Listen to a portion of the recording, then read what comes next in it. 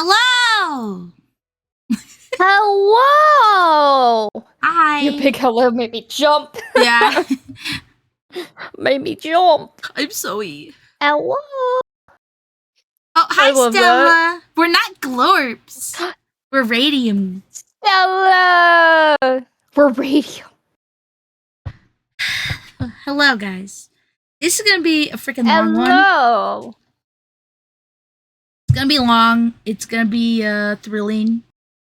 Alright, guys. That makes sense. Well, since it's gonna be a long one, we should probably jump into it right away. So let's get this intro going. Picture this. It's the 1910s. The roaring 20s haven't roared yet.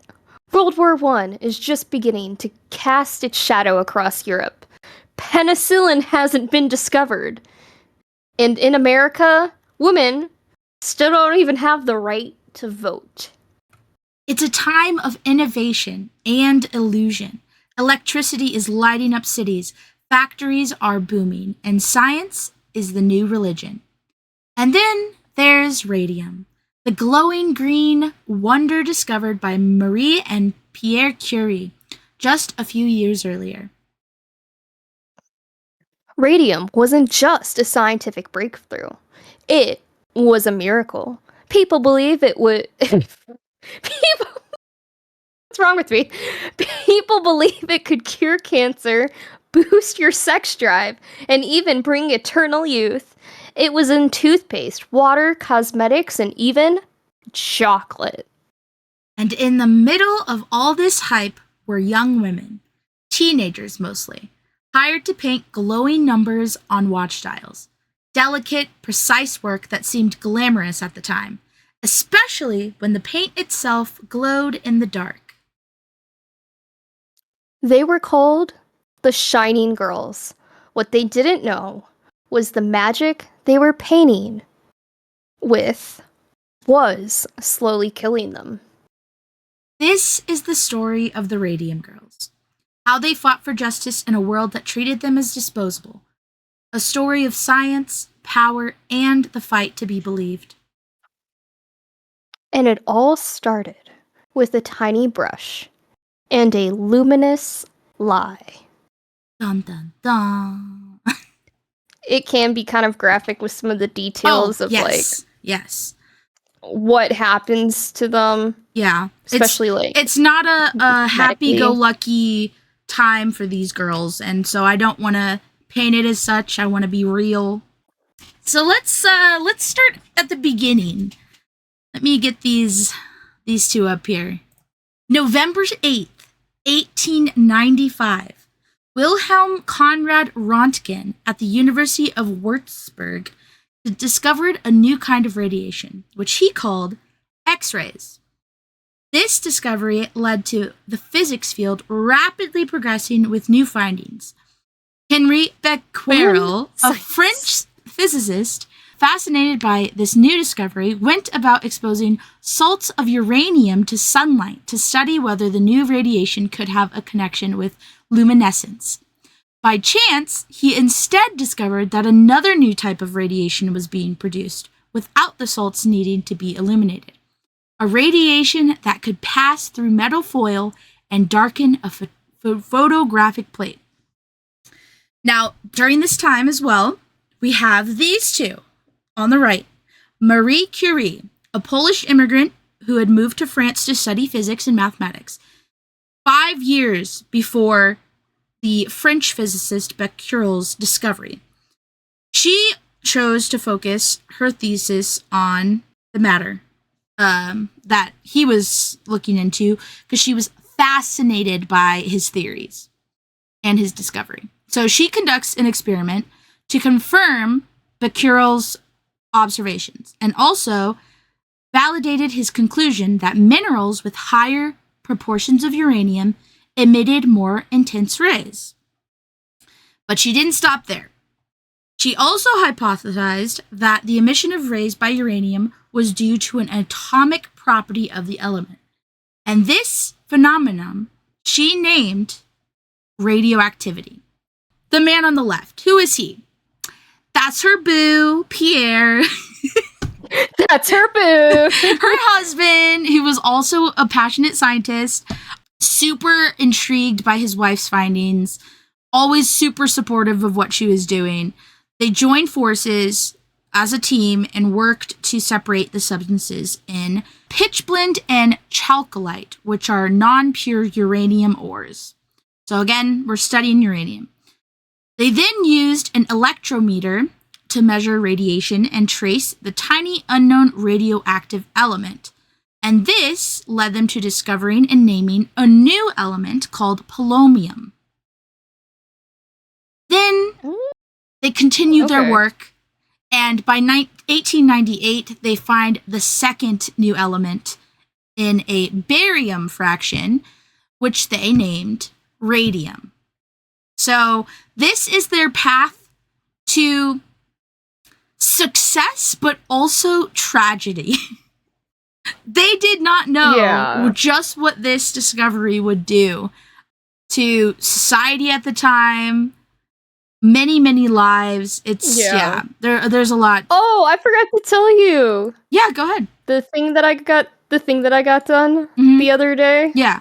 Basically, they like shot me up with like radioactivity or whatever, radium, whatever you want to say. Basically, they shot me up so they could get the imaging and like see it better. Oh, and I was like, I was just thinking about this the whole time. Like, obviously, it's different. Yeah, now like, we it know. Was different like, then. yeah, we know how to do it but more I was safely. Just sitting there the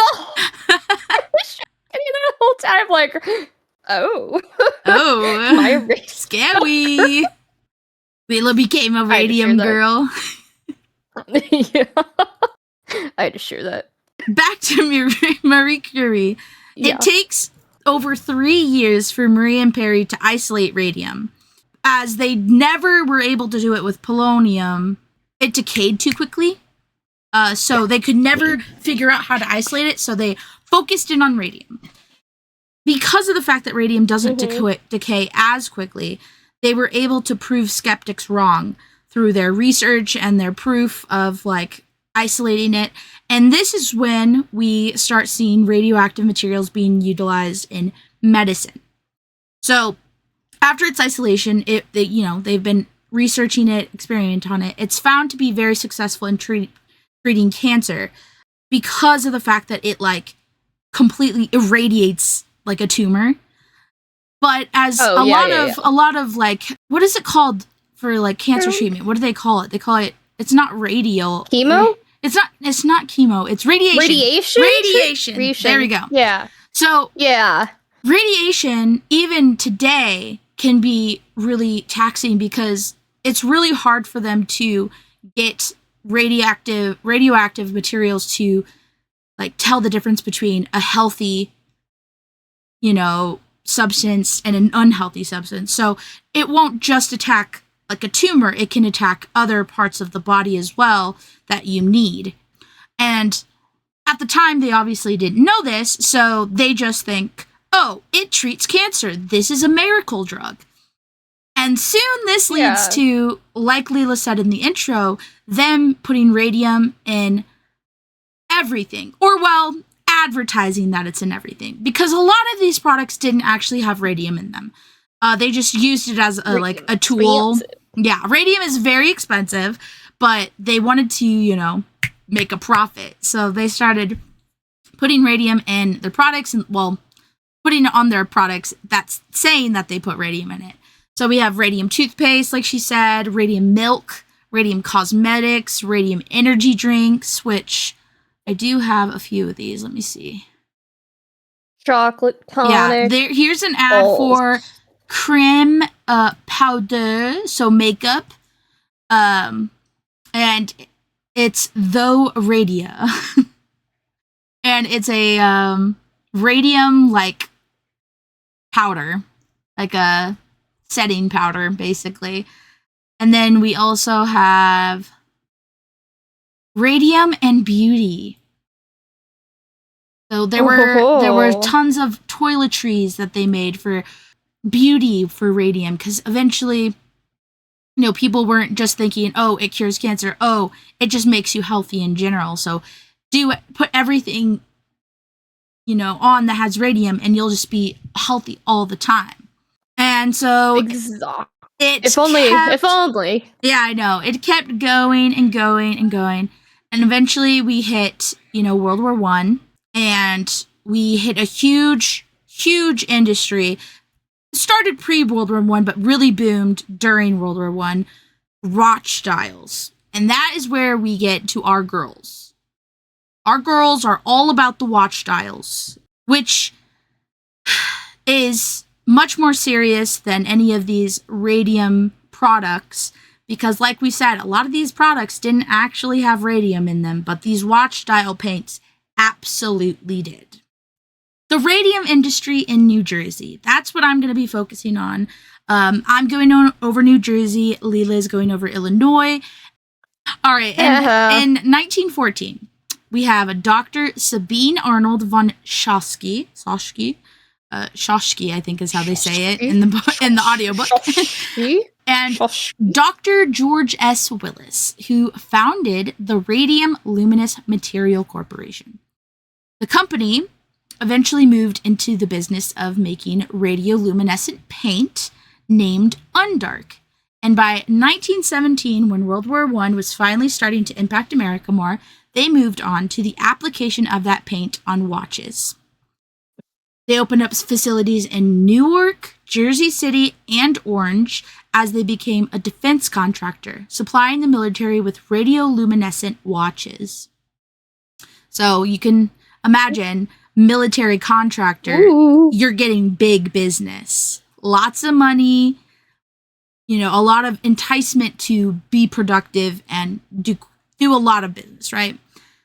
So Orange, New Jersey was the major plant for the company. It employed as many as 300 workers, mainly women, to paint the watch faces. And this plant had labs and processing plants in several buildings as the war increased the demand for the watches. And in one of these buildings was the application department. So let's get into some of these girls. Let me see if I have... Yes. I don't know if I have... Some of them don't have pictures, so it's kind of hard to... I'll just put up a picture of... Oh, yeah. So this is a picture of some of the Radium Girls. Yeah. Not all of them. Obviously, I said there's 300, as many as 300 workers at their boom of business, so...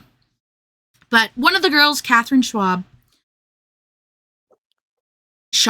I think, actually, also high-rooted. Yes, we are Radium Girls, actually, not Glorps, but similar to Glorbage. Yeah. So Catherine Schaub was one of the first women to step into the application department building. She was born in Newark in 1902, and she began working for Radium Luminous Material Corporation at the age of 14.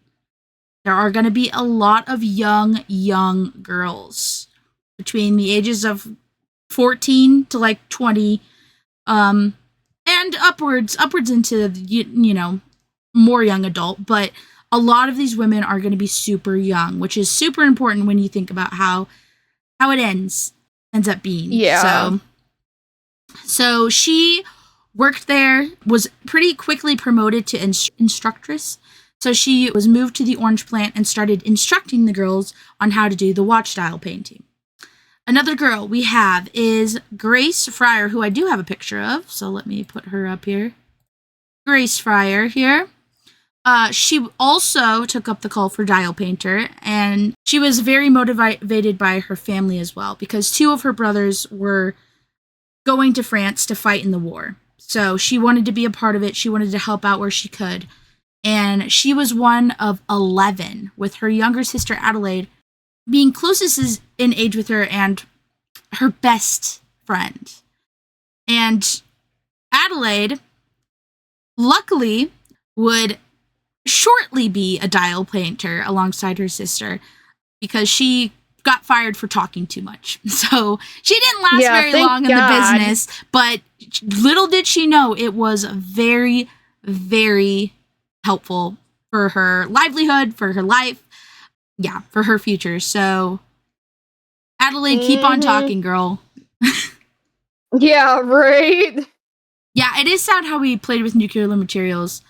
I mean, yeah, no, we'll talk about this later, but the half-life of radium is like over 1,000 years. So these girls' bones are still radioactive today.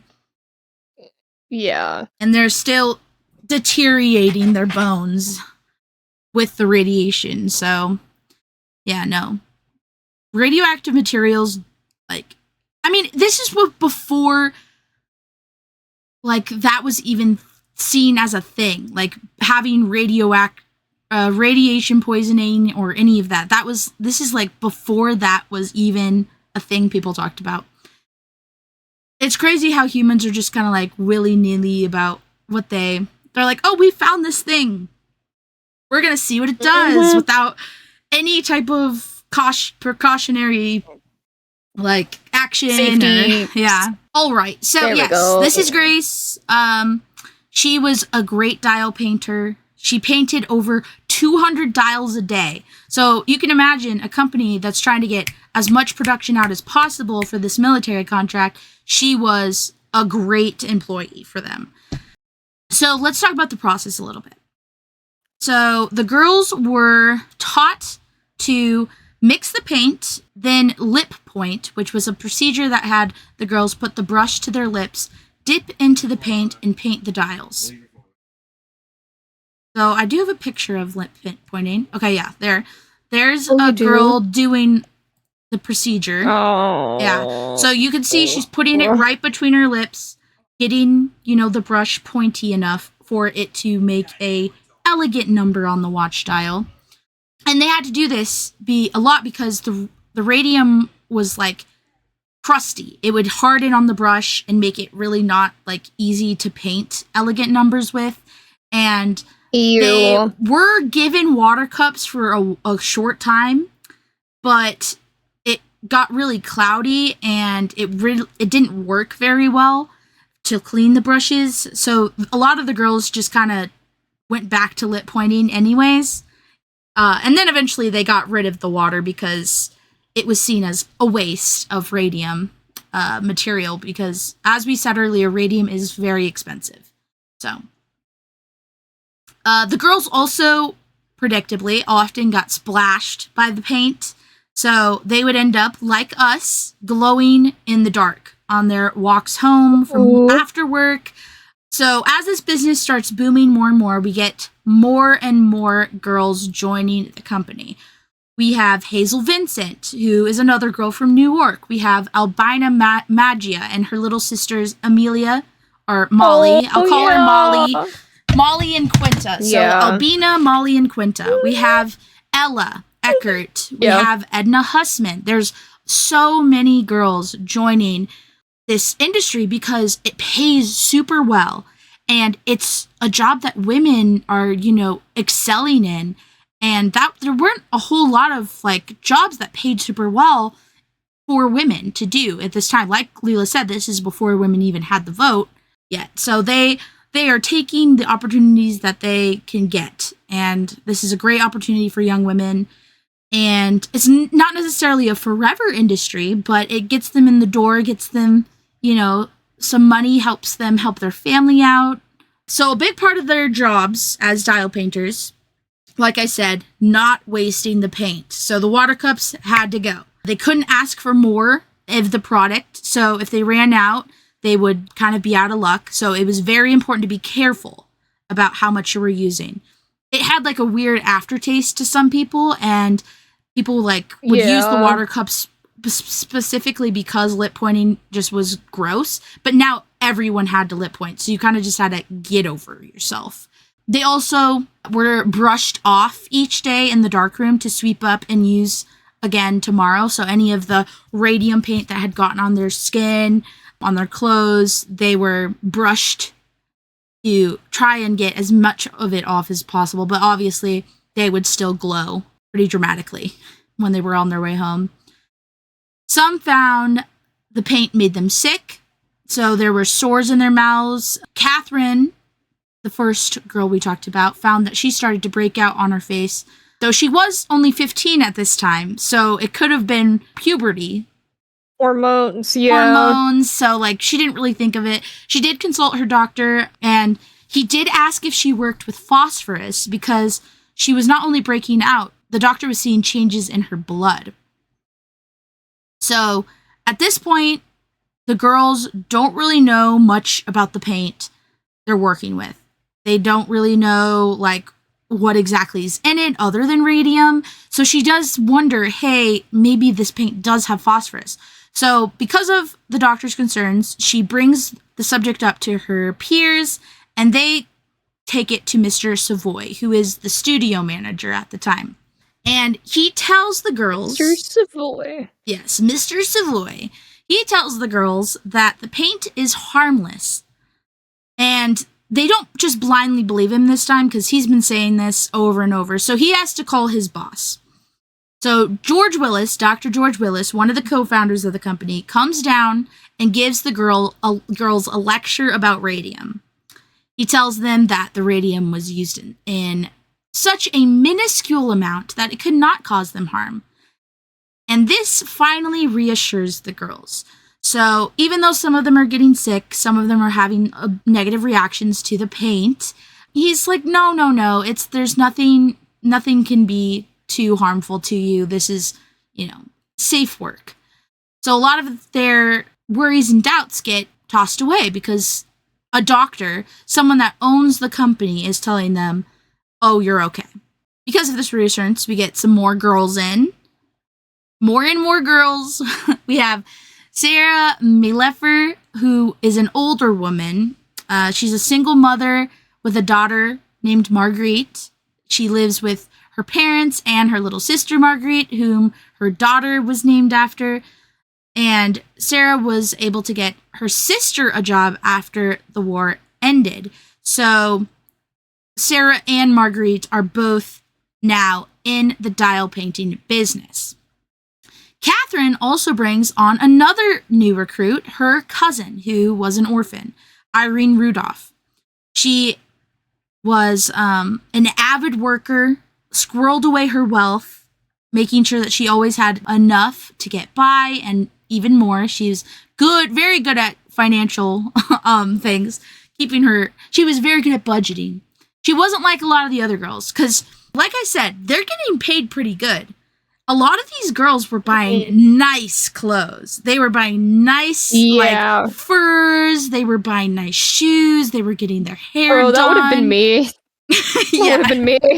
They were so excited to be able to sustain themselves that they were like, splurging, as a lot of people would, especially when you're a young girl who's still living with your family. Like, they help out their family as well, but they have a little extra cash that they get to splurge on. But not Irene. Irene was very good about self-control. Get her priorities straight. Yeah, priorities straight. So, newcomers arrive. Some in the plant decide to quit and move on. As the war is dying down, it's not ended yet, but as it is dying down, there's less need, and they don't want to be here forever. They just wanted to be part of the war effort. So they move on. One of the women that leaves was Meg Cumberly Canfield, who was the one that trained Catherine when she started dial painting. And then on November 11th, 1918, World War I ends, and now it was time for living. It was time to get back to life. So Quinta marries James McDonald. Do I have a picture of Quinta? I do. All right, here's Quinta. So wait, what year are we in now? 1918. So it's like early on, there were even questions about if this was good for them or not. Yeah. Oh, like at the very start of it, because they made On Dark in 1917. So literally a year. They're like, hey, I'm just wondering, like, is this okay? My doctor said there's some, like, stuff going on with my blood. No, you're fine. Don't worry about it. Damn, the Illinois factory wasn't even, like, a thing yet. Yeah, no, it wasn't even a thought in someone's eye yet. Yeah. Yeah. So Quinta, one of the sisters, the Albina, Molly, Quinta crew. These are the sisters here. Quinta, she is getting married to James McDonald, and she does stay with the dowel painting for a bit, but she eventually leaves in February of 1919, so that's a few months after World War I ends, and she starts her family. So she has a daughter named Helen, who was born 2 days after Thanksgiving. We also have Albina, who sees her sister's happiness, deciding to leave as well. We have Irene Corby, who is a different Irene than Catherine's mother. She leaves and marries. And a lot of change is happening in the company and the world. We're, moving into 1919. This is the summer that the 19th Amendment happens. So we're getting women vote. The company's starting to play around with a new formula. The girls were given cloths to wipe their brushes on for a while, though some of the girls remember those were quickly taken away within a month as they were wasting too much radium. So it wasn't really a long-lasting thing. The demand for radium didn't slow down right away. So the girls were exhausted. They were working harder and harder, and though some of the girls were leaving, they still had to keep going. They still had a lot of product to make. Catherine Schwab noticed that she was getting a lot of cracking and stiffness of her legs, but she knuckled down, kept working, and just kept on pushing on. A lot of these girls, you're going to notice, do this. They're like, oh, I'm in pain. I have life, so I got to keep going. Dude, that has been such a mood. Yeah. The double-edged sword of women having higher pain tolerances is they just kind of go until they are actually debilitated, and then it's not a good time. Okay, so the location of the plant. The orange plant becomes a bit of a problem after the war, because during the war, everyone was, oh, we want to help out as much as we can. Like, oh, that factory over there is in the war effort. We're so happy to be next to it. But then after the war ends, they're like, you guys are messing up our laundry. You're making our laundry discolored with your factory fumes, and you're also making me a little sick. I don't like this. So they start getting a lot of complaints. And company officials naively decide to appease the residents themselves at first. So one of the officials gave a woman $5, which is like $68.50 now. But obviously, you give a mouse a cookie, you have to give a mouse another cookie. A lot of mice are coming around for cookies at that point. Everyone was complaining to get a piece of that company money, especially because they were doing so well. And so they immediately pull their purse strings tight and are no longer going to pay out anyone. They keep getting complaints, but they just have to basically say, sorry, too bad, so sad. So Orange Plant, they start focusing on studio space instead of application space. And with that, the demand for dial painters dwindles a lot. And that eventually leads to a lot of part-time work at the plant instead of full-time. So their numbers decrease, under 100 women left. So Catherine leaves and finds a job at an office. Grace Fryer also leaves, and she secures a position at Fidelity, a high-end bank, which is like a dream job, right? For especially a woman during the time. Oh, yeah. Albina finally finds love in her old age of 25. I love how society was, man. Fuck that. Old age of 25? Yeah, you are shitting me. Molly, her sister, is still working at the radium company, and she also moves out of her family home. So she is now living in a boarding house with another girl who is in the medical field. We'll talk about her later. There's some theories there. Anyways, Marguerite started feeling tired all the time, No longer the bright, energetic girl she once was. Hazel started feeling run down, and so she had to leave the company. Hazel gets a job at the Electric General Company, but she did not improve. She loses a lot of weight, she becomes very weak, and her jaw starts aching awfully. She goes to the doctor, and he does not know what is wrong. And Hazel, never suspects the radium because they're all told that it's perfectly fine. Another part of this is the news. During this time, radium was very positively talked about in the media. In October of 1920, her employer was featured in the local news about the residue from the paint being used in sands and playgrounds. So if little kids can play in this stuff, obviously it must be safe. So this never crosses her mind to be the issue. I know. Yeah. Infuriating. Though I would like to say, there were complaints from parents about this sand that were not talked about, but there was one boy who said his feet ached and it would bleach their clothes and their shoes. Yeah, so these girls they're getting ill, but they're not at all suspecting radium. They're not at all suspecting the old company. They're ill and they go to the doctor and they just see what they can find out.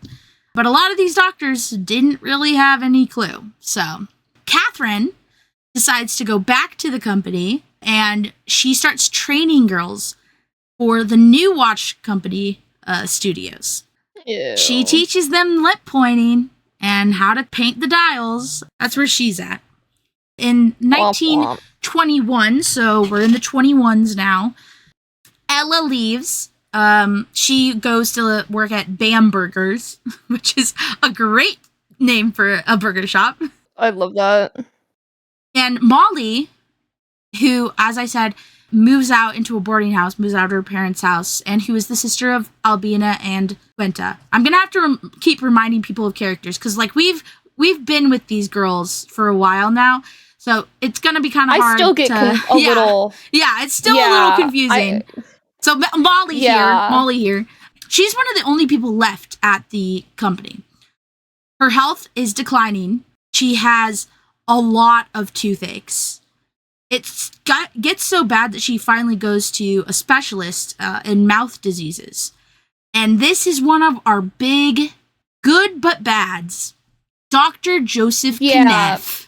So Dr. Joseph Kneff is very important in this story. We'll get into him several times, and eventually I'll badmouth him later on. But he is one of the biggest helps to these women in the beginning. Takes them seriously, doesn't give up, right?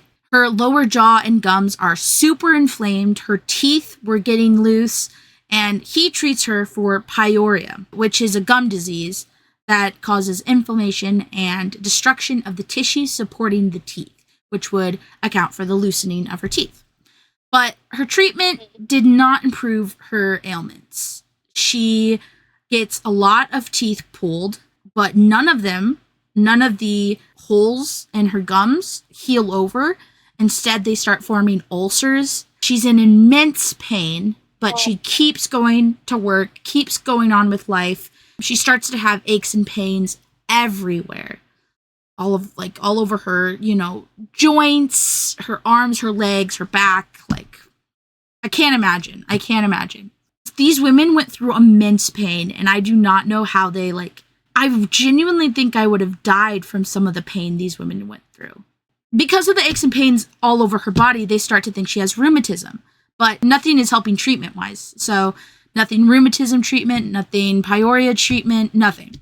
So the more Dr. Kneff tried to help, the more she got. She was in agony. And on January 24th, 1922, her physicians tested her for syphilis.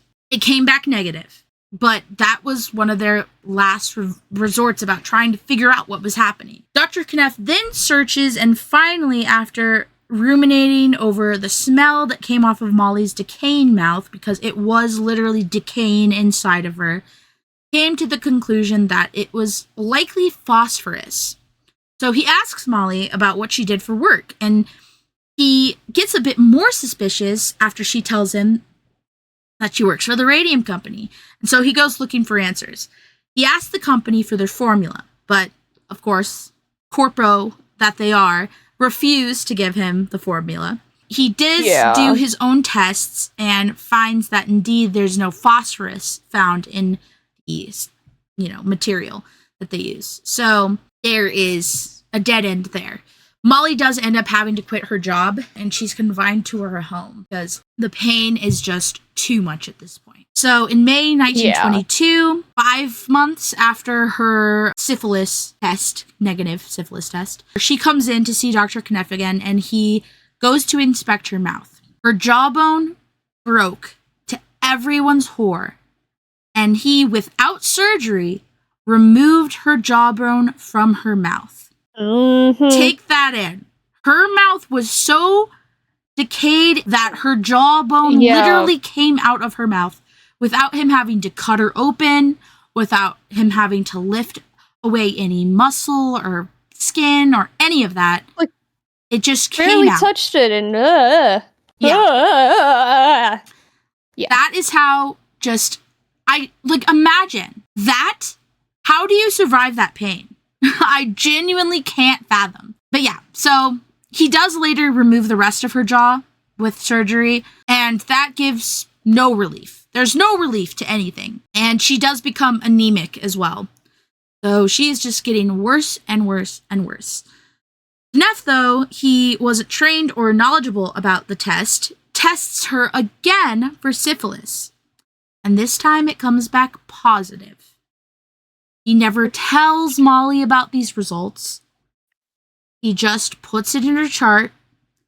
And over the summer, Molly deteriorates even further. And in September 1922, this mysterious disease spread through the tissues of her throat.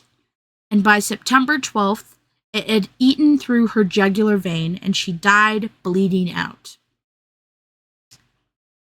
A horrific and painful death. Terrible death. She was only 24, and Kneff tells them that she dies of syphilis because of that positive test that came back. Bullshit! Yeah, very much bullshit. Now, her roommate, like I said, medical field, she was taking care of Molly while she was confined at home. And some theorize that they perhaps were more than friends. At the time, lesbianism was not a thing that would be accepted or celebrated or anything. So, just a theory. But everyone around her could have told people, there's no way she has syphilis. No way. She wasn't that kind of girl. Even if she was a straight woman, she was not that kind of girl. She was always at work. Came home, was full of aches and pains. Like, when would she have had the time, honestly? But that positive test, that is all they needed. And that is what she's classified of dying as. So Molly becomes the first radium girl to die from this group of girls. And it's not even classified as of the like. It's classified as something that ruins her reputation, her character.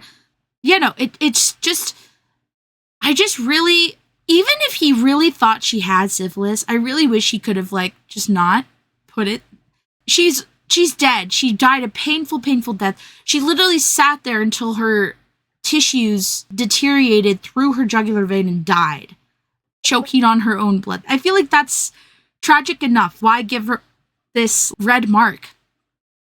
I don't know. Mm-hmm. But I guess that you have to do that if you're a doctor, put it in the chart, blah, blah, blah, blah, blah. But man, what a rough way to be remembered at the time. That is the end of Molly's story. Molly, she is lost to the world, to her family. The first death, Irene. Poor Molly. We're going to Irene Rudolph. So this is Catherine's cousin. Ooh, I love Irene. So this is after Molly dies, November 1922. So we're in November of the 22s now. Irene, who is having a lot of trouble with her feet, was having a big problem with her mouth. So, like Molly, mouth issues. Her condition had worsened so much that she had to quit her job. And Dr. Walter Berry and Dr. James Davidson had tried everything for Irene. Every time they cut anything out, it only got worse. They were convinced it was phosphorus, much like Kenneth. They thought it had to be occupational. In December, she was admitted to the hospital, but she was not to lie down and die quietly. She'd heard of Molly's death, and she told her doctor about it. She also said another girl was sick.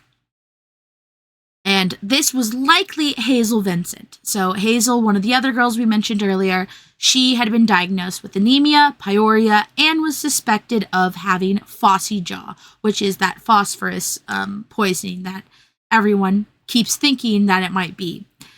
Irene sets out all the parallels to her doctors, and Dr. Allen concludes it has to be occupational.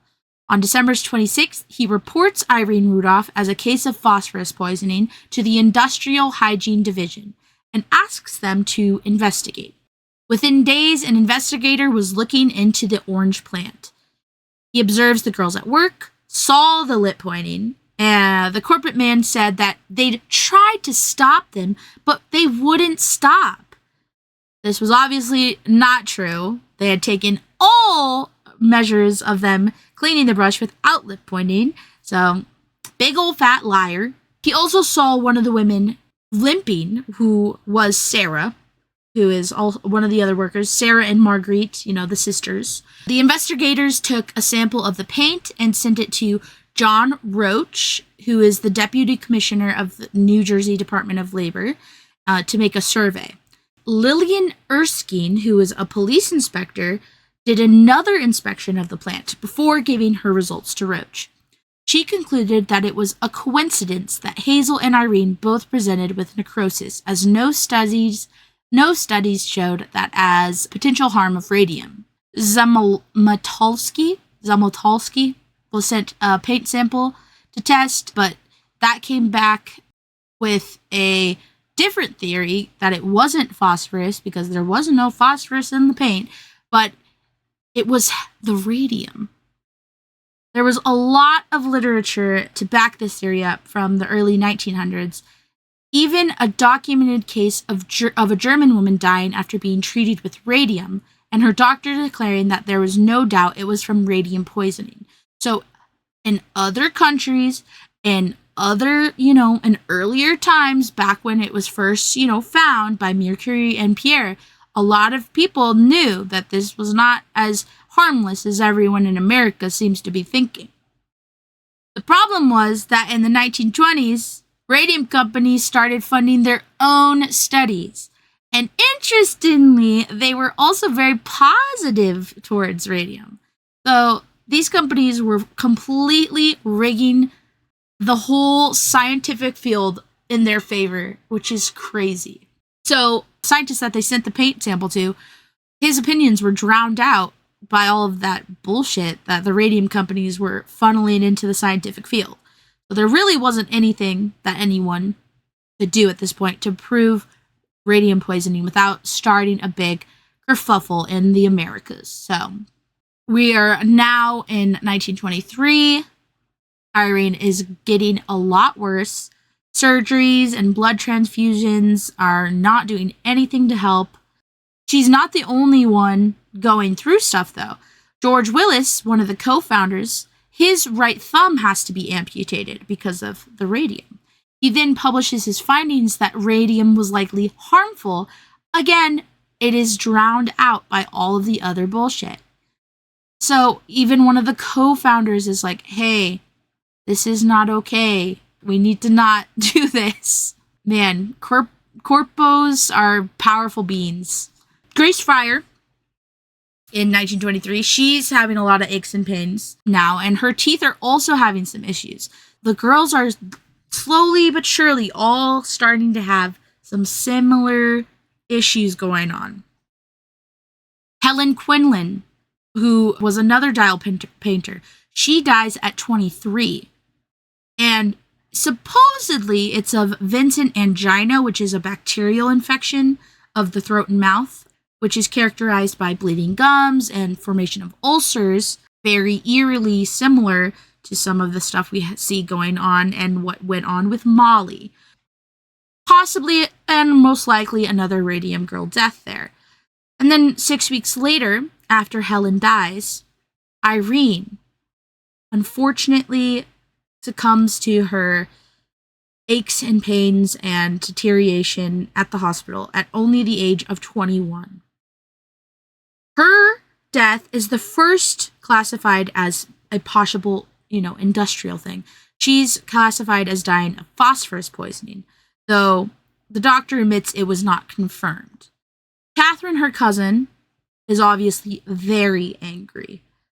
They had not heard anything about what happened to the case against Orange Plant, and Catherine was determined to make sure that something is going to happen. So she goes to the Department of Health to make a report. She tells them all about Irene and her tragic death and about Molly's tragic death, and she makes a point to name the company because she hopes something, just something, would be done to help these women. Well, they do go down there, but the foreman says that her claims aren't true, and that was case closed, basically. It was very much like, oh, that's not true. Okay, well, that's cool. I'm glad we settled that. See you later. They did not care. And I don't know if that's because of like a higher up person not caring, them not taking Catherine seriously, just like the overall opinion of Radium being super positive. I don't know, but they really just did not care. And the system failed these women dramatically. Quinta has another child, and after this child, she grows a lot weaker. She gets achy, and one night she wakes up with severe pains in her bones. She goes to the doctor, and by the end of 1923, she's gone to the doctor 82 times. Imagine the medical bills, guys, of these women who are constantly having to go to the doctor, constantly having procedures done, only for nothing to help. So it's not just about the women that are dying, it's about the people that are currently, suffering and having to pay all of this money when it has nothing, like they cannot control what's happening to them because the company is the one that put them in harm's way. Hazel Vincent is also deteriorating fast, and her longtime sweetheart, Theo, marries her so that he can help her take care of herself. Dude, their story, oh my god. Hazel and Theo's story is so sad. It kills me. So sad. It's not fair. It's not it really fair. is not. Also, here's Molly's jawbone, by the way. I forgot to show that earlier. Oh, shit. Yeah. Holy shit. Yeah. So there's that. In October of the 1923, Marguerite starts having teeth issues. So as I said, everyone is starting to have these issues. Everyone, you're just like, through the years, you're just like, oh, starting to have these issues. She's starting to have these issues. And no one is putting this all together because no one is thinking like they all worked at the same company. Ridiculous. Anyways, Marguerite is still working at the company, by the way, at this point. Though lip pointing had been stopped in late 23, I will say. And their explanation for this at the Orange Plant was by the forelady. She explains that the acid in saliva ruins the adhesive.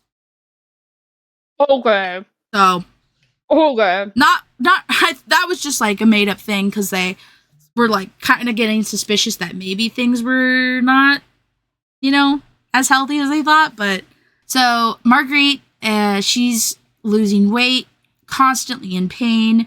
And in December, she spent her last day at work unknowingly because she visits the dentist. And upon having her teeth pulled, a piece of decaying jawbone came out as well. Eerily similar to Molly. Hazel's having horrible issues. Quinta's having aches and pains. Marguerite, Catherine starts having more issues as well. She didn't ignore it, goes straight to the same doctor as Irene. He pulls teeth. They don't heal. After the passing of another coworker, she grows frightened. I'm assuming that would be Ellen. She's seeing all of these people dying around her from this same company, and nothing's being done. And she's, deteriorating, and so very frightening. I would be terrified.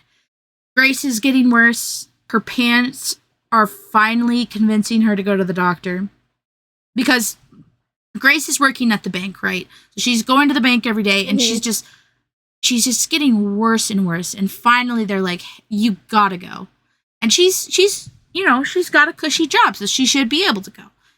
Oh yeah, unbeknownst to the dial painters, current and prior, the U.S. Public Health Service makes a formal recommendation for safety precautions for radium.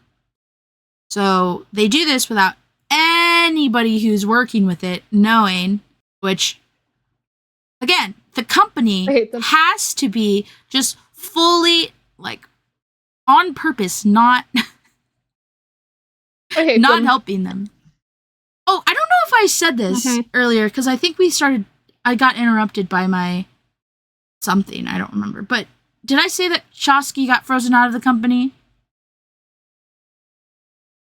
Yeah. I don't think you did. Yeah, so back in 1921, so a couple years ago, or more than a couple, but a while ago, he gets frozen out. So yeah, Shosky and Willis are both gone from the head of the company. So that is another important thing to point out, because the person that takes over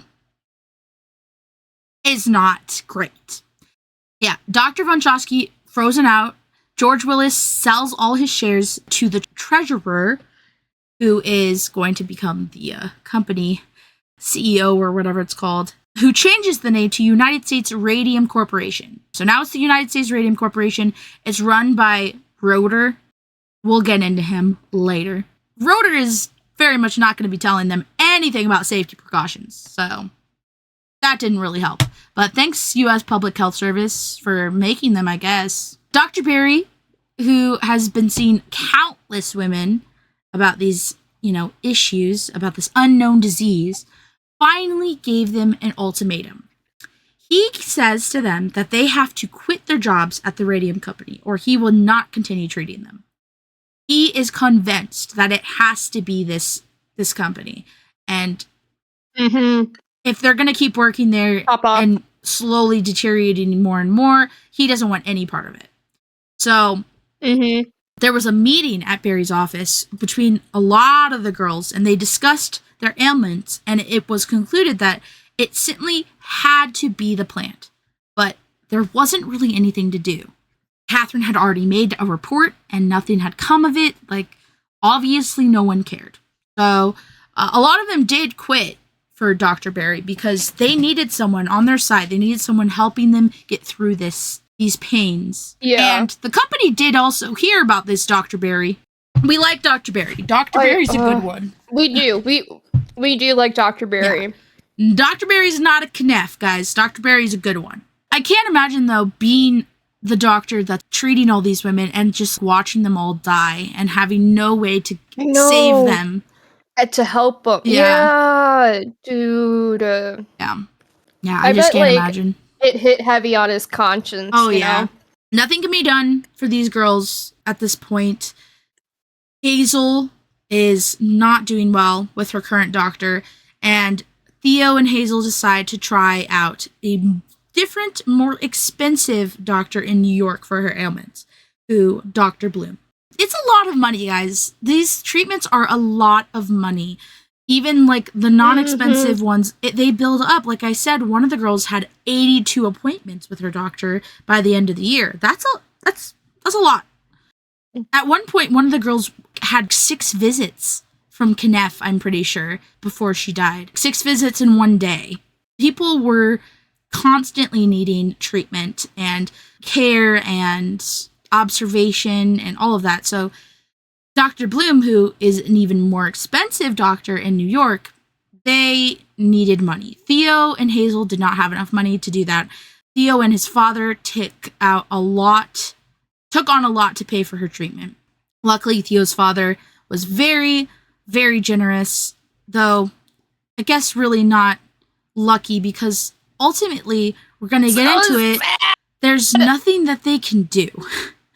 There's no treatment for this. Yeah. So it's so sad. It's just they completely upend their lives, their finances to try and save Hazel. Bloom tries to find out the paint formula to no avail. No surprise there. He diagnoses her with poisoning by a radioactive substance, so he is very sure that she's being radiated by something in the paint. He operated a bunch on her jaw, and he came to the conclusion that there was just nothing to be done for Hazel. There was no cure to radioactive poisoning. There was nothing that could give her more time. She was just going to keep deteriorating. And he gives this news to Hazel and Theo, and obviously Theo is devastated. He has been in love with this girl forever. They are childhood sweethearts.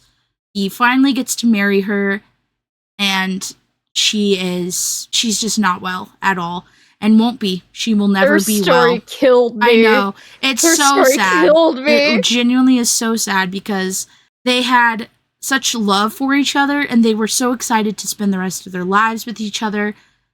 And because Hazel got a job at a company that just did not give a absolute fuck about the employees, she didn't get to live out that future with Theo. And Theo was left with a lot of financial burden. Obviously, all these girls are getting sick. All of these girls are getting sick. Some of them are dying. So the USRC, they are having a very hard time recruiting workers. People do not want to work for them, which I get it, girls. Like, if all of my friends were dying or getting sick, I would not want to work for the same company. I wish more girls would have stayed away. Then Hazel's mother, having watched her daughter decline and her constant agony, writes a letter to the corporation declaring she'd be seeking compensation for her daughter's ailments. And that gets the USRC's attention. And that's when they start launching an investigation for themselves.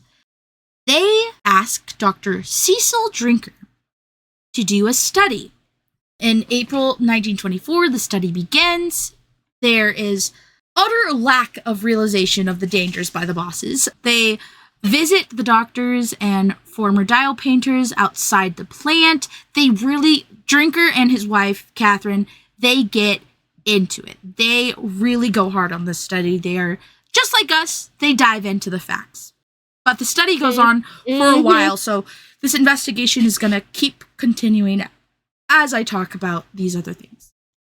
Executive Secretary of the Consumers League, Catherine Wiley, the Queen.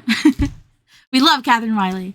Yes! She's employed to investigate by Lenore Young, and who was an Orange Health officer who was very frustrated by the lack of attention on the issue.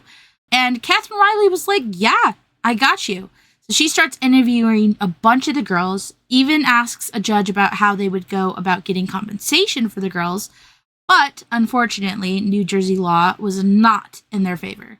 Only a handful of industrial diseases were compensable, and radium poisoning was not on the list.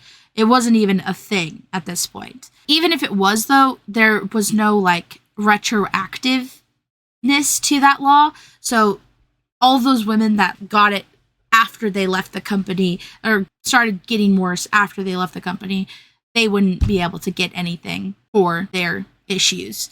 Yeah, there was really nothing they could do. No lawyer would take the case because it was just a failure waiting to happen. So yeah, Catherine keeps trying. This was so frustrating. Yeah, Catherine keeps trying throughout the years, but this first attempt is really just, there's nothing she can do at this point. So she'll have to wait.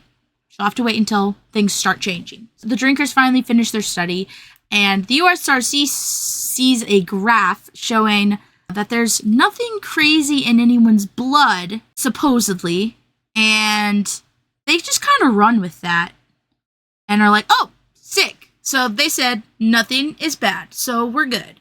The drinkers would reveal the reality to this much later, but for now, the USRC thinks they're good. They move on with life.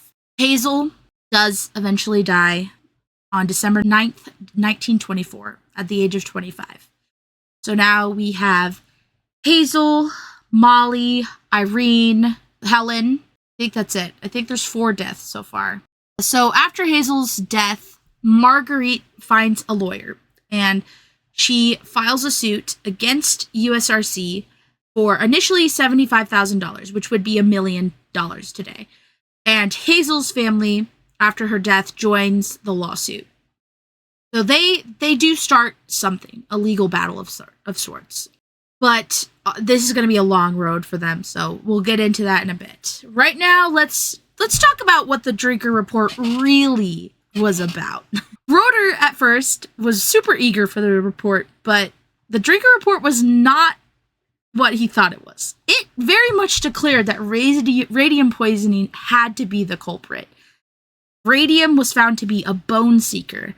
It was able to mask itself as calcium, and the body would take all of it straight to the bones, which was why a lot of them were having issues with their jaw bones, their teeth, their limbs. Mm-hmm.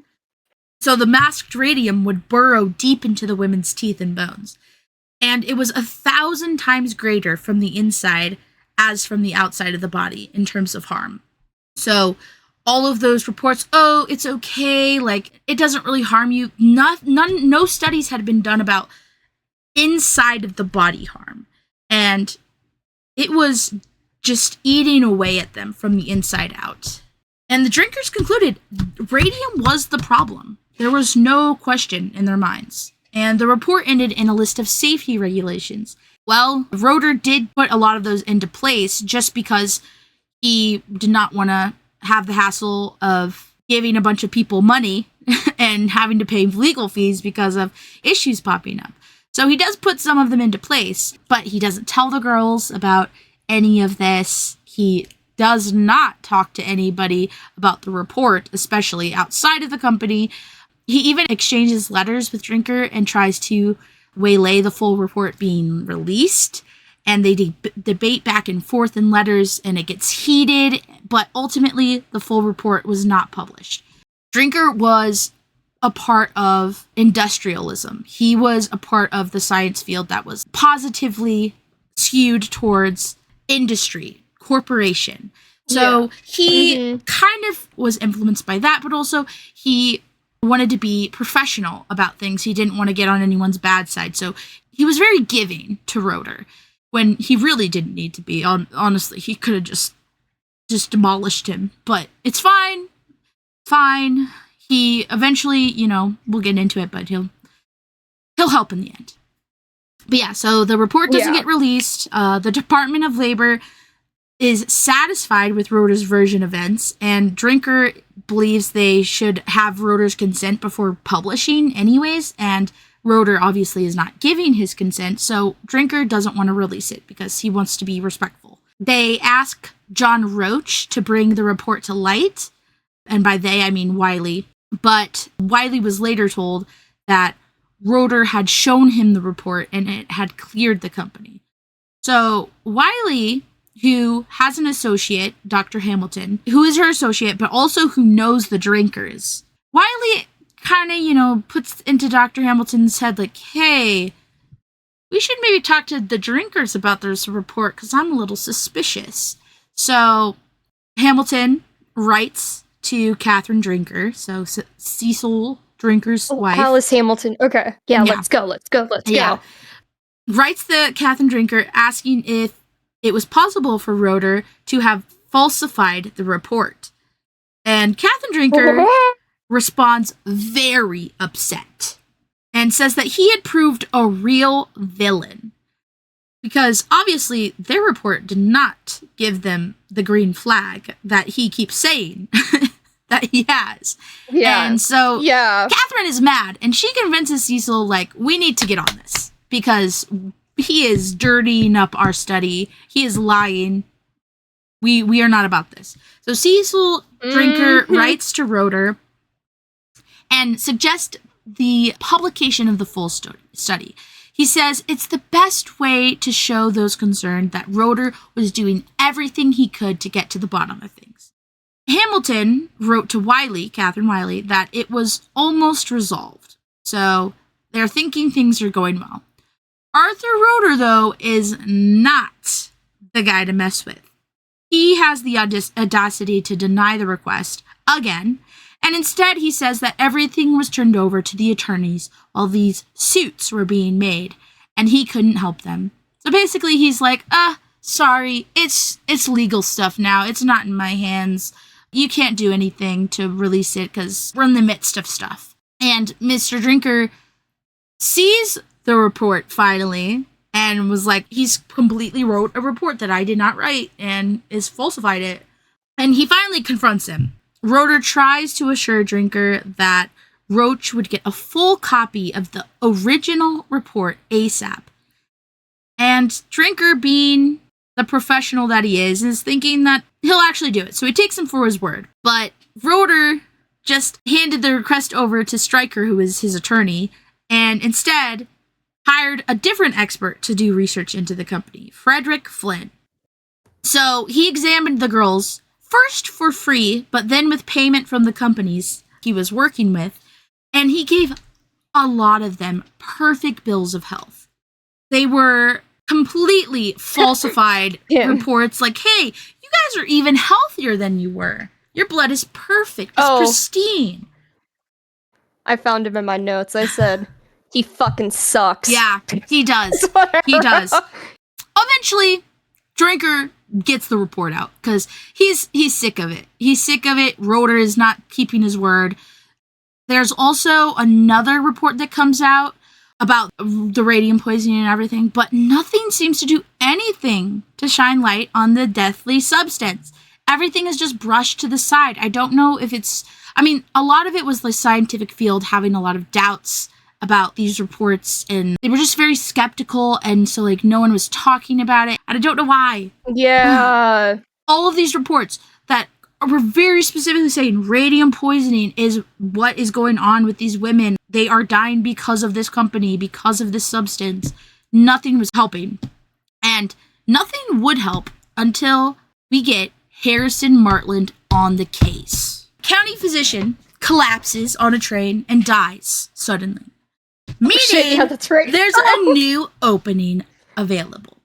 And it was a unanimous appointment. Harrison Martland was made county physician, then county medical examiner. I have a picture of him. Let's go. There he is.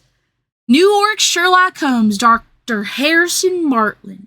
There he is. Yeah. Yeah. I know. I loved that. Oh, yeah. I love him. So, he was someone who had been asked by Dr. Bloom, who had been working with some of the girls, to take a look at the Radium Girl cases. So he's actually seen some of these girls' cases before, but he wasn't able to do anything, and he wasn't super interested in it yet, but he becomes interested.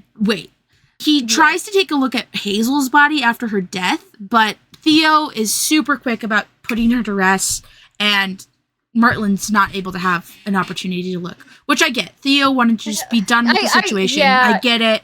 Yeah. There was nothing to be done, Bloom said. Yeah. It's just so sad. It is very sad. So he has to wait. He's a grieving widow. Yeah, he's a grieving widow. I get it. And I'm sure her family also probably wanted to, her mother watched her slowly deteriorate, and I get it. And they might not have even found out that he wanted to until after it was too late. So yeah. So he is not able to do anything until the death of a male USRC chief chemist. It is no surprise to anyone that it is until a male dies, a man in power at the radium company, that something gets done. So Dr. Levin dies. This is also a chemist that once scoffed at the Drinker's concerns. So, karma. Martland suspects radium poisoning, obviously, but his initial test wouldn't be efficient enough. So he goes to the experts. He works with Dr. Von Schosky, who was one of the co-founders of the company back in the day, who got froze out, and Howard Barker, who is from the USRC. and they test Lehman's tissues and bones in the USRC labs. To use the labs, though, Martland has to promise to keep the results secret, which is very unfortunate, but I get it. I get why he needs to, he wants to know. He wants to know that this is a thing.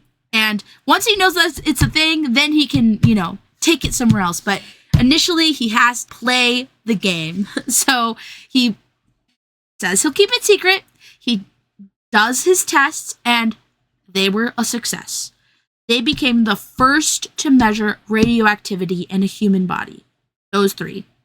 Dr. Keenan had died, Lehman, sorry. The guy that died from radium poisoning. That was confirmed by the three doctors. So Martland then turns his efforts towards the girls, specifically Marguerite, who was often visited by her sister, Sarah. Martland noticed that while Marguerite was much more ill, Sarah was no bill of health for herself. Marguerite was at this point in the hospital. That's how ill she had become, and she was deteriorating, as many of the girls were. Sarah confessed that she was having her own health struggles, and after some tests, Martland found she was quite anemic. And Sarah, who had been trucking along, thinking, oh, my problems are not as bad as Marguerite's, I should just keep on going, not worry about them. Well, the confirmation that there was something wrong seemed to come with the declining health that would inevitably put the nail in her coffin. So she grew rapidly worse. She was admitted to the hospital alongside her sister. So both sisters are in the hospital at this point. Martland suspects they too were suffering from the radium poisoning that killed Dr. Lehman, but had no way of testing radioactivity on a live subject because with Dr. Lehman, they burned all the bones down to dust, and that's how they tested it. So obviously they can't do that with a live subject. They have to come up with new tests. So Dr. von Schosky and Martland, they put their brains together and come up with those tests. So Sarah, who was now worse off than her sister at this point, who was deteriorating even more so than Marguerite, she becomes the first dial painter to be tested for radium poisoning. She dies June 18th, 1925, only a week after being admitted to the hospital. So it literally took a week from her being told that she might need, some medical help for her to completely deteriorate all the way to her death. And this is the first death that was broadcast on the media. Her death was front page news of the New York Times. People were talking about it. A lot of this stuff does not get reported to the Illinois girls that Lila will be talking about in a moment. But yeah, which is bullshit! Yeah. So a lot of people didn't know what was happening in other radio companies, but it was big. It was big in New York.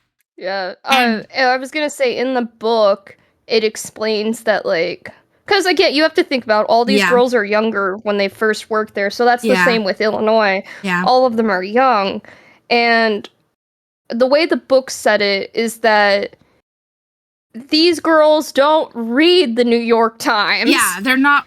They're young. They're young girls. Think if you're a young girl, you're not interested in the fucking New York Times. They were going out and getting furs, hitting the town with their friends. Yeah, especially the girls in Illinois. They were really into falling in love and dating and that part of their lives. So they had no idea. Yeah. Now, the people that owned the radium factory in Illinois knew. Yeah, they knew. And they were doing everything they could to make sure that those girls did not find out. Yep. The people on top, they don't care. Yep. Oh, yeah. So, okay. So her news is big. She wasn't even in her grave yet before the USRC was denying any involvement. They were already on it. They were like, she didn't die because of us. We didn't do anything. She wasn't even at rest yet. She wasn't even in her grave. And Martland, his tests on her when she was alive obviously showed she had radium poisoning. I don't know if I have anything that explains the test, but basically they had them like blowing into this thing. I don't really know how it worked, but they were able to measure the radioactivity through that. And they also did scans over their bodies, and they were able to confirm that she was suffering from radium poisoning. But once she died, obviously, they were able to truly confirm it through the way that they did Dr. Lehman. So they test her body for radioactivity, and at this point, they aren't held to the same agreement of secrecy that they were for Dr. Lehman. So Martland can talk about this all he wants. Let's go! No. He finds that her entire body was radioactive, from her gimped leg to her spleen. Every piece of her body was full of radioactive material. Radium, because of its alpha rays, was unstoppable, and Martland knew that there was nothing he could do to save the countless women who had been affected so far. So, like I said, this is unstoppable. There's like no way to cure what these women are going to go through. He knows all of these women are going to get sick, and they will ultimately die from this, because there is absolutely nothing he can do other than just help ease the way and try and help as much as he can prevent other people from getting sick. Finally, light is going to be shown on this killer luminescent paint. He writes, there was no doubt that her death was due to the paint. And this case, plus the fact that Roeder did not stick to his deal with Drinker, led to Drinker finally publishing his report in 1925, even under the threat of being sued. And then he tests Marguerite. So Sarah, obviously, is dead. Marguerite has no clue. She was just kind of taken away for what the nurses said, like, were special treatments, and then she just never came back. And so she doesn't find out until that New York Times article on the front page. And she is devastated, but she is also determined. She wants this case that they're building against this company to be successful. So she takes all the tests that Martland and von Strasky want to strengthen the case for herself, Hazel, and now Sarah, who had been added to the case after her death. We'll get into the success of that case, but unfortunately, Marguerite would die before the end of it.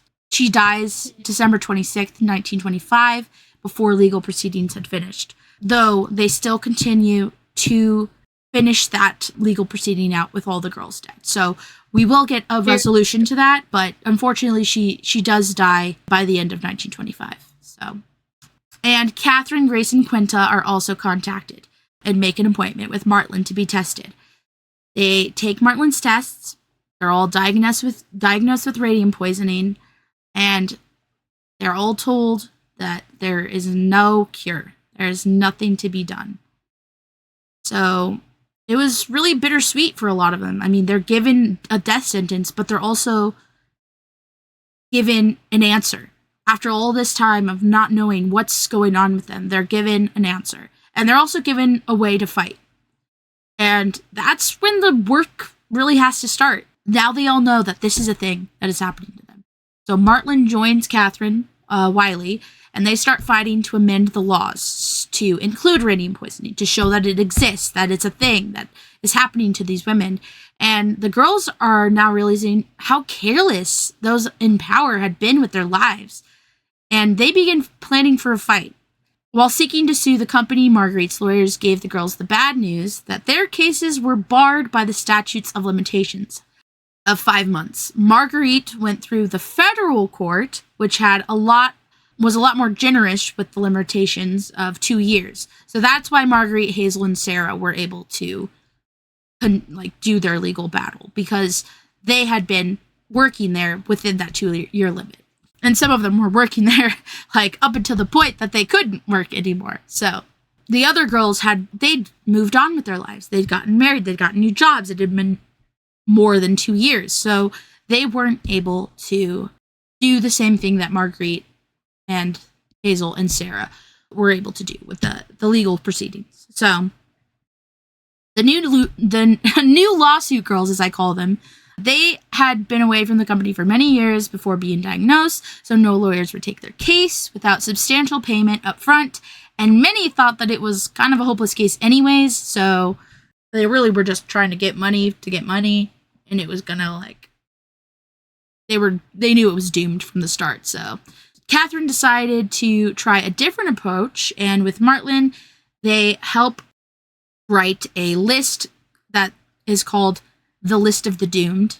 Anyone Catherine could recall who worked with her in the dial painting plant, those who died, those who were not yet sick, anyone that they could, they wrote down on a list to be examined to figure out if they can, help them in any way they can. Albina, who had all these years been trying to start the family that her sister Quinta was able to start, even after the death of her sister Molly, she's finally blessed with a successful pregnancy. And she has her own tragedy because of radium. She had not been able to get pregnant for the longest time, miscarriages, all of that. She finally gets pregnant. She starts having labor pains. And though she'd never been pregnant before, she's not feeling like this is normal. There's something not right with what's going on. She pushed, and finally her son was born. But he never cried. Her baby boy was born, stillborn. The child that she'd always wanted, that she finally thought she was going to get, unfortunately did not survive. That one hit me really hard. Yeah, especially because she was she wanted this child so much. Like throughout the book, it kept telling us about how much Albina was like trying to start a family, and she was super happy about her sister having a family, and that's all she really wanted, and she finally gets it, and it's just tragic. A tragic end. And it was this that kind of sealed her fate as well, because previously, before this, she wasn't really having any of the aches and pains that the other girls were having. But 2 weeks after her son's death, her body just gave up on, she started to decline rapidly.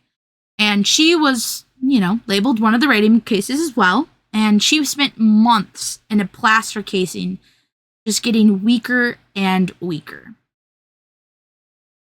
So a lot of the girls, what they were doing to kind of keep them from breaking bones or deteriorating, they would put them in full body plaster casts, which I cannot imagine living months that. No.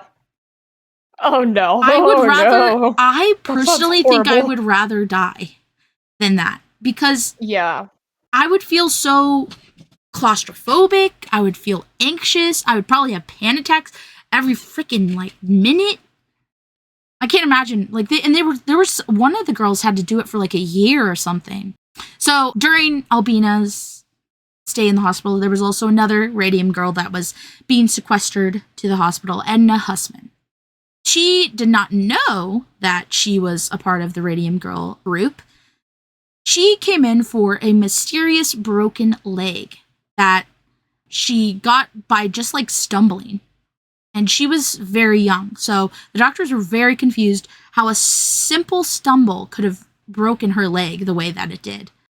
They did look for radium, but there was no proof of radium that they could see, so she was not given that particular diagnosis. And then in comes Flynn, the USRC doctor that they hired, who had been investigating into the girls for the USRC, as I said. And he came in and tells Edna that she was perfectly healthy. And fuck this guy. Kick him out. Kick him out. Yeah, so before she had broken her leg, he had told her that she was perfectly healthy. And so the fact that the doctors couldn't find any proof of radium poisoning, she was like, oh, okay, well, I must be okay then. And Flynn had been doing this with a lot of the dial painters in his investigation, telling him they were perfectly healthy. And my prompt here is evil, evil man. Evil, evil man. I do not like this guy. Flynn, along with the radium industry, radium enthusiasts, and many in the scientific field, fought against Martlin's conclusions about radium poisoning. And this led to more and more lawyers refusing to take the girls' cases. It's an uphill battle for these legal proceedings for a while. Though in better news, radium necrosis was confirmed as a compensable disease in 1926. So they were able to get that on the board, but it wasn't really helpful because the compensable diseases, they had to be like within a 2-month span. And radium... Oh, yeah, that's right. Radium poisoning takes a lot longer than a lot of those compensable diseases to like show itself. So it didn't really help much, but it was a step forward. It was a step forward. So it was also this year that Hazel, Sarah, and Marguerite's cases came to their end. So they did end up winning in a way. The USRC settled out of court, and they paid out $13,000, which is $174,313 today for the death of the 3 Radium Girls. So Marguerite's family received $9,000. Hazel Husser's family received $1,000, and Sarah's survivors received $3,000. Each estate also signed releases protecting the company from further litigation. Yeah, not great. Especially Hazel. What Hazel received left Theo with nothing, with like $400. I feel so bad for Theo. He genuinely paid so much more for her treatment. So like it did not help at all. Like it did not recoup him anything. So it just was, yeah. I mean, at least he got something, I guess, but yeah. And it's thought that they settled out of court because of like the Drinker report coming out and also the radium necrosis being put into law. Otherwise, they think that they might have just kept fighting and not settled, but there's really no way to tell. Yeah, so this win was much more of a win than the radium necrosis thing. This showed that the USRC was kind of, admitting responsibility for this stuff. So this gave Grace the hope she needed to continue her fight, to get a lawsuit in the works. And a lot of the other girls had basically given up. Some had been persuaded, like I said, by Flynn to doubt Martlin's diagnosis, which is insane. He is an evil man. But Grace was not going to give up. She knew that she deserved compensation for what this company was doing to her and to so many others. Grace is so kick-ass. Yeah, she really is. Here, let's put Grace back up on here. Get Martlin out of here. Here's Grace, guys. So beautiful. So beautiful. Yes. So she gets in touch with Henry Gottfried, who is the lawyer, or Gottfried, who is a lawyer. And on May 6th, 1926, Gottfried sent word to USRC that they would file a lawsuit if they didn't communicate with him about damages for Grace Fryer. The company quickly defers this matter to Stryker, their attorney, and they responded promptly asking how much she'd settle for. Grace only asked for $5,000, which was $67,000 in our time money. It would pay her medical expenses and give her a little nest egg to keep paying for them. So she wasn't asking anything insane. She just wanted what she needed to continue living for as long as she had. But the company refused, and Godfrey dropped the case because there was no value in it for him. There was, no success that he could see. So he dropped the case, and Grace was back at it again, trying to figure out who could help her. This girl had to keep fighting for a long time. And, I don't fully blame... it sucks, and I'm, annoyed that he dropped the case, but it's, I also don't fully blame him. No, because there really was no way to fight it at this point. Yeah. So, like I said, the radium necrosis stuff wasn't really that successful because it was a 5-month statute of limitations. So, and it only included necrosis of the jaw, which is also important. Oh yeah, that's right. I forgot about that. The girls that had the aching bones, their legs, their arms, their back, but that didn't include any of them. It was only people that had jaw necrosis. So they needed to turned to a longer and harder fight. So Wiley was gonna fight for radium poisoning being added to the books. The expert reports being published in favor of radium complicated things a lot.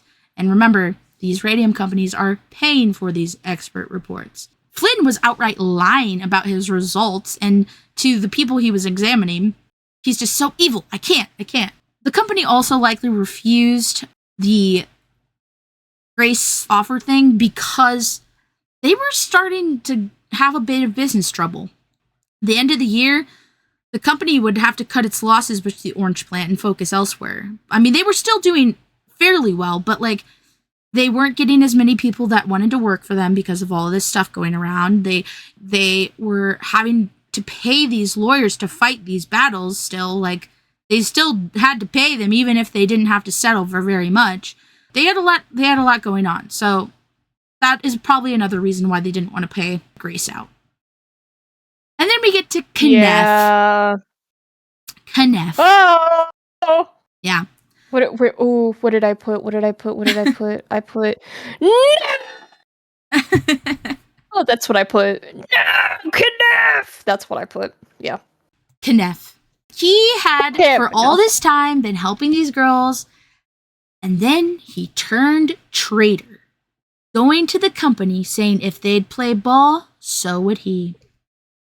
He was at his wit's end trying to help the women without getting paid, because a lot of them were running out of money. And he was offering free services, which I get. He was not getting paid. I do get. So he wanted a list of all the women they could think of. He could hold them off for 4 or 5 years, or they'd just die out. And he would treat them and help them if the company was willing to give him some money. He was willing to lie and protect the firm as long as they, gave him some moolah. $10,000 was what he asked, and he wouldn't tell the girls he had any involvement with the USRC. And then he'd even take the stand denying they had any radium poisoning in the first place. That's pretty stinky. I could understand the money thing, but that's pretty stinky. Yeah, no, I hated that. Roeder declared Kneff's proposition immoral and sent him away. And when the scheme inevitably came out down the line, the USRC cited this as them acting morally, as they would have nothing to do with it.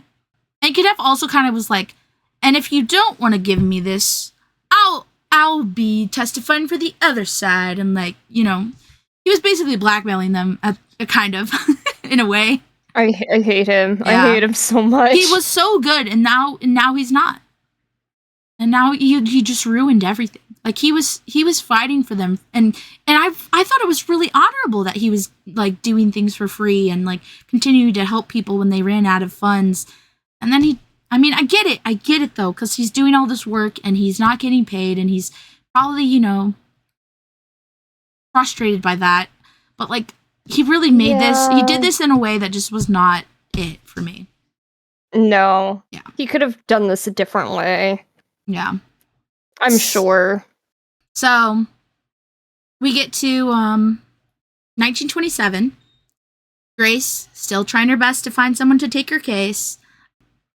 Hoffman had even written to Roeder himself, seeing Grace's declining health, Dr. Hoffman, and USRC in response just said that Roeder was no longer associated with USRC. So at this point, he had been taken off of the leadership position that he was in, but he was still on the board. So he was still a part of the company, but he just wasn't the face of it anymore. Clarence Lee was the new man on top, and he immediately denied any requests for compensation, any kind of talks between them.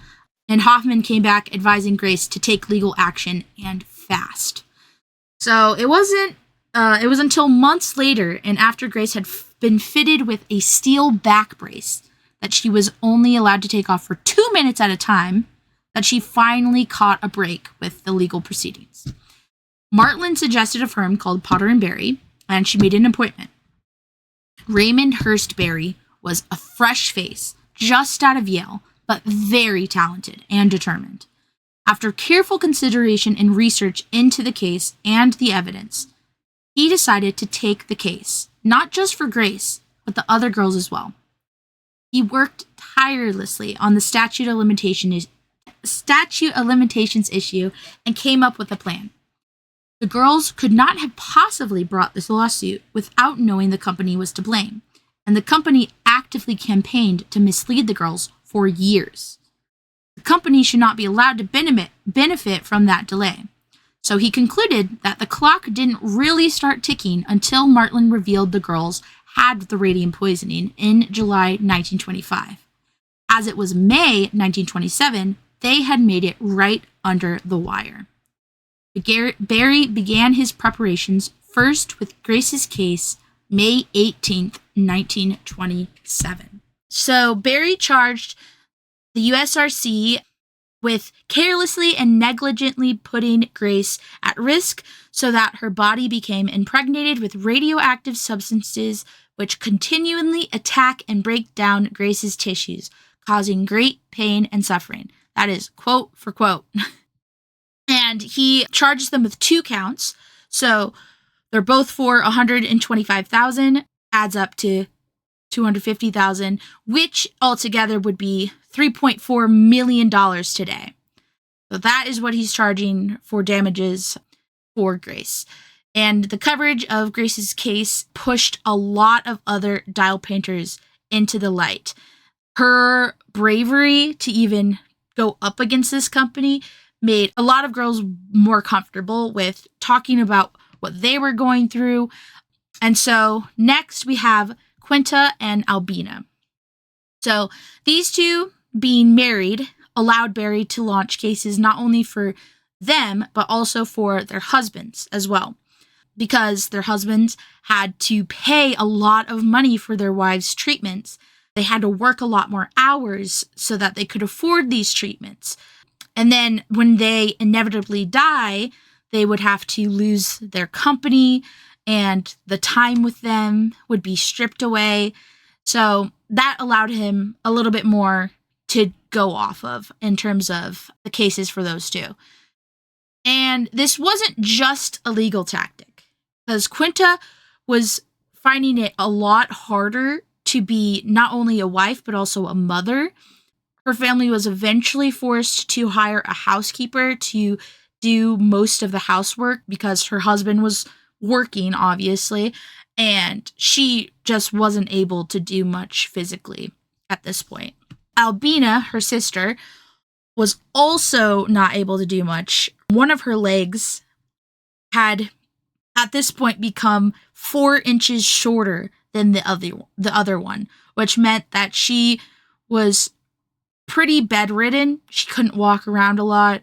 And during this time, she also, right after losing her son, she did have another miscarriage. So they were still trying. They were still hoping that maybe they could have a child. That was Albina's dream, especially after seeing her sister have 2 children and love it. She really, really wanted one, but unfortunately, it was not in the cards for her. Those two were getting worse and worse by the day, so Barry picked them up as well. And then Edna Hussman. Edna Hussman was also growing worse with time and thought she remembered what Dr. Flynn told her about being perfectly healthy. And she was starting to have her doubts about that.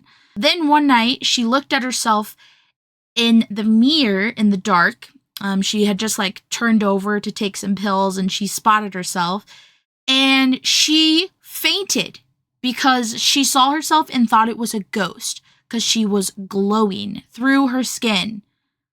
And that's when she knew it was the radium. She went back to her doctor at the hospital and told him what she'd seen. And Humphreys confirmed that Edna was indeed another sufferer from radium poisoning. So in June of 1927, Edna and Louis Hussman, her husband, they made their way to Barry to get a case started. So now we have Grace, Catherine, Quinta, Albina, and Edna. So now those 5 girls are fighting against USRC with the help of Barry for negligence. Also at this time, I should mention that all of the girls are now in one case. So they're filing everyone in one case now. So there's not 5 different cases. So it's not like repetitive or whatever. And the USRC was not expecting these lawsuits. They were pretty confident in the fact that the statute of limitations made them invincible. And they went as far as to call these lawsuits all just a huge conspiracy against them. Which, even if it was a valid conspiracy against them. They didn't think anyone could get past the statute of limitations, but they were left scrambling because, as I said earlier, Barry came up with the plan to make the statute of limitations start when the girls found out they had radium poisoning, not the fact that they stopped working at the company, because the company very much conspired against the girls figuring out that this was even a thing that was happening to them. So the USRC was not ready for these lawsuits. Their first instinct, of course, was to blame the girls, as the corpos do, blame the plaintiffs. The girls were guilty of contributory negligence in failing to exercise due care and precaution, they said. And they even denied the girls were ever instructed to lip point, which is a false claim, as we know.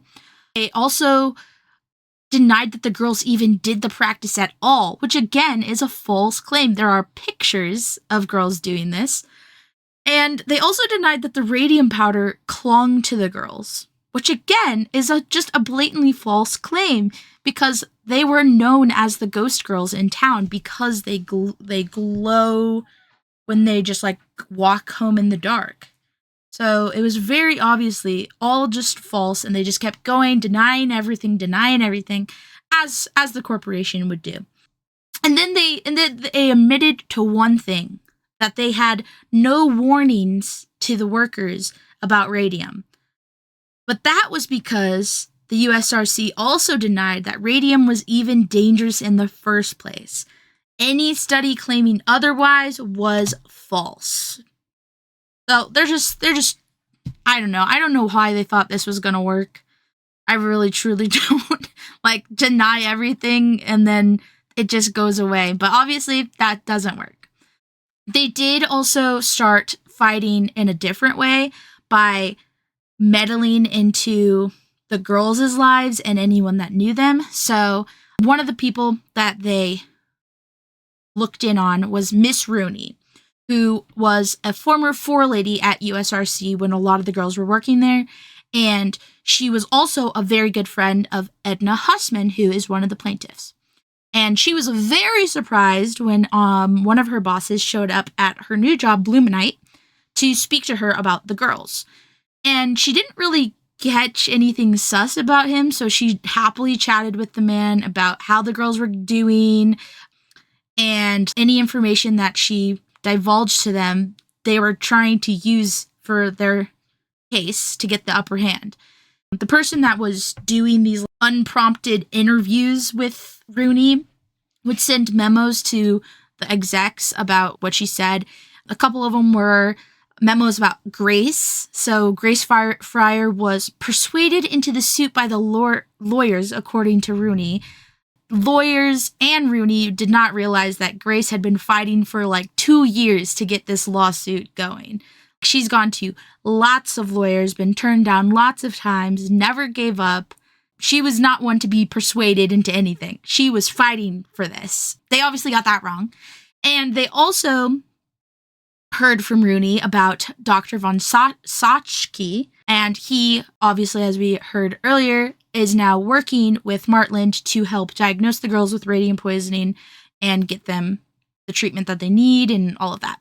So they find out that they're being betrayed, quote unquote, by this doctor, and they start trying to look into all of his crap, right, to try to find any way to discredit him because of this tip from Rooney. And they keep visiting her. So they visit her a second time, chat with her, doesn't think anything of it. But by the third visit, Rooney's like, this is definitely not just a friendly chit chat. So she basically tells them, I have nothing further to say to you, and they move on. But by that time, she'd already given them a lot of information, so it didn't really help, but she tried her best. She tried her best. So that's one of the things they did. They also hired private detectives for each girl who would tail them and dig into their lives, find anything dirty about them so that they could discredit them to the court, to the public. They tried their best to find just anything negative that the girls have ever done.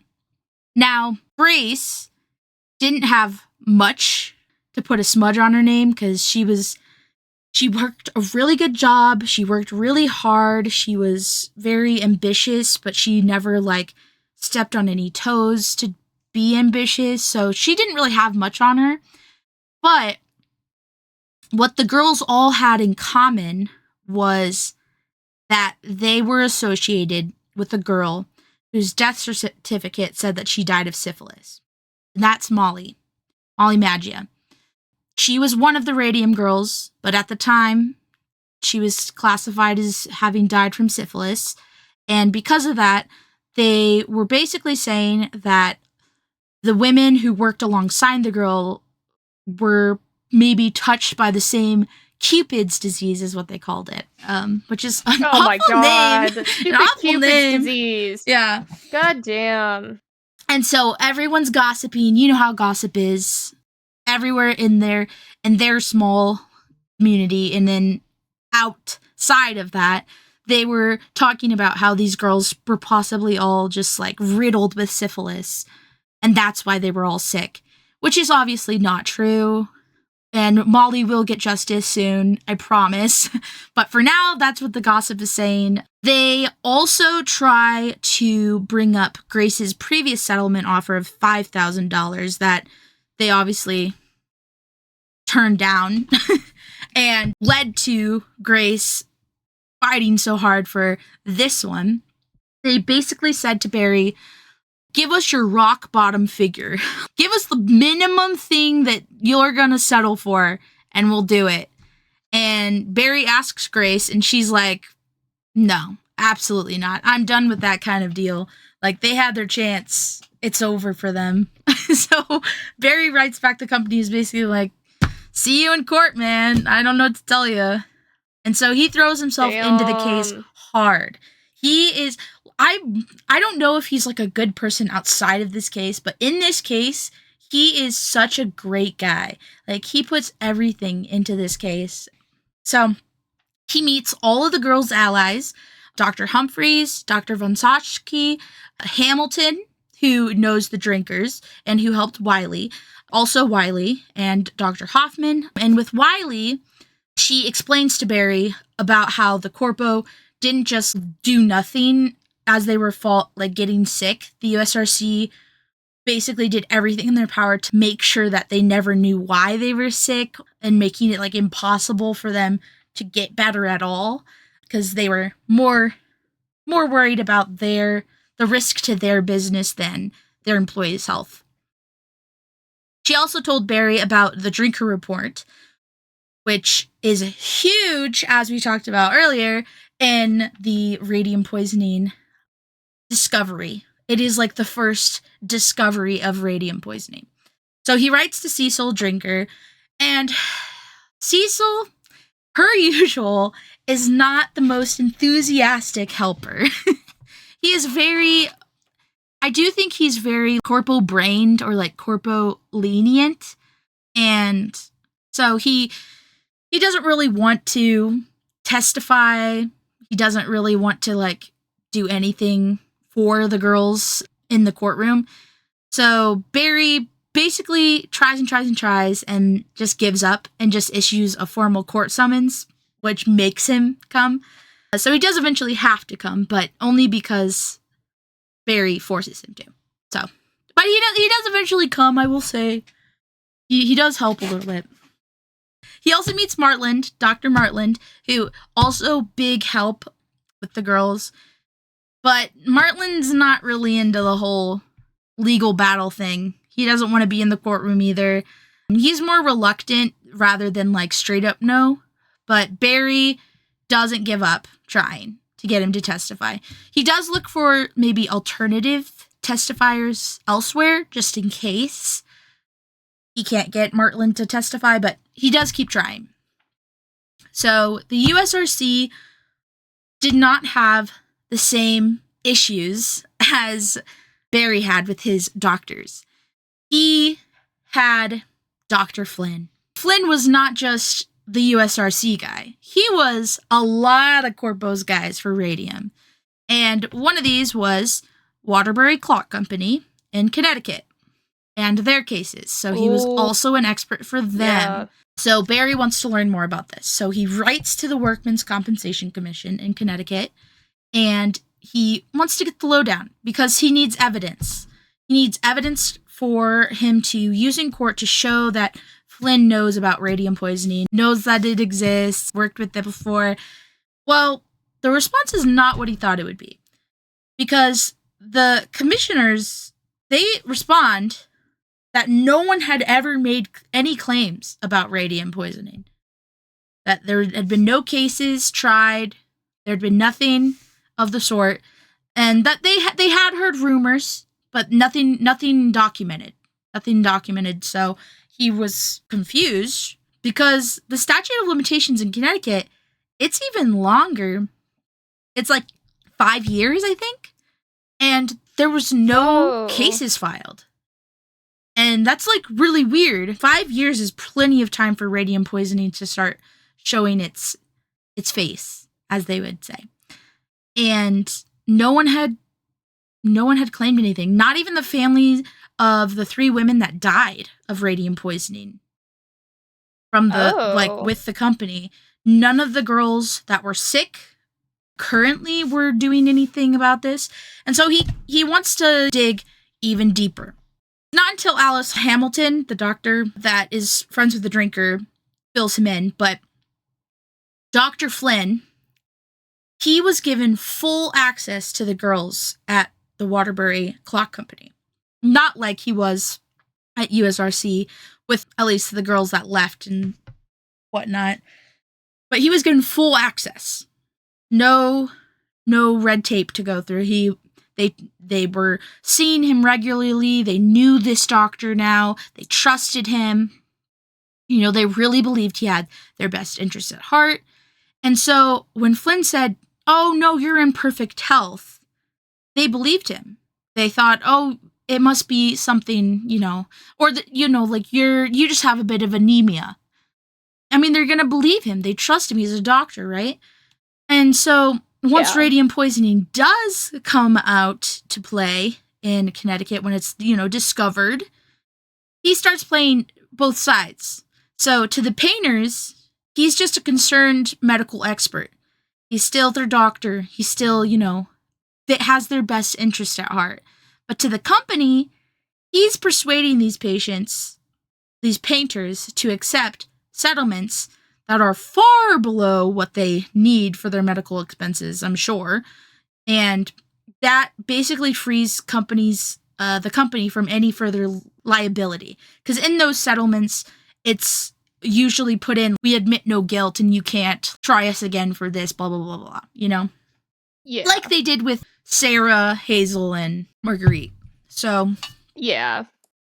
Yeah, so Dr. Flynn was getting the painters to accept, like, some of the girls were getting, like, literally one of the girls got, like, $40. The settlements were not very good. That Dr. Flynn was getting these girls. And so that's why none of them were trying them in court, because they were getting these tiny little settlements. And the Waterbury Company didn't have to really worry about this because they were a watch company, Their name was not Radium Corporation. They were literally a watch clock company, Waterbury Clock Company. So their business wasn't radium, it was watches. So they didn't take much of a hit from those type of settlements because radium wasn't their bread and butter. So that's also another difference between the Waterbury Clock Company and USRC. So Barry finds all this out from Alice Hamilton, and he is kind of out of luck. There's no evidence. He can't do anything with any of these settlements. So he tries to dig a little deeper. So this is we're getting even more deep into Dr. Flynn himself. Well, after digging, he finds out that Dr. Flynn is not even a medical doctor. His degree is in philosophy. He is fully giving medical advice without a medical degree and a medical license. The board's never heard of him. Don't know who he is. And this is the doctor that the corporation has hired to look into these girls, which is crazy. This information is astounding. Everyone's like, what the heck? I literally saw him like being a medical doctor. He was signing things as a medical doctor. Wiley is infuriated. Hamilton is also infuriated and actually writes him, telling him like how astounding his actions are and asks him to maybe reconsider. And Flynn's like, I don't care. I'm basically a doctor. He still sees himself as right, as helping these girls. He does get reported by Barry to the authorities for practicing medicine without a license. They don't talk about the consequences in the book, but maybe he did. I would hope so. But as far as I know, he got no consequences for any of this, which is baffling. Pretending to be a doctor for years. That's Flynn's big plot twist there. And then Hamilton also gets involved with helping Barry in other ways, other than harassing Flynn to stop being a rat. She also connects Barry with an ally she has, Walter Lippmann, who is a journalist for The World, which is the most powerful newspaper in America during this time. And Walter Lippmann is said to be one of the best journalists of this period of time as well. So she connects him with a big name, a big powerhouse. World. When the USRC tries to get the whole case thrown out because of the statute of limitations thing, Lippmann writes in The World that the company's attempt to take refuge in the statute is intolerable and despicable. So Lippmann, big voice, he is for Barry and the girls, so this helps a lot with public opinion. And the court does agree with Lippmann.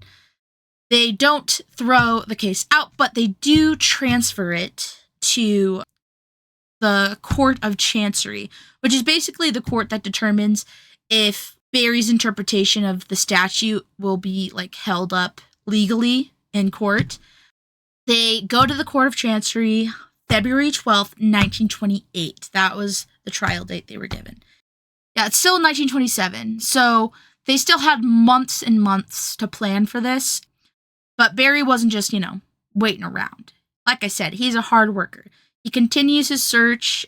So he finds another specialist to take a second look at the girls because he doesn't want Martland to be necessarily attached to all of the tests. He wants a second opinion, and also just in case Martland doesn't want to testify. So he has Elizabeth Hughes, who was a former assistant to von Sachke, and she's also a physicist. He works with her, and they plan for November of 1927 to do the tests on the girls. Barry knew that these tests that they were doing were going to be questioned by the company because there wasn't as much proof for the radium when it was a living person, because they couldn't melt down the bones into ash, burn the bones into ash and isolate the radium that way because, they were alive. And you couldn't just take a bone out of these women that were already suffering so much. And he thought on it, and he realized that not all of the girls are living.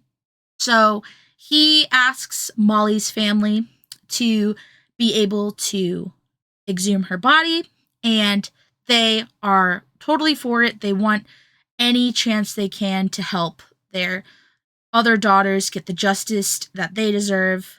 So Barry exhumes her body in the presence of specialists from both sides of the case, and also Molly's family is there.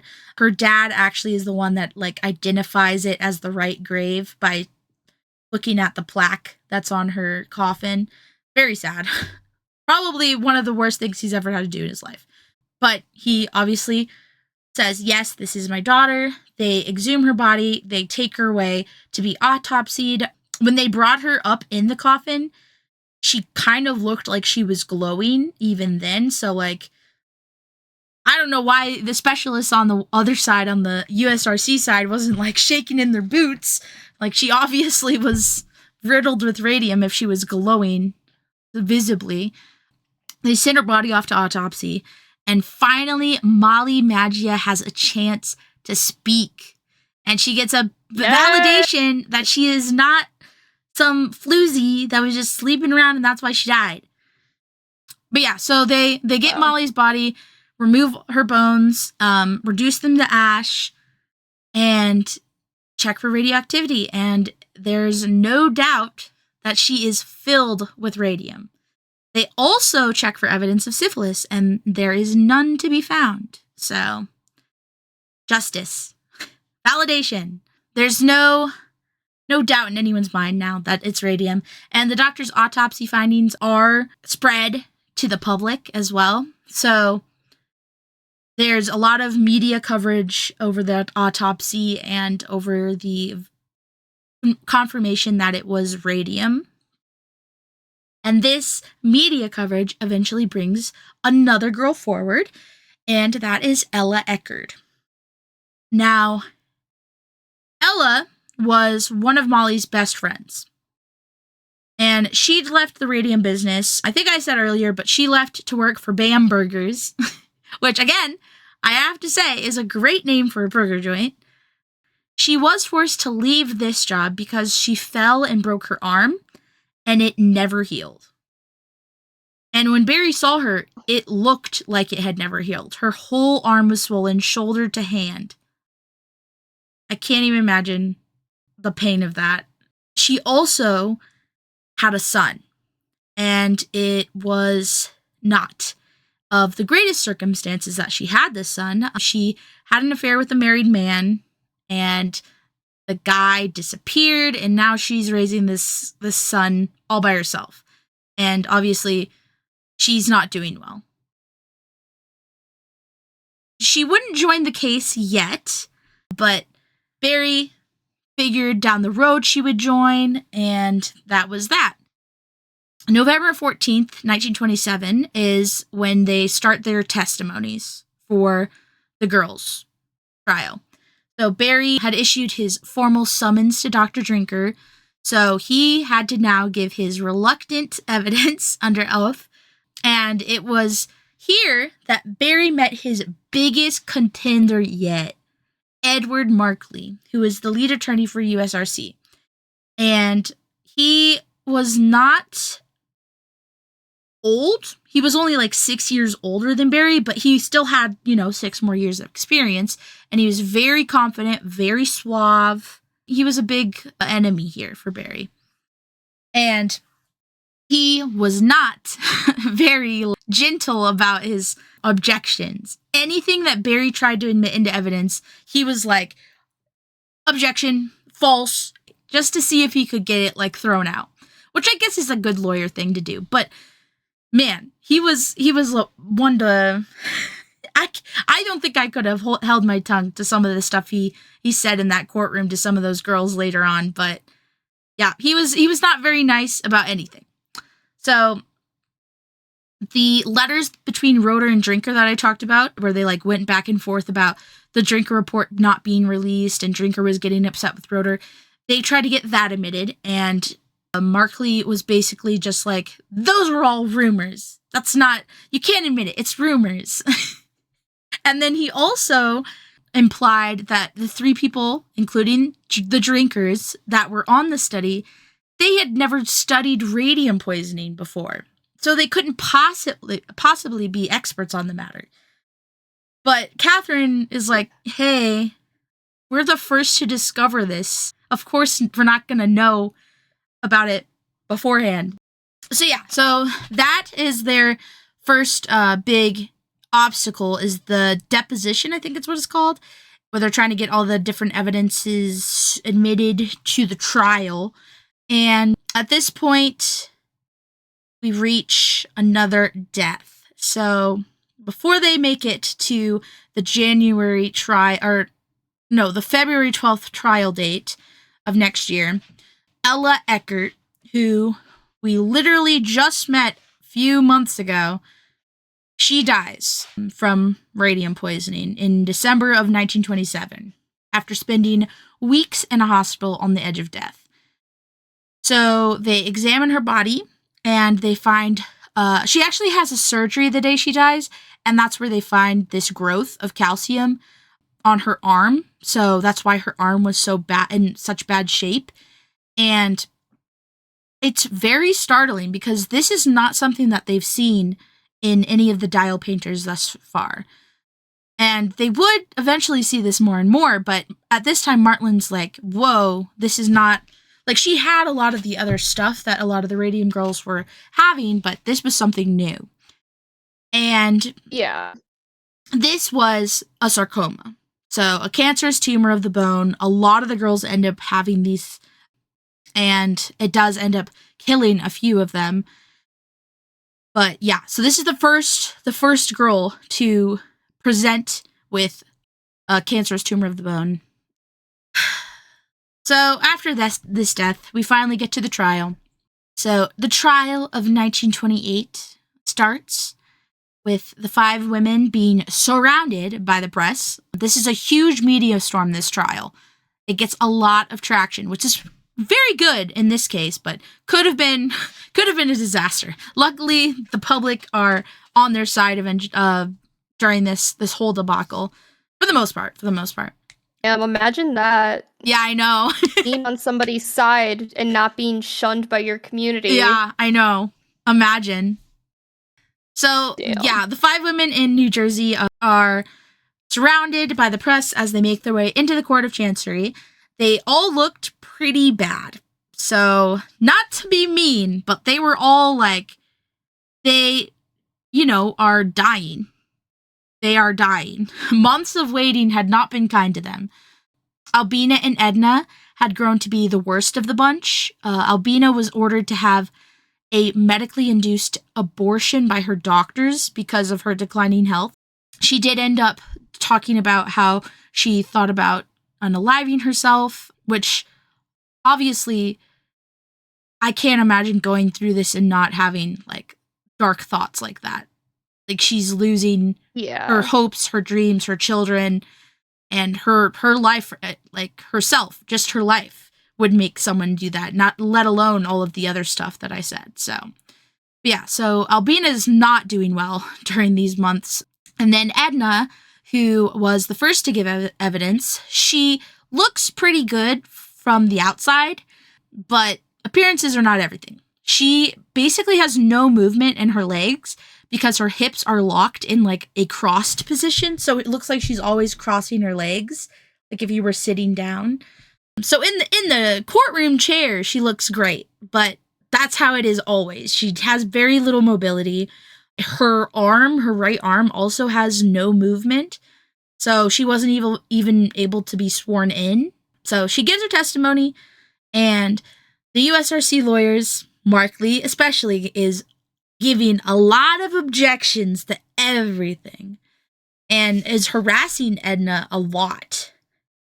But luckily, they have a pretty awesome judge, Judge Backus, who is the vice chancellor, but he also has experience with workplace injuries. His dad died on the job at a mill.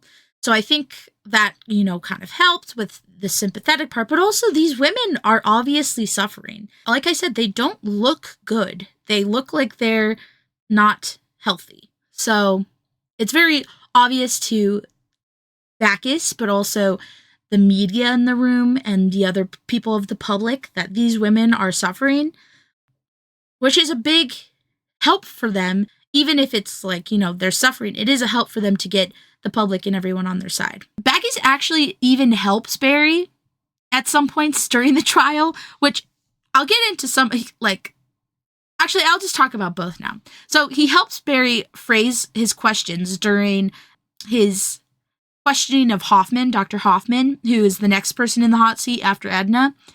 He helps him phrase the question so that there are less abilities for the other side to like object successfully, which I think is kind of crazy for a judge to do, to be honest. I didn't know they were allowed to do that, like so obviously take sides, but I guess back in the day maybe it was less of a strict like bias thing. I don't know.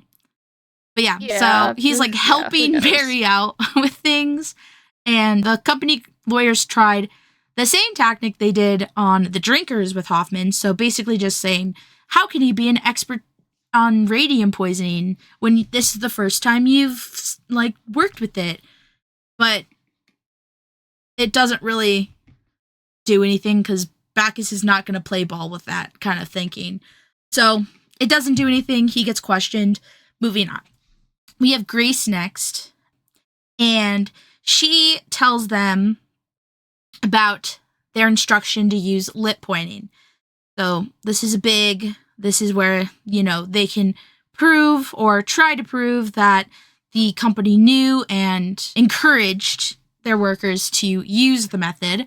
So she tells them about the warning that von Satsky gives her. She also lists all of her ailments. And when Markley makes a smart remark during her whole list of just injuries and pain and suffering, Bacchus is not taking that at all. He immediately is like, you better watch yourself because I'm not feeling your side of the case. You better hope that you win because if you lose, it's going to be real bad for you. He is reprimanded by the judge, and the courtroom during Grace's whole list of her ailments, pain, and suffering, they are very sympathetic.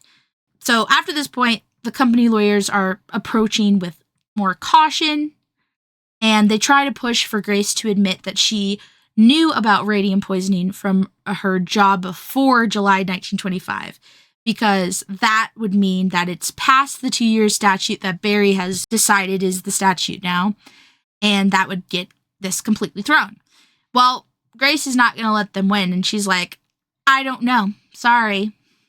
So it doesn't really work. Markley picks the wrong girl to try and trick into messing up. Because Grace has fought way too long and hard for this chance. She's not going to waste it. Then Quinta gets questioned, and then after that, the chancellor announces the next court date. And it isn't until April 25th. So they have to wait a couple of months. Barry takes these months to persuade some New York doctors to help the girls with their ailments in the hospital. So they each spend a month in the New York doctor's hospital. And they even get approached by some doctors who think they might be able to devise a treatment to eliminate the radium. There was a Russian doctor who thought maybe he could use the same treatment that is used in lead poisoning patients. Unfortunately, it doesn't work, but they do try, and it does help them a little bit to be in the care of doctors at the hospital fully for a month, because at home, they can't hire a 24/7 caretaker to help them with all of their pains and aches and the house chores and all of that. But at the hospital, I remember one of them was like, they were so happy because they got a bath, like, and someone else was giving it to them. So they didn't have to try and give themselves a bath and be in pain. He does help the girls as much as he can during these months. Grace, obviously, is probably one of the most realistic of the girls. She does have hopes, but she kind of knows what's coming. So she gets Barry to draft a will for her because she does not think she's going to last very much longer.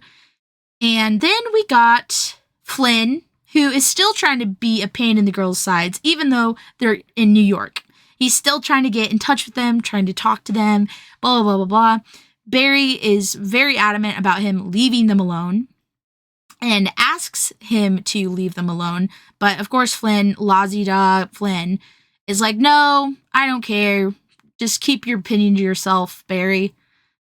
I'm a big man. I'm Mr. Flynn. Barry tries to keep Flynn away as long as he can, but obviously he works for USRC, and 3 days before the second trial date, he is a part of the examination team.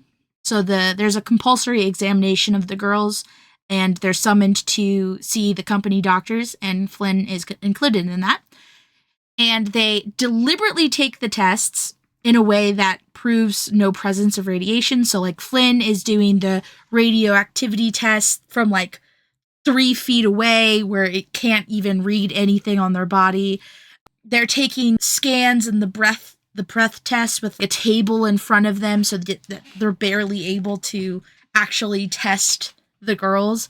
It's very obviously, like, I genuinely don't know why they wouldn't have either a doctor from the other side or like a mediation person in the room while the USRC is taking tests, just to make sure this kind of thing wasn't happening, because like they were very blatantly falsifying everything.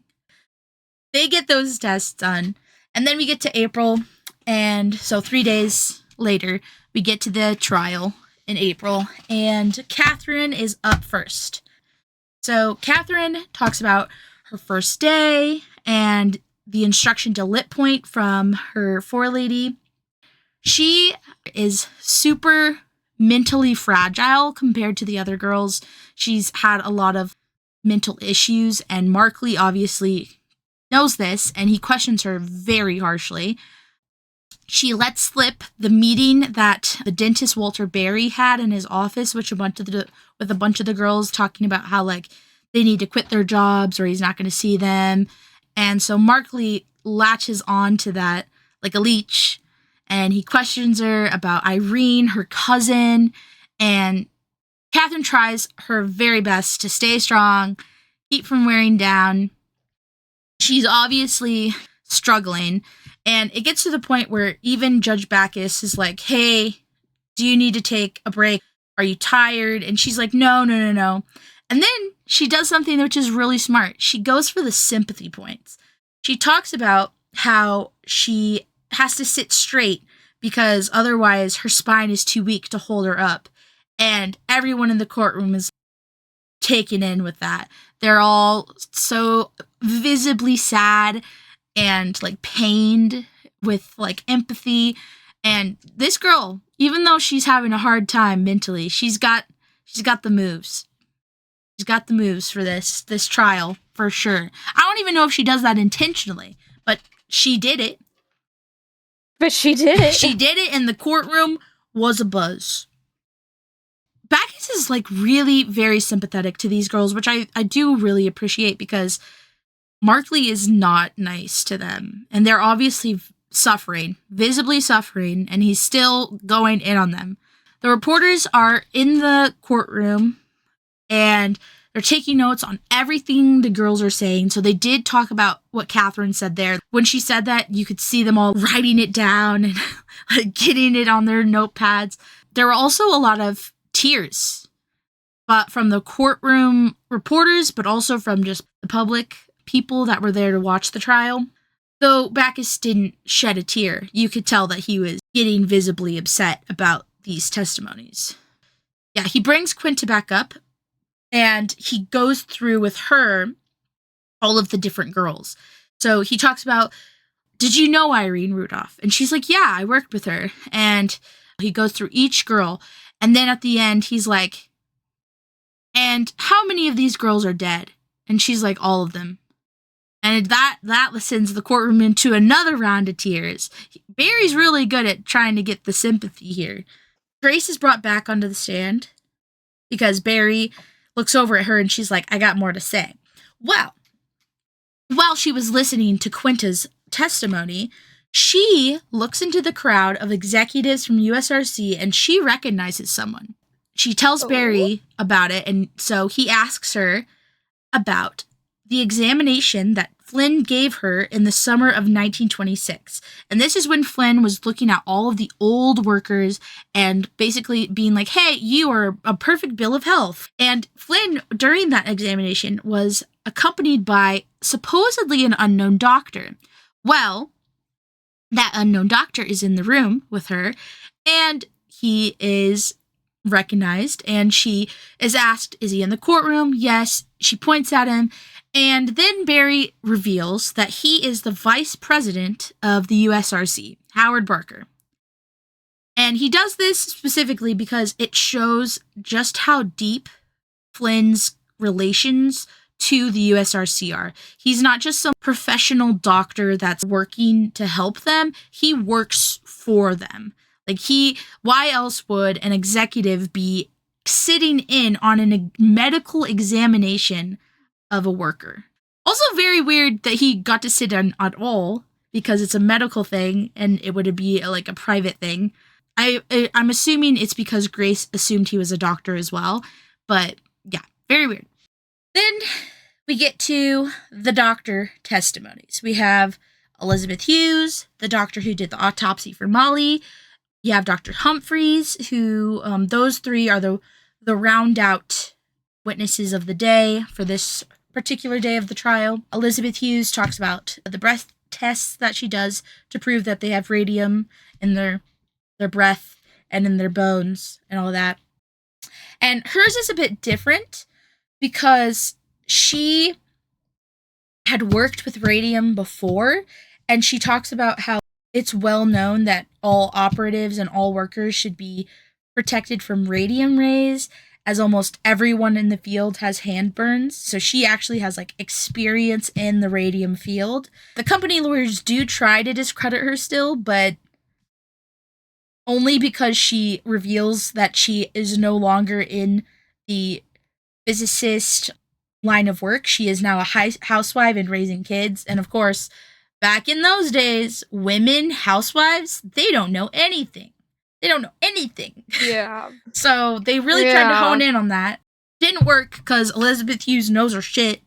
The doctor who did the autopsy for Molly talks about how there was no doubt in his mind that it was radium, that it was seeping out of her at that point. Markley, USRC lawyer, tries to get everything regarding Molly struck out. And Bax is no, this is just not going to work. But Markley again protests, saying, whoa, do you know that her death certificate shows that her death was from syphilis? He just keeps fighting, and Bax is just I don't care. He really does not have any cares for Markley, which they're very lucky about. Some of this stuff I feel he definitely could have won the objections, but Bacchus was just so not here for Markley that it didn't work out. He keeps fighting for it, and there's a reason that he's fighting so hard that we find out in the book, but eventually we also find out about the company in general.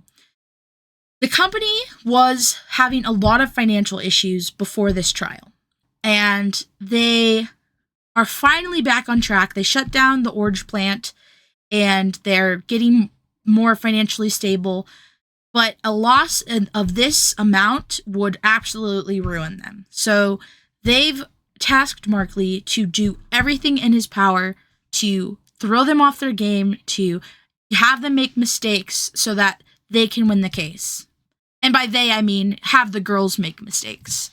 And Barry, obviously. But yeah, and then the final witness of the day is Dr. Humphreys, who is huge. His authoritative testimony is huge.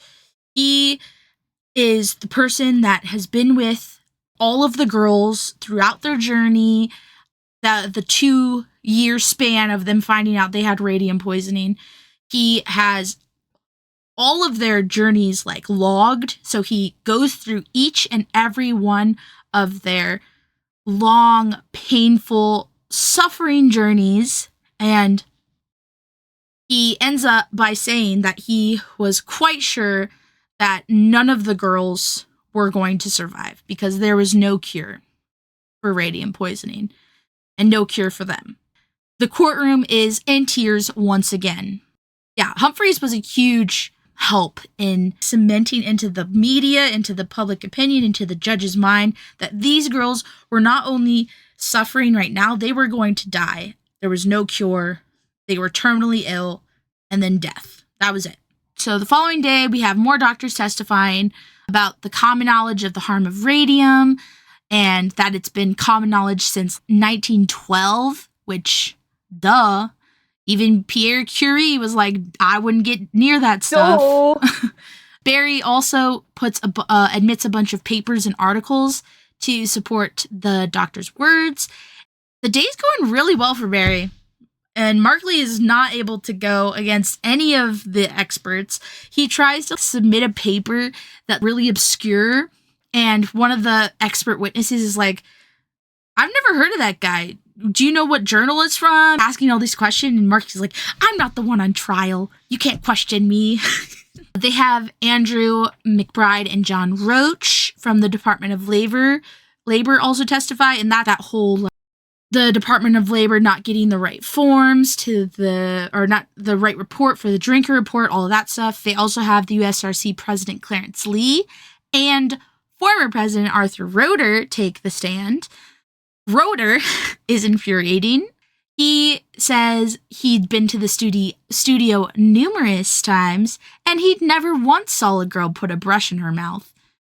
He also denied, I know, he also denied that von Schotschke ever told him the paint was harmful. He also said the first he had heard about the potential harm was from the early complaints and cases, and when Barry asked who was the first case he'd heard of, Roeder had absolutely no clue. Then we get Martland on the stand, and Barry was able to obviously persuade him in the end, and he is the superstar. They even called him like the star witness in one of the newspapers.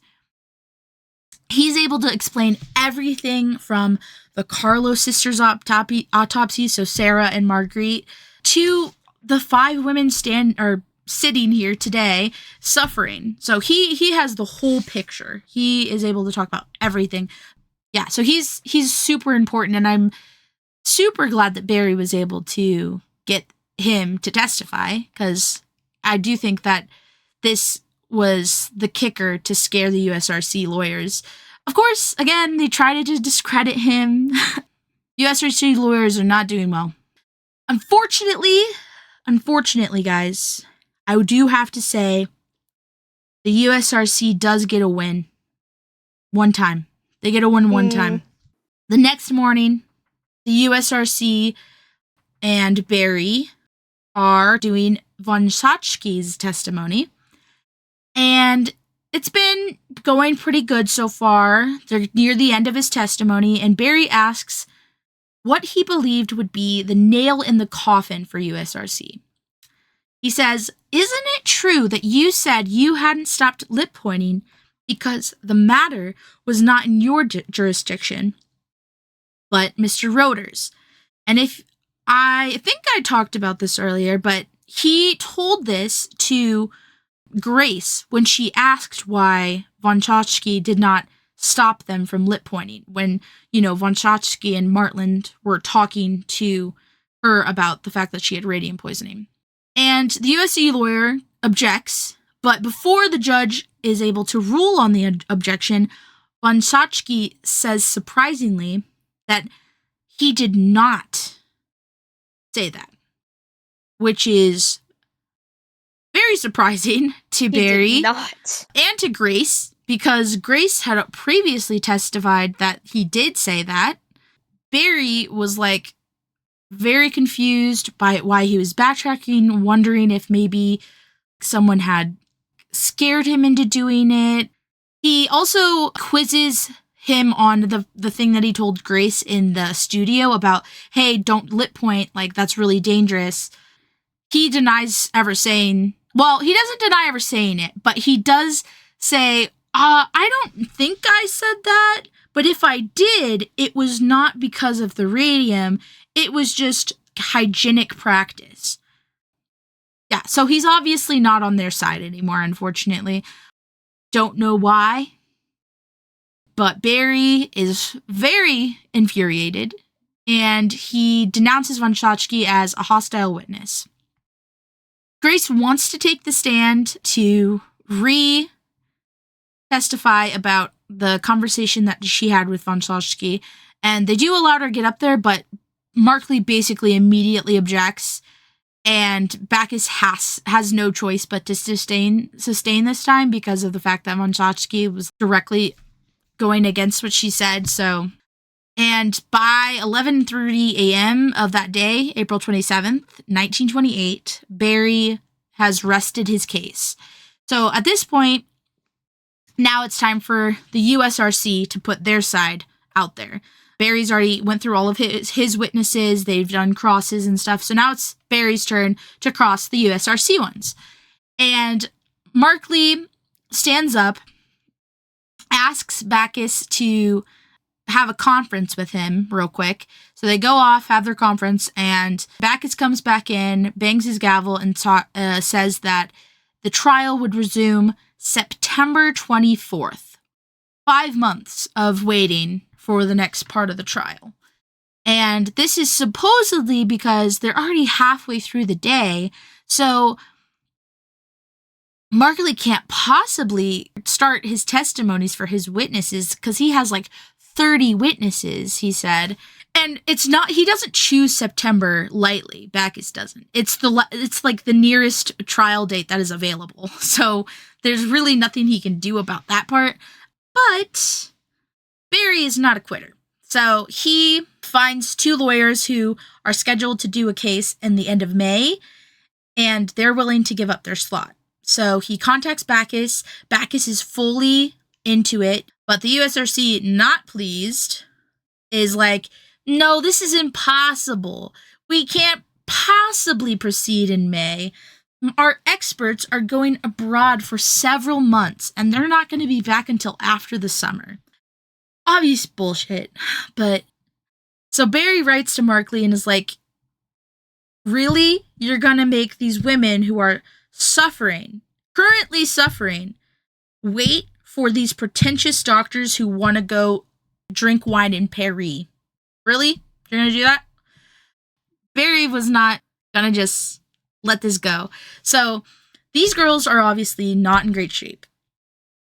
5 months could be way too late for any of them to be still alive. It could go way down south, way downhill for all of them pretty soon. So he gets doctors, a bunch of doctors, to swear statements that they're not going to make it to September. So they need to move the court date up. And this works because the media is up in arms about it now. The public is asking why these women are not giving the chance to fight for their justice before it's too late. Letters come flooding in for all of the girls and the lawyers and whatnot. Most of these letters are very nice and very positive. They did get hate mail. There's always evil people. There's always haters. There's always been haters. Yeah, there's always been haters. There's also always been scammers. They got a lot of letters from like random people being like, I can cure you with this balm I made. Wait, I don't remember that. Yeah. Oh, shit. Yeah, so they had people writing in being like, I have a cure for you. Take a bath in this goat milk and you'll be perfectly fine. All these weird rituals. One of them was an ad or something for a treatment, and they were like, oh no, we don't need them to pay us. It'll be enough for it to be advertised or something by them. And I was like, these girls are dying. People are so evil. I don't get it. Barry also gets them super involved with the media, though. He starts getting interviews for the girls. They did photo shoot. They tried to make them the center stage of everything in that region. And the public adored them. They absolutely adored them. The USRC tried to combat this with Dr. Flynn, for whatever reason, by playing into the idea of female hysterics. Well, the public was not convinced. They were like, what the heck? And the World, the paper, the World, was not in agreement with Flynn and came at Flynn very hard in their paper. I don't know why the USRC thought that would work. Again, are they dumb? Are they just trying anything they can because they're desperate? I guess that's it. Judge Mountain gives the go-ahead for starting in the beginning of June. So Barry is preparing the case, getting ready. It's like a few days out. And then his old boss, Judge William Clark, calls. And I think he was like a paralegal or an assistant under Clark. So William Clark starts talking to him about this case. He's like, hey, is there no way that we can possibly, like, maybe settle this case out of court, maybe? Well, unbeknownst to Barry, Clark had already conferred with the USRC lawyers May 29th without Barry being present or asked to attend. And so Clark is he's working for the enemy. Not that Barry knows this. Barry thinks that his mentor is a good person. He thinks about it. And he does think about it a lot more because he does notice that his clients are not getting better. They are growing weaker and weaker as time goes by. Dr. Humphreys even has said that none of them would be able to attend the upcoming trial, that they were just not mentally or physically fit to do so. And then Catherine Schaub collapses in church. And this kind of is a turning point. She is so miserable, and he can see just how awful her, but also all of the others feel at all times. And he feels like it's only humane to try and get them a settlement so that they can be done and get money and are able to just live out the rest of their lives. So he does agree to meet with them. And so on May 30th, they have a meeting with the USRC lawyers with William Clark as an unofficial mediator, which he does get slack for because he's a judge and he's like meddling in someone else's case, and it's a little weird. USRC comes to them with an offer of $10,000 each for each girl. So $10,000 each girl. And the girls are like, no, absolutely not. That's barely going to scratch the surface with lawyer fees, medical bills. We're going to have pennies, and how am I supposed to support my children with that? So Barry and the girls come up with an alternative pitch, and they give that back to the USRC lawyers. They're asking for $15,000 instead of the $10,000. They also want a pension of $600 a year for life. They also want a past and future medical expenses covered plan. And they also want all of the court costs to be covered as well. And they hand this over to the USRC lawyers, and they give them the weekend to think it over.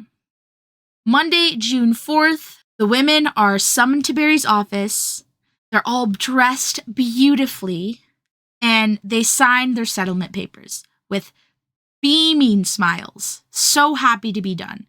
So the company had agreed to everything except the lump sum. So that $15,000 that they wanted, it would still be the $10,000. But they would get the pension, they would get all of the medical expenses paid for, and the court costs, which is huge. They would actually have money to live off of and to give to their children and whatever they wanted to do with it. The company also put in there, obviously, like, we're not admitting guilt thing, because as they do with settlements, didn't admit guilt, but they were giving them a settlement for whatever they wanted. And they also said that the only reason they were doing it was because it was the humane thing to do, and that they hoped there would be a cure for these ailing women. That's what, I don't remember if it was Roeder or Clarence Lee that said that, but USRC said that. So the cure thing that they were like talking about so much, that was actually put into the settlement by the USRC. So they wanted to put in there that a group of 3 doctors be set up to examine the women regularly. One doctor picked by the company, one picked by the girls, and then one picked in agreement between both parties. And the deal was, if any 2 doctors of the 3 should arrive at the opinion that the girls are no longer suffering from radium poisoning, the payments are to cease. This is obviously an evil plan made by the company. They weren't really trying to hide it. It's pretty obvious what they were going to try to do. Their doctor, probably not a real Dr. Flynn, and whoever they chose in agreement with both parties, they were probably going to try to sway them and get the girls out of their payments. But fortunately, this does not happen. So we're fine. But Barry is very unsettled by the whole idea of it. And this is when he starts to think that Clark is not as honorable as he thought he was. And he starts digging a little bit and he finds out, Clark's friends with a lot of those people at the USRC. He went to school with some of them. He even maybe had shares of the company at one point. And that's when he loses all respect for him. But it didn't matter. It didn't matter what they were canoodling to do. The girls are happy. Catherine's able to give her father $2,000 for his mortgage, which is a huge help. She uses the rest to live it up. She gets a typewriter because she wants to be a writer. She gets tons of really cute clothes, lingerie, a nice coat. She's living it up like Cinderella is what she said.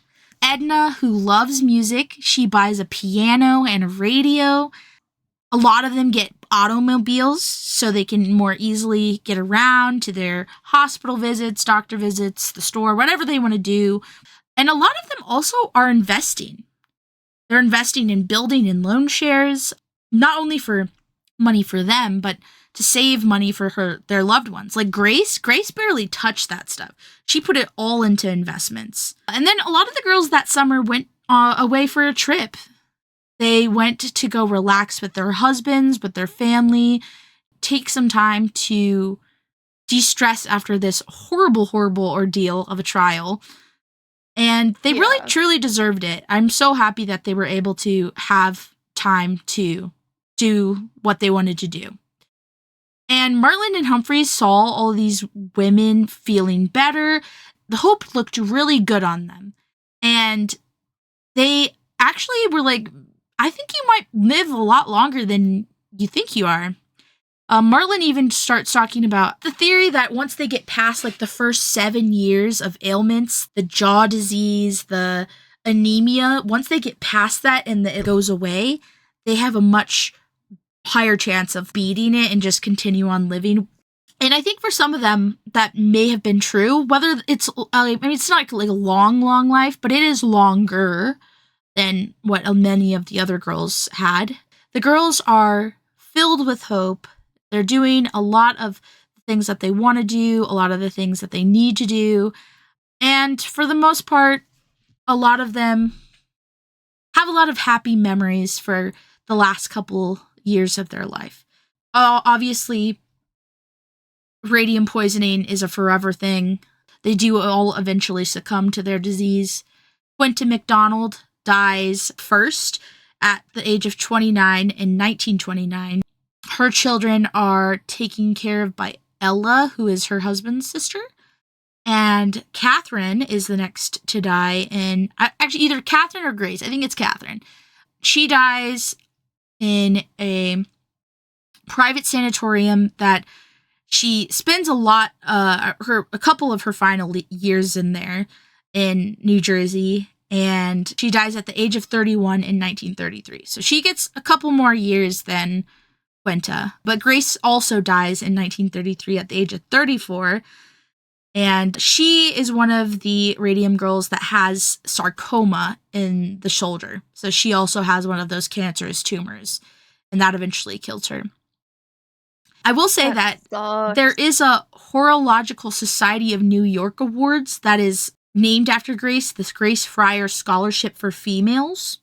So she is memorialized in that way. And then next one to die lives 10 years longer than Quinta does. Edna Hussman, she dies 30th of March, 1939 at the age of 37. And then we get to Albina Maggia, who outlived them all, dying on November 17th, 1946 at the age of 51. So, like I said earlier, Martland, I think, was kind of right that some of these women would live longer than what they all expected, but it still was a short life. It still was a very short life because of... Well, not just that. I would imagine they were still in pain. Oh, yeah, no. They were in pain the rest of their lives because their bones aren't going to change. Albina's leg, that was 4 inches shorter, it was going to be that. It was never going to be better than that. Dude, So I can't even imagine. That would fucking suck. So she lived all of those years, but she also lived all of these years not being able to walk properly, probably not being able to do much of anything properly. She was bedridden for a lot of the trials, so I would imagine that even if she got better, was able to get more care because she had money to like hire someone to help her, the only thing that would take away pain is if they like doped them up all the time. And I highly doubt that they would want to live out the rest of their lives just doped up 24/7. So yeah, they were probably in pain for all of those extra years they did get, but they did get a little bit of extra years than what they probably would have gotten. Those are the 5 Radium Girls of New Jersey that were a part of the big trial. Obviously, I talked about the smaller trial. Yeah, these are the main girls that were all over the newspaper at the times, the world. Yeah, so that is the end of our New Jersey girl section. Now it is really Lila's turn this time. Lila's gonna go off, guys. Okay. So, remember, it's the early 1920s. America's booming. War is over. Factories are alive. And science is like the new religion. And the miracle element radium glows in the dark, kills cancer, and if ads are to be believed, it brings health and beauty. Into a country that's chasing progress, it was magic. And in towns like Ottawa, Illinois, that glow meant opportunity. Young women who were proud to be a part of the modern age and workforce. Little did these young women know that that opportunity would be their downfall. The Radium Dial Company, or RDC, was started in 1917 and was in full production of painting dials by 1918. The company was a division of Standard Chemical Company based in Marshall Field Annex building in Chicago. And then in 1920, the company relocated to Peru, Illinois, which is why I'm pretty sure they have a museum there, to close approximately to the clock manufacturer and major customer, Westglocks. So by 1922, the company had moved from there to a former high school building at 1022 Columbus Street in Ottawa, Illinois, where it remained until the mid-1930s. The president of RDC was this guy named Joseph A. Kelly, and he already had loyal employees when he opened up. So there was Lottie Murray, Mr. and Mrs. Reed, who did become household names in the area. Many young women began to apply in great numbers, just like in New Jersey, as the pay was too good to pass up. Radium Dial would hire as many as 200 girls at their peak. The company's main client had about 60% share of the US alarm clock market. The girls became close to each other as they worked side by side for many hours. They even ate their lunches at their workstations. They ate their lunches right next to the radium paint. I will say one difference between New Jersey and Illinois that I've kind of picked up on is that the rules in Illinois were even more lax, which is just like infuriating. The girls had fun at their job. They used to paint embellishments for their clothing. They used to paint their hair, draw fake rings on their fingers or makeup on their faces. So again, their rules weren't as strict as in Jersey. They didn't necessarily have the rules of wasting paint and stuff. Hell, the Radium Dial Company, or RDC, they were like pushing them to like take it home and practice with and stuff. This radioactive paint. Okay. That's crazy. They did not give a shit. Do you think you can pull up the ad? Yes, I can. Thank you. There it is, So, folks. because they did all that with the makeup and the clothing and accessories and stuff with the paint, they even decorated the interiors of their rooms. The Ghost Girls were the envy of everyone in this small town, as they literally glowed when they stepped out with their boyfriends for a night out dancing. This was the Roaring 20s, and being a ghost girl meant that you were young, independent, and beautiful. It was a very elite job for those working class women. The people of the community took pride that the Radium Dial company had chosen their city to make a successful factory. So, yeah, everybody loved that they were there. Maybe a little too much. So, now that we got a little background out of the way, just like Sero was talking about how Grace was kind of the face of the movement in Jersey, the face for the Illinois movement is Catherine Wolfe Donahue. And oh my god, she's talked about everywhere. If you look up Radium Girls in Ottawa, Illinois, she's gonna be the first person to pop up. So Catherine was born in Ottawa, Illinois on February 4th, 1903. She was the youngest child in her family. She had 3 older brothers, but after both her parents died, she alone moved to 520 East Superior Street to live with her elderly aunt and uncle, who had no living children. So yeah, that off the bat, both her parents died, and actually one of her brothers died too. Wow, that is tragic. Sad backstory off the bat. Her parents, her background is Irish. So that's a big thing because she's heavily Catholic. I'll just say she's very heavily Catholic.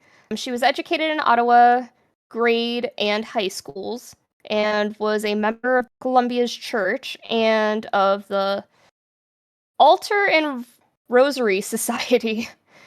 She married Tom Donahue.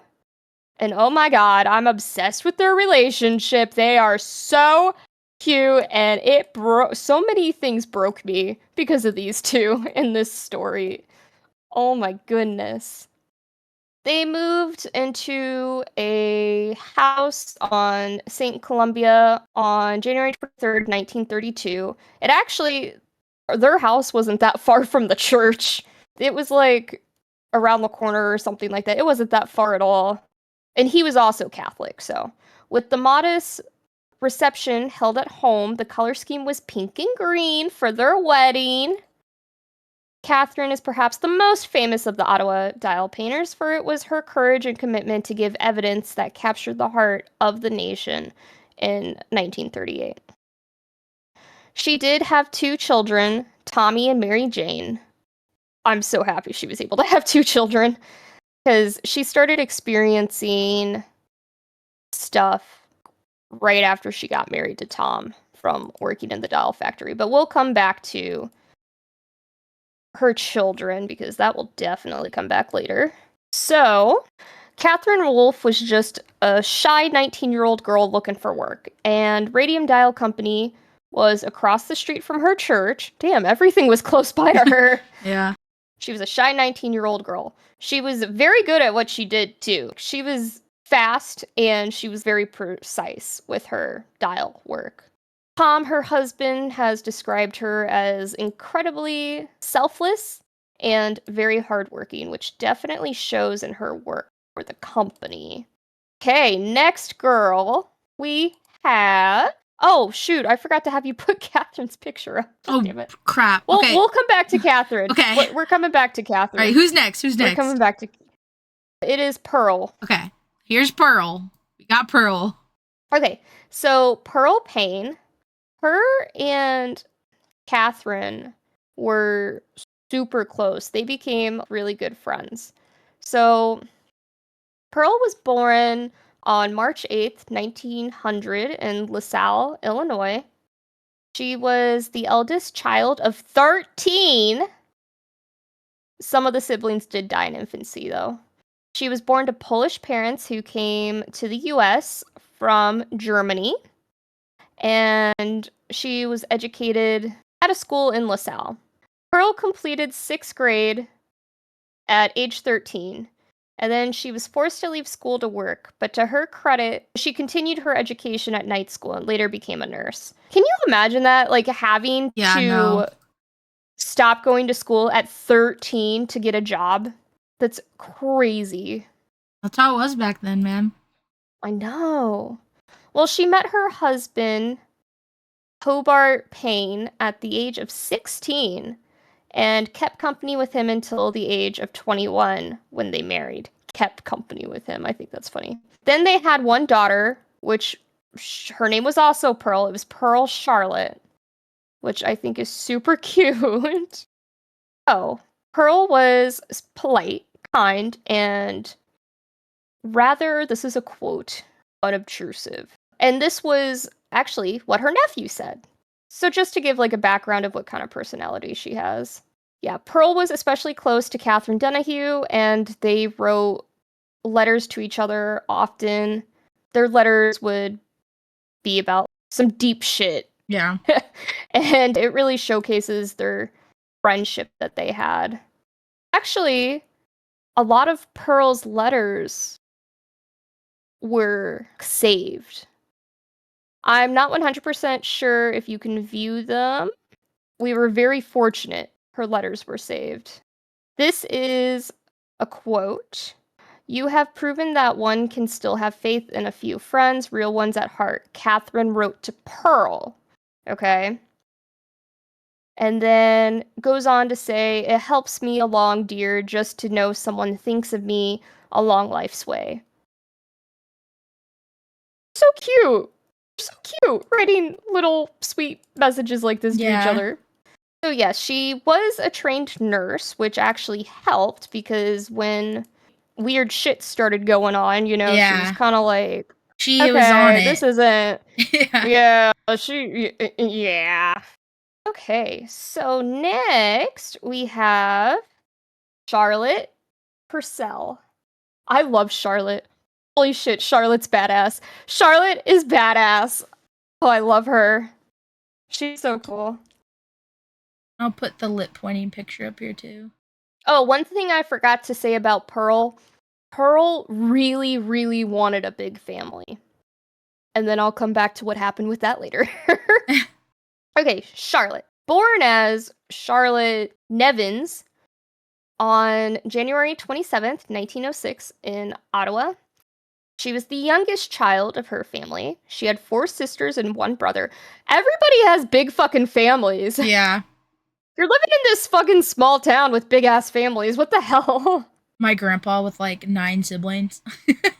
His sister Eva worked at the dime store, F.W. Woolworth Co., where she worked alongside future dial painter Marie Becker, who she's not next. We'll get to her. But it's just funny that like her sister worked with Marie, who then ends up working with Charlotte in the factory. So, okay. She later became close friends with Charlotte. So Charlotte and Marie Becker Rossiter, they become besties. So you have Pearl and Catherine, who are like besties. And then you have Charlotte and Marie, who are like besties. Charlotte was also a parishioner of St. Columba, the church, and she was very devout. A relative quote saying, "She was pretty outspoken. She told people what she thought about things. She spoke her mind about a lot of things," which I just love her for that. Because of Charlotte's like outspokenness, it does play a huge role later on, which we will get to. Next, we have Mary Ellen, otherwise known as Ella Cruz. So Mary Ellen Cruz went by Ella. Okay, so Ella was the only daughter of her parents, and the family was of Irish descent. She had a brother, John, who was 2 years younger. The family shared their Ottawa home with some international boarders, which were men from Russia and Austria working as laborers. So Ella worked at the Radium Dial company for roughly 4 years. Ella, she unfortunately died at age 24 on September 4th, 1927. And we'll get into her death later, but her death is kind of what kicks stuff off. Kind of similar to, would you say Molly's death was what kind of kickstarted everything for Jersey? Yeah, I mean, Because Molly, that's kind of like what Irene. Ella's. Molly, because her death was classified as syphilis, it wasn't, but it kind of was for like the girls, you It know? started getting the wheels turning, Yeah. though, right? Yeah. Yeah, that's what I mean. That's kind of what Ella's death was here. Like, it got stuff rolling. So there were other dial painters like Mary Duffy Robinson, Ruth Tomlinson, Sadie Prey, Mary Vincini Tolini. Okay, I don't think it's Tolini. I am so sorry, but she was Italian dial painter. She was the only one that had Italian dial painter next to her thing, where everybody else was like dial painter, dial painter, dial painter. Italian dial painter. This was because it was in the 1920s, so this was like when the mixing pot of the US was really starting to, you know, take effect. Especially in Illinois, because when we talked about the Chicago girls from Chicago, 1920s. yeah, there was also in Chicago there was all those different districts, the Polish district, the Yeah. Italian, everybody had their own district. That was in Chicago. This is a fucking small town. So, there were a couple other girls whose names were associated with the main group that fought via lawsuit and stuff. There's a few of those girls who were also kind of a part of it, but they don't get mentioned as much. So they'll be in like pictures, but they don't get mentioned as much. And I couldn't really find much of anything on them, if I'm being honest. But I wanted to say their names real quick because I think it's kind of important. There was Olive West Witt, who was a dial painter, and what becomes known as a member of the Society of the Living Dead, which we will definitely be getting into that because I know Society of the Living Dead is supposed to be like sad, but that's a kick-ass name. Okay, that is like awesome. Well, Makes one them of sound so Catherine fierce. and Martland come up with the List of the Doomed, which I also think is a hard name. The List of the Doomed. Yeah, they have cool names. Sad names, but very cool. Yeah. Okay, so we have Olive, like I said. Then we go on to the sisters. We have Frances and we have Marguerite. So their last names, you would think I'd remember how to say these after listening to the book for so long, however long it was. I don't know how to pronounce it. Galsiniski? The two sisters, Frances and Marguerite, they both worked at the factory. They were also members of the Society of the Living Dead, and they do appear in some of the court photos. So, some of those girls that I was just talking about, how they were members of the Society of the Living Dead, but they don't have a lot on them out there. We have Olive Witt in the middle of this picture, wearing her big fur coat. Love that for her. Okay, so we have Helen Munch. This is Marie Rossiter, who I kind of mentioned earlier. Yeah, this is Marie Rossiter, who I mentioned earlier, that's friends with Charlotte. Then we have one of the sisters, so this is Marguerite. And then we have Olive Witt, who I was just talking about. And then Frances, who is the sister of Marguerite. Frances she got married, so, name change. And then we have Maxine Smith, who was also these girls were all dial painters, and they were like, members of the Society of the Living Dead. That's them. I'm so happy I found that picture too. You know what I thought was kind of messed up? I found this picture, and you would think there would be, like, good sources of information for each of these women since they were in the newspaper. But no. Some of them, there's really not. Yeah. unfortunately. But yeah, no, couldn't. So we have Marie Becker Rossiter grew up in an underprivileged community in Ottawa, Illinois. Her grandmother was a German woman called Mary. We are not going to try to pronounce that. Who used to send her out to pick dandelions for the poor to eat. It was from Mary that Marie said she got her fierce, I can do it attitude, which honestly is probably why her and Charlotte become good friends.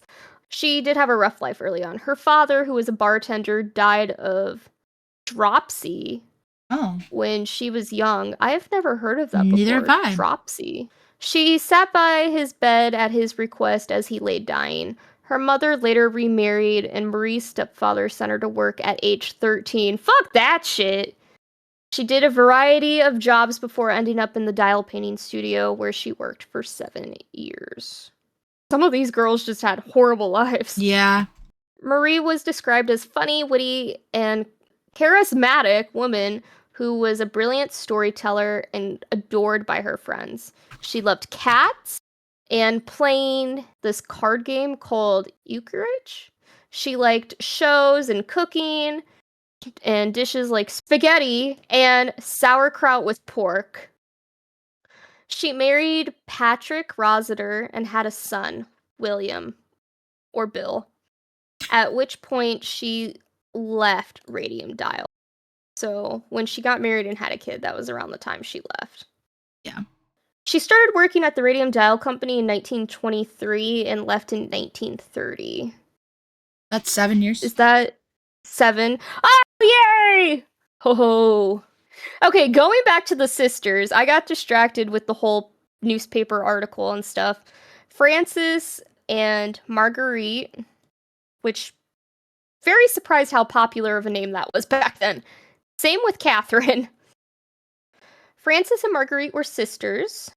Frances was the elder of the two by 2 years, and they both did dial painting at Radium Dial. Frances started work in 1922, age 15 or 16, while Marguerite was described as comely. Words I am not used to.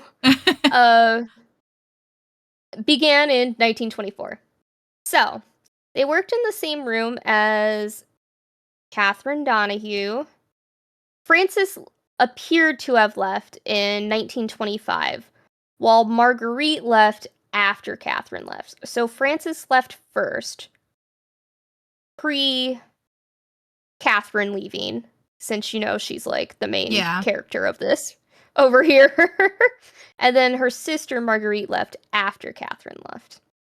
So, bit of a gap there.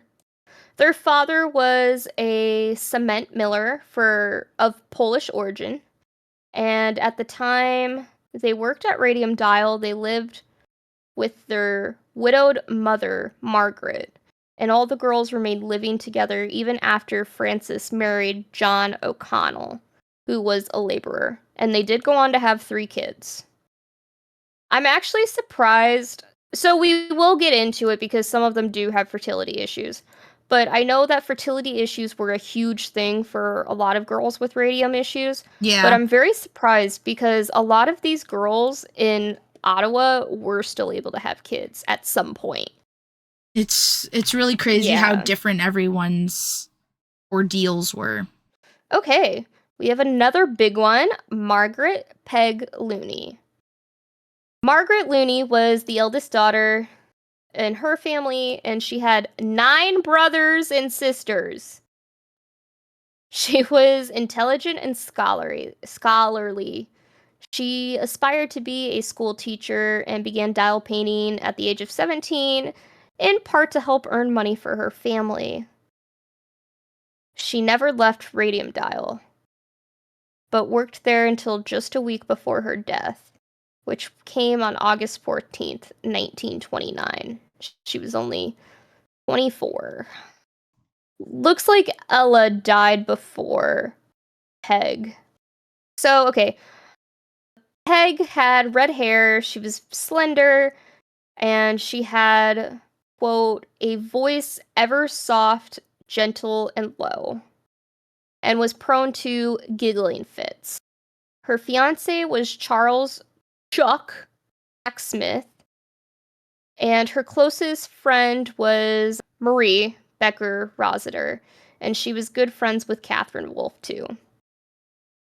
In the book, Peg's radium case is described as particularly horrifying because of the actions of Radium Dial in the wake of her death, which we will definitely be getting into that. Oh my goodness, this poor lady. She did have ambitions to go to school and become a school teacher, but again, she ended up working at Radium Dial. She enjoyed the work and enjoyed that the wages allowed her to spoil her family. She would gift her siblings with new clothing and bring home some of the paint to play with. Again, they were allowed to do that. It all started with her getting a tooth pulled. And even after a year, it didn't heal. It got worse as time went on. Margaret had to be, at one point, she had to be pulled in a wagon by her fiance due to the pains that she was in and her weakened body. Yeah. She had horrible hip pain, her tooth extractions were not healing, and she had anemia. She was unable to even do homework anymore, yet she was still forcing herself to go to work at the factory. When her parents sent her to a doctor in Chicago, he encouraged her to change her employment immediately. Chicago, they really come through for these girls, let me tell you. Like doctor-wise? Doctor-wise, lawyer-wise, they just keep going to Chicago for help because Ottawa refuses. The doctors in Ottawa, it was all under the table type shit. They weren't going to go against the radium company. Next is Inez. Inez sat next to Catherine Donahue in the dial painting studio. And the women worked together for about 6 years. Inez was born the day after Catherine, which is like fun, on February 5th. She's the younger daughter of her parents. She had a brother named Russell, and she was a lifelong resident in Ottawa. She attended the town's grade and high schools and married Vincent Lloyd Vallet on October 20th, 1926. We'll get into her more later because she does come back. Okay, now we got not the Radium Girls characters. We have Thomas Donahue, Tom, who marries Catherine. And oh my god, they're so cute. Because they were both kind of like the shy, quiet types, right? Yeah. Adorable. They got married in January 1932. He worked in Streeter's glass factory. And for those of you who don't know Illinois' geography, Streeter's not that far from Ottawa. It is also a very small town.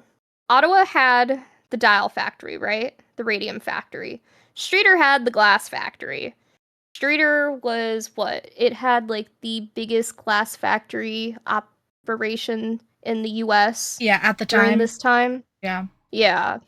Unfortunately, he did get laid off at one point during the Great Depression, but that wasn't until like way later. He is also very Catholic. I'm not sure if he's Irish or not, or if that was just like Catherine, but if he was Irish, fighting Irish was strong in him. Anyway, then we have this bozo called Rufus Reed. Bozo alert, but it's okay because Tom kicks his ass later, like physically. Nice. Beats the shit out of him. So love that for Tom. Anyway, Rufus Reed, he was the Radium Dial supervisor. Okay, actually, there's a couple people I'm going to mention because they will make more sense. There's Rufus Reed, Mercedes Reed, his wife. There's Lottie Murray. Okay, and these three individuals are super important to Joseph A. Kelly Sr., who was the head of the Radium Dial Company. So these three worked closely together and closely under Joseph, okay? Rufus Reed, he was a supervisor. He was also Lottie's assistant superintendent. He was tough on the girls. He supervised. Although he did often try to joke with them in an attempt to feel some sort of camaraderie. He worked to hide the truth about the radium from the workers while supporting the wrongdoings of the company. So this is one of the assholes who kind of knew what was going on. He just kept telling the girls there was nothing wrong. They were fine. At one point, Charlotte and Catherine, who were both having problems, Charlotte had her arm amputated because of a tumor that was in her arm. Ugh. So she had her whole arm amputated. And Catherine had a really bad limp that actually Rufus Reed fired her from the company because of her limp, and it didn't look good to the company. So these two girls go up and were chewing him out, complaining to him, right? He turns around and says, quote, "You look okay to me." You look okay to me? Yeah, you're telling the girl who has one arm and the other who has an extreme, limp that they look okay to you? Fuck him, dude. I hate him. God, he got on my nerves so much. So it was, really satisfying when Tom beat his ass. I don't remember at what point in the timeline that happened, but oh my god, that was so good. It was during the trials. It was definitely during that. I just don't remember which one. Yeah. So, okay, next. Mercedes Reed. Not as much of a bozo as her husband, but still pretty big bozo. She was a loyal employee. She was the Radium Dials, instructor, basically. She ate the radium with a spatula in front of the girls to show how harmless it was. Dude, I cannot. No. I can't. I cannot. And get this, she lived to be 86. How bullshit is that? Her official cause of death was colon cancer, but honestly, who knows? If the shoe fits. That is hilarious. Okay, so then we have Lottie Murray. Lottie was also a loyal employee. She trained the girls specifically in the technique of lip pointing. That's what they love to do. And this is where one would mix the paint with the brush to their lips to bring it to a fine point, and then paint. And the process would be repeated hundreds of times throughout the day. Catherine Wolf was actually her first successful applicant. So Catherine was like... This is Catherine Wolf, by the way, since we forgot to put her picture. Look, it's little Tommy and Mary Jane. Poor Mary Jane. I don't have a separate thing on Mary Jane, but we'll talk about Mary Jane. Poor Mary Jane. She was I don't want to say a radium baby, but that radium definitely fucked her up. Aww. Because her mom was pregnant during that time. So next, I'll introduce some of these other fellas, and then we'll get into the interesting stuff. So we have Jay Cook, who was a Chicago lawyer, and we'll kind of get into him more later. He was their first lawyer to help fight against the company. Then we have Leonard Grossman, who became the girls' saving grace lawyer. There we go. Actually, so there was a news channel thing online for, I don't know if it was Central Illinois or if it was I don't think it was specifically Ottawa. I think it was maybe LaSalle. I don't know for sure. But they had an interview with his son on there. So that was really interesting because then you find out, reading through those, found out a lot more about Grossman as a person. He's awesome. Grossman was described as flamboyant and larger than life. We love that. He was a popular lawyer from Chicago who specialized in representing those of their social standings. A brilliant lawyer who stands up for those who cannot speak for themselves, refusing payment. Oh, here's the quote. Grossman's son and a retired attorney in River Forest. Workers' rights was a major issue for him, referring to his father. He was asked, from what I understand, to take the case by Clarence Dower, who was one of his heroes. So Grossman really looked up to this guy, So, he wasn't going to say no to him. Yeah. Plus, like, when he actually met girls and stuff. Yeah. Oh, here's a blurb. Darrow was a well-known attorney who took difficult cases. One of his most famous cases was the 1925 so-called Scoops Monkey Trial, in which a teacher was prosecuted for illegally teaching evolution. So that is Clarence Darrow. Okay, then we have Rufus. He was Radium Dial's vice president. There's also William Gainley, who was the executive of the Radio Dial Company.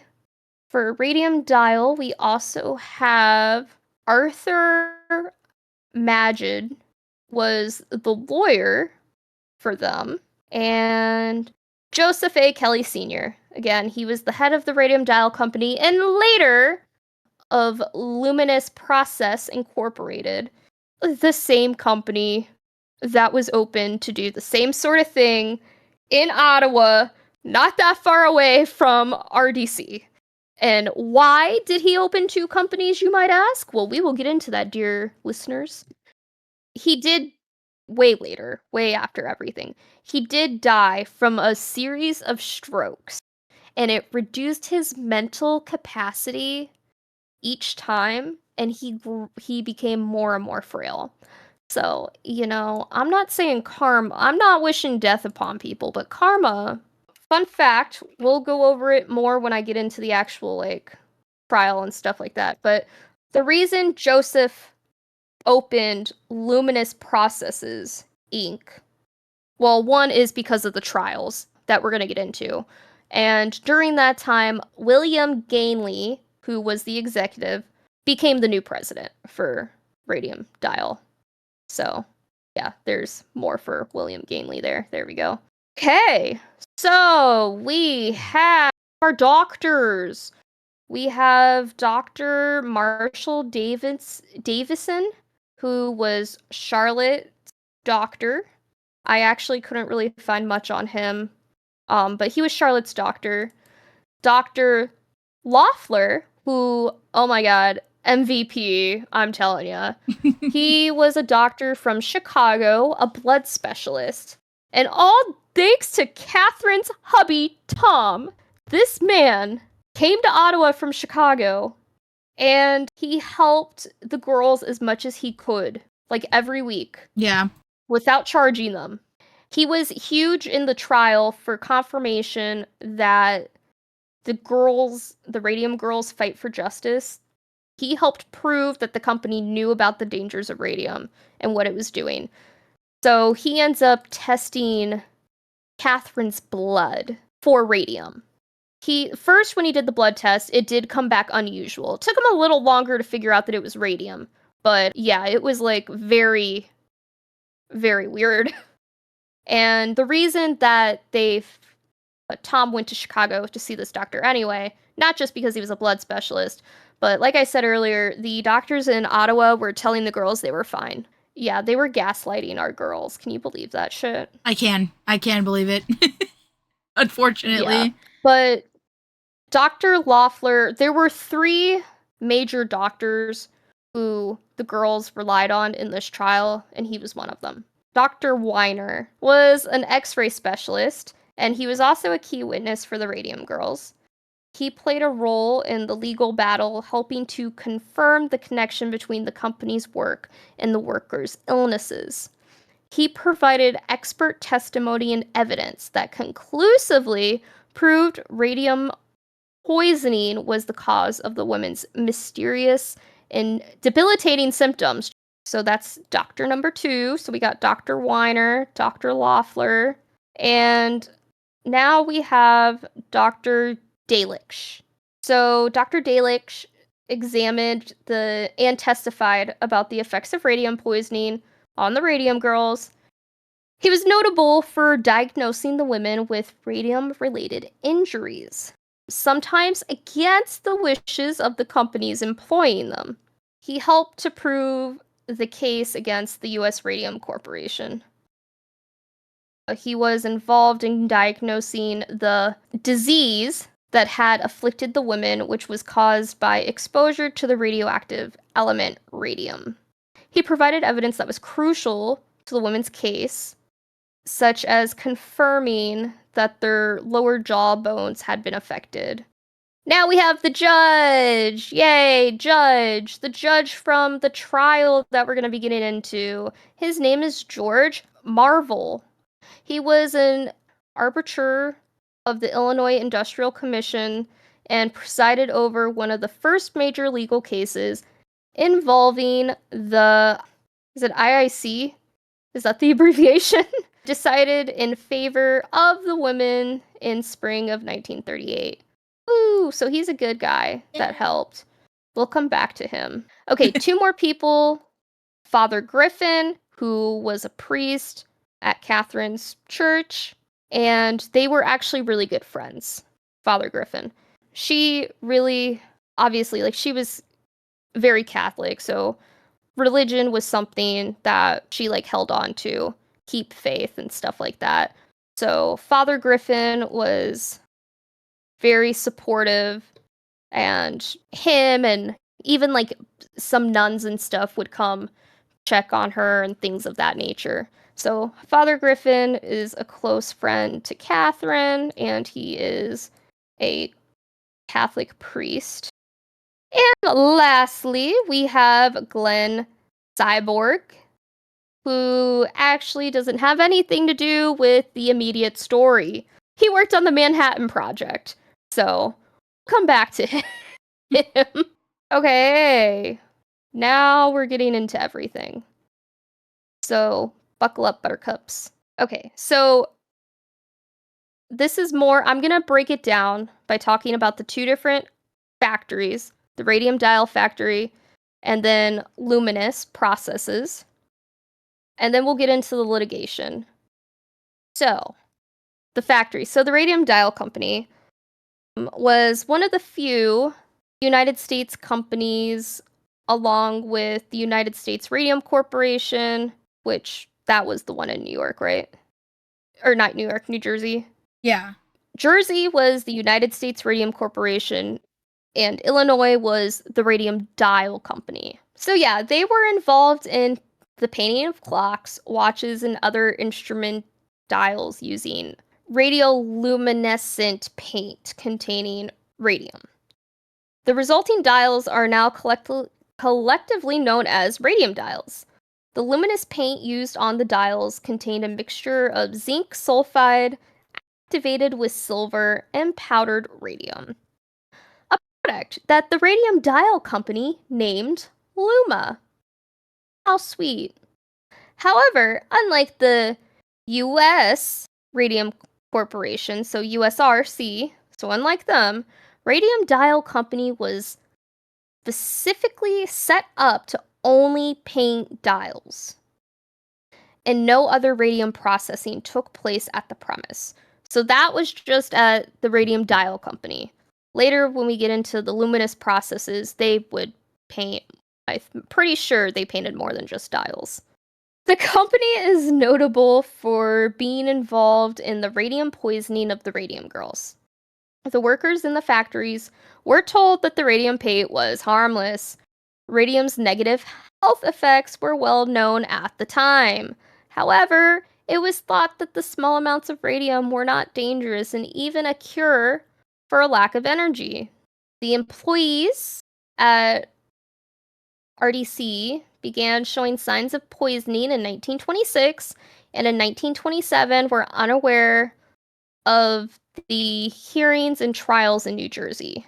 Furthermore, Radium Dial leadership authorized physicals and other tests to determine the toxicity of radium paint to its employees. But the company did not make records of results available to employees. So basically, they had doctors come in, kind of like the whole fake test stuff that happened with New York. But instead of faking tests, they just didn't show the employees the results. They kept it from them. Yeah, they did that at the USRC too during some of their exams. They just didn't say anything. Yeah.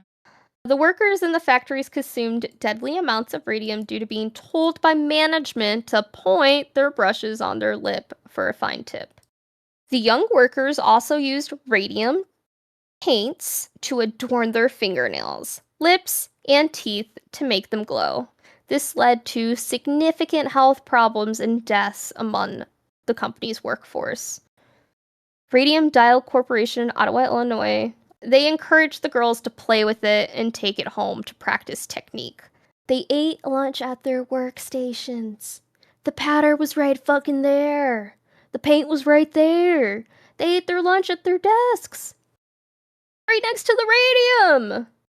This company was I feel like this company was so laxed compared to New York. The girls here definitely had more freedom. So, we will get into it, but the workers do eventually sue Radium Dial Company, and they received financial compensation for their health problems, though the Radium Dial Company continuously appealed this process, which we will definitely be getting into that because holy shit, these guys could not take no. But by 1925, Radium Dial was the largest painting company in the United States. Since business was booming, they could not have rumors, radium not being healthy, circulating around. The company purposely did not spread this news of what was going on in New Jersey. They purposely did not spread that news because the girls themselves did not pay attention to the newspaper. So we have to think about what time this was. I know we've kind of briefly talked about it before, but early 1920s, these are all young girls, started working obviously at young ages. We saw like 16, 15. Some of these girls, I don't know if it was at the radium company itself or somewhere else, but some of them had to enter the workforce at 13. Like, these are young girls. And these girls, they all become good friends really quick. They would hang out together, do each other's hair and makeup. They would go dancing. They'd go to Starved Rock, which is the Illinois state park. They would go there and, like, have fun, hang out. Like, they were young girls. Teenagers to early adults. They didn't read the fucking New York Times and shit. But it's also a small town in Ottawa. So I feel like with how small of a town this is, you don't have news spreading around like you do now, especially with it being like a newspaper. Yeah, it's just you just have to like to me it's frustrating that they didn't read the New York Times, but at the same time like it makes sense, you know? I probably wouldn't have or even have thought of if that was me. RDC did have their workers medically tested, but again, they never shared anything. The women trusted that if something was wrong, the company would have told them. So, they took it as no news is good news. That was not the case at all.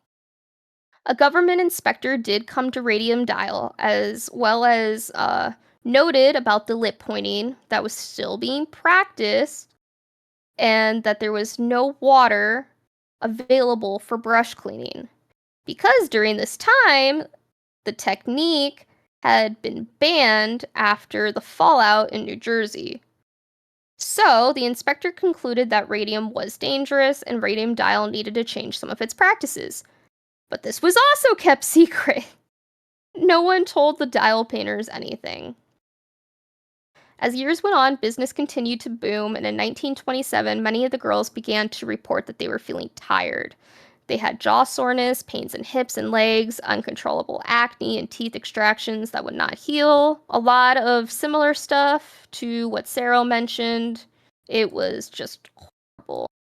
In 1928, the future radium deaths in New Jersey and the court settlement of the 5 women was front page news. And those headlines were noticed by the women. So finally we're getting somewhere, right? Like finally these women are finding out. But it wasn't until after the New Jersey settlements. So it was a long time before they found out. They could have found out so much sooner. These poor women. The factory was full of panicked women as they knew that many of them had already started getting sick after they saw this. And Ella Cruz literally passed away like a year later.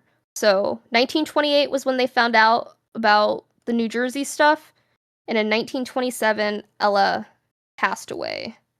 So Ella, her death was the first suspected case of radium poisoning in Ottawa, and her family's case against the Radium Dial company was filed after she passed away, and was the first lawsuit filed on behalf of a dial painter in the state of Illinois, and the first to be filed outside of New Jersey.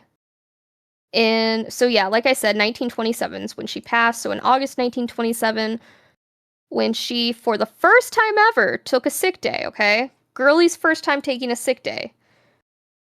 She had been there 4 years, 25 days. Wow. And a month. 8-hour days, no vacation, okay? And she took one sick day in August 1927. She went home on that Friday, okay? And she never returned. The next day, Saturday, she went to a doctor who tried to lance a pimple she had developed on her chin, but nothing came out. And the pimple only kept swelling. Whoa. She was called in on that Monday and that Tuesday. Ugh. So remember, went home Friday, saw the doctor Saturday, was called in Monday and Tuesday that following week. And by Wednesday, she was admitted to the Ottawa City Hospital with septic poisoning on her face. By September 4th, she was dead, and her spiral was 1 week. So, Ella's case really kind of started the litigations and stuff, but the young women were spooked and demanded meetings with the company leadership. Some of these meetings were reported to be borderline riots. The production of the work had declined greatly to the women's unease and fear. The women slacked at their work and did not want the brushes anywhere near their lips. Yeah, I The would be terrified. Yeah. Radium Dial called in more medical experts for tests. Okay. And honestly, I think they just did this for show. Just having more experts come in. Yeah. They used the breath test that had been developed by Dr. It's Martland, right? That's how you say his name? Yeah, Martland. So these doctors used the breath test that was developed by Dr. Martland in Jersey and took x-rays and blood tests. The women waited and waited for the results, but they were told that this information couldn't be released to them. That's fucking bullshit. What do you mean you couldn't release it to them? It's their health information. They should be the only ones that get to have that information. So Catherine Wolfe Donahue and Marie Rossiter confronted their manager, Mr. Reed, Rufus Reed, about this. He made a comment about how if they were released the results, there would be riots. So that's why the company wasn't doing it, because there would be riots. This was a strange comment, especially as the company continued to tell the girls that there was no such thing as radium poisoning. The newspapers told a different story, though. The newspapers were on the side of these girls. Even when their community wasn't, everyone around them wasn't. The newspapers were on their side. Not long after the news from Jersey was spread, Radium Dial released their own full-page advertisement. It stated that the medical examinations that were made by experts did not find evidence of radium poisoning. They stated if any of their employees were in danger, they would have suspended operations, which is bullshit. The company would rerun this advertisement multiple times, and the practice of lip pointing continued. Of course. In reality, both the tests in 1925 and 1928 showed, without a doubt, the young women who worked at RDC were radioactive. The company was hiding this from everyone despite knowing the dangers.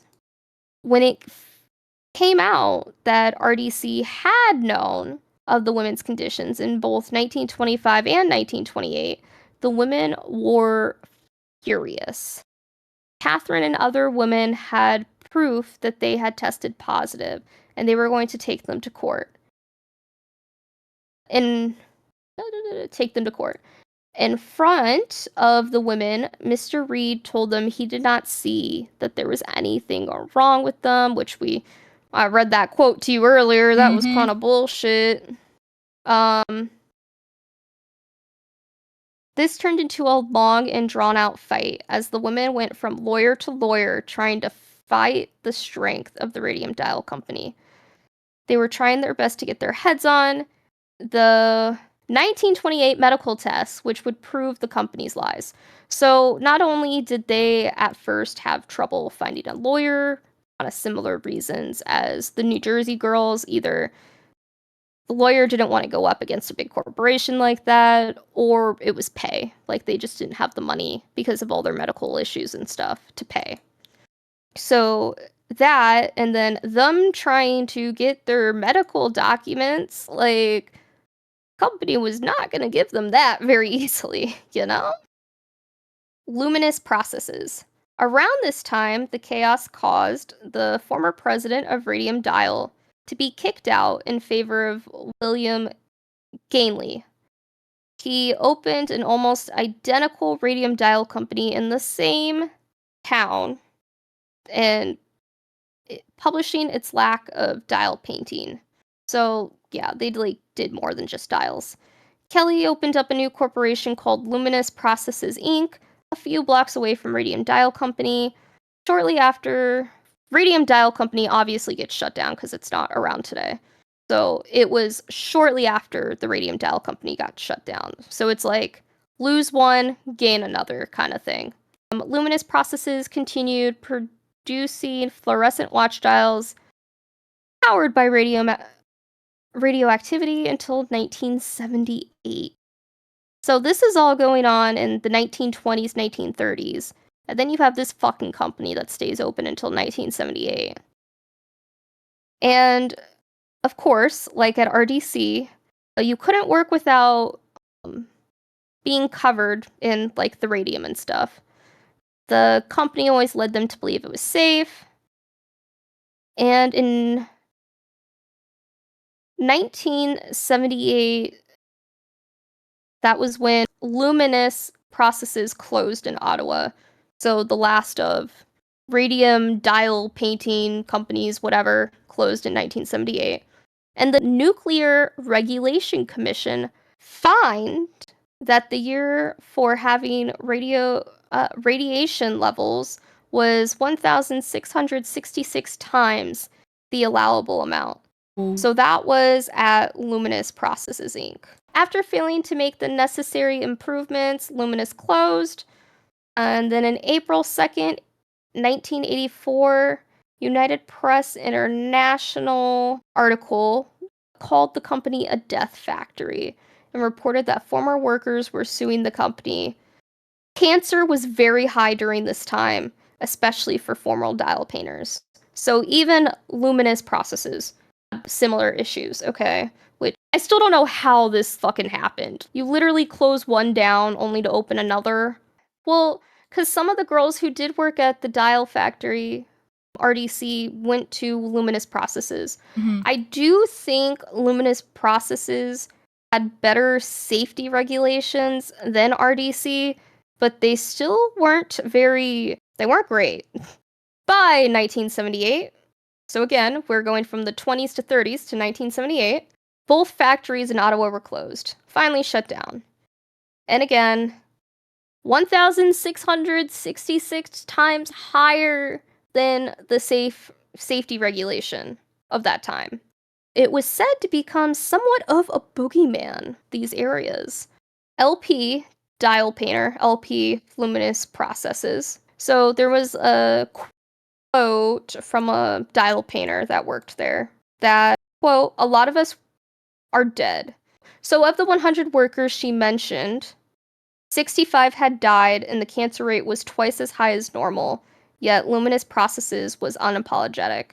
They even wiggled out of paying cleanup costs, which ended up being $62,000. Workers were offered $100 in severance pay, and the girls had difficulty suing the firm. It was definitely profits before people. Like, come on, man. This whole thing literally happened in Ottawa already. just like around the street from them. And it happens again. But Luminous Processes Inc., again, they did not get much of anything. But that's okay because RDC gets taken down. Mm-hmm. Though it does suck that almost the exact same thing happened Yeah. again right after, and there wasn't much justice from that. So, okay, so like I mentioned earlier, Ella Cruz, her family was the first to attempt to take down RDC, take them to court in 1929. They did not believe what the advertisement stated, and unfortunately, this would go nowhere. It was difficult to find lawyers who would stand up to the corporation or even believe in the theory of radium poisoning. Because, like, again, news didn't really travel much during that time. We're getting into the 1930s, which is the beginning of the Depression, and the town of Ottawa was proud that they had the Radium Dial Company, who was still providing good employment.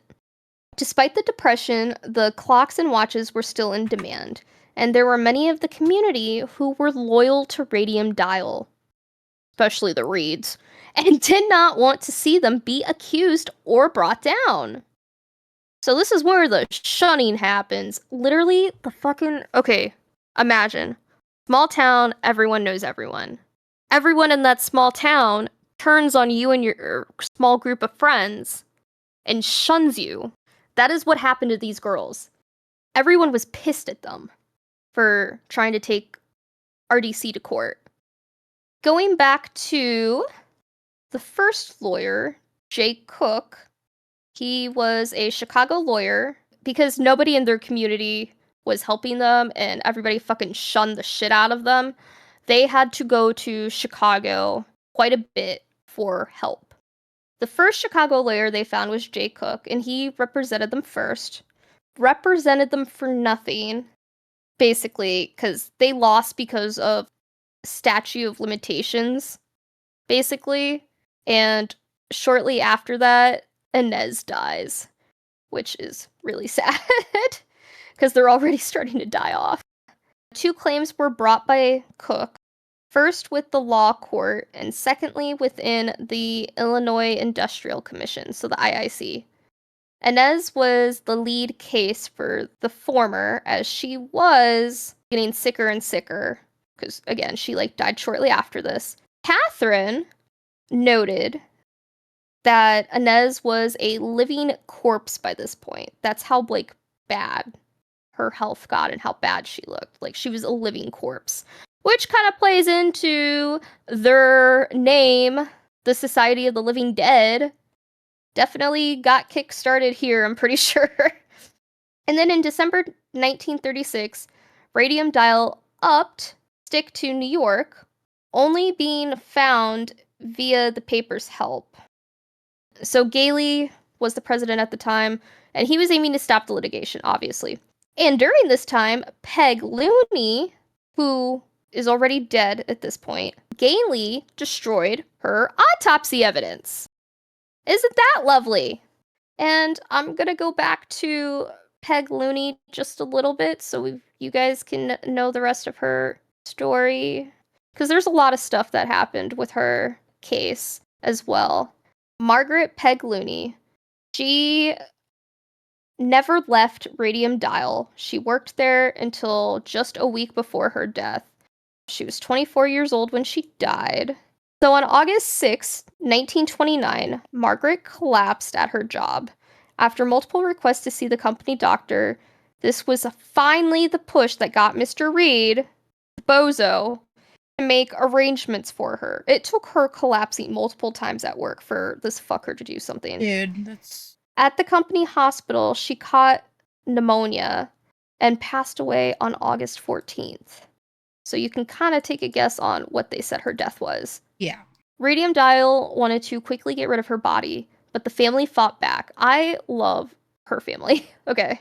They insisted that she was to get a proper burial. Obviously, I think we can all take a guess why they did not want to give them the body. The company men knew that her death was connected to the radium, and they wanted to hide it. The family got their wish and demanded that an autopsy be completed. Woot woot! The company agreed, but it was performed by their own doctor. Okay, so this is the part that really pisses me off, Yeah. okay? How did they Pay have attention, boys and any? girls. Pay attention. They did the autopsy. The family wanted a doctor of their choice to do the autopsy, but the company wanted their company doctor to do the autopsy. And I think we can guess why. So they came to an agreement that both doctors would be present during the autopsy. The person doing the autopsy would be the RDC doctor, but the family doctor would be right there watching everything, okay? But these motherfuckers, when the appointed hour came, the family doctor found that the company had already completed the autopsy before his arrival. The company claimed that the autopsy showed nothing unusual and even published these findings in the newspaper. But in reality, her jaw and bones were riddled with holes, kind of like what you were talking about Yeah, the earlier. moth holes. Later on, after we get past all this, her body was the first to be donated to science for the Radium Girls. Her family donated her body to science because they wanted Peg's body to be studied. They wanted, like, the truth, you know? And holy shit.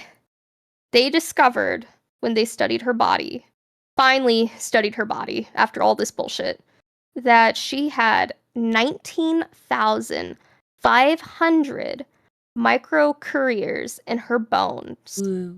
and it was the highest amount recorded, more than 1,000 times the amount that was considered safe. They also discovered that the company doctor cut the jawbone out of her while she was dead. Her siblings and family were pissed, dude, when they Livid. found that out. Oh, yeah, they knew she was full of radium and lied. The family was told that they brought her body back encased in lead because she was so radioactive.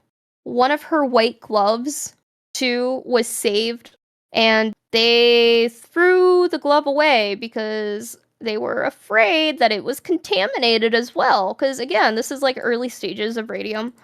Don't fucking know how it gets spread Yeah. and shit. Like, this was one of the big things they studied later on, which we'll get into, because Grace comes back into the picture for that. Grace's family from New Yeah. Jersey. It was, yeah, that was pretty bullshit what they did. Also, before I forget, Inez, who I mentioned, died. Inez goes down in history as the first lead case in Illinois Dial Painters Collective lawsuit, living corpses, and as the woman who first won a judgment in the state on the poisoning of the Radium Girls. So her case was the first to get some sort of win. Obviously, not really a big one because, again, Jake Cook lost some cases for them, but she was the first big push. She died at the age of 29 after 8 years of agony. Her husband lost his mother, father, and wife in less than 2 years. This poor man lost both his parents and his wife within a 2-year time span, and his wife was for 8 years in agony. Yeah. That breaks my heart, this poor man. He did end up remarrying later on, but yeah, Inez died on the 25th of February from sarcoma of the neck, and it was so horrific that the medics could not cease her bleeding out. She bled out from her neck. Very reminiscent of Molly. Yeah. So yeah, the girls became known as the Society of the Living Dead and was reported on April 6, 1938, the Springfield, Illinois State Journal. That was like the big headline. This was their first effort that failed. Then Illinois passed the Illinois Occupational Disease Act because of the women. So even though they didn't really win with Jay Cook, there was still like other things that happened. Yeah, the Illinois Occupational Disease Act. The Society of the Living Dead, again, group of employees, basically the Radium Girls, who were either fired or quit their jobs would no longer be ignored because of their deteriorating health conditions. They took action, forming the Society of the Living Dead. 14 women, although many more experienced illness, sued the Radium Dial Company in 1937. It was mainly, even though there were so many girls who did get poisoned and died and sick and stuff, it was mainly the ones who were fighting in court. Okay, so in Illinois, employees began asking for compensation for their medical and dental bills as early as 1927, but were refused by management.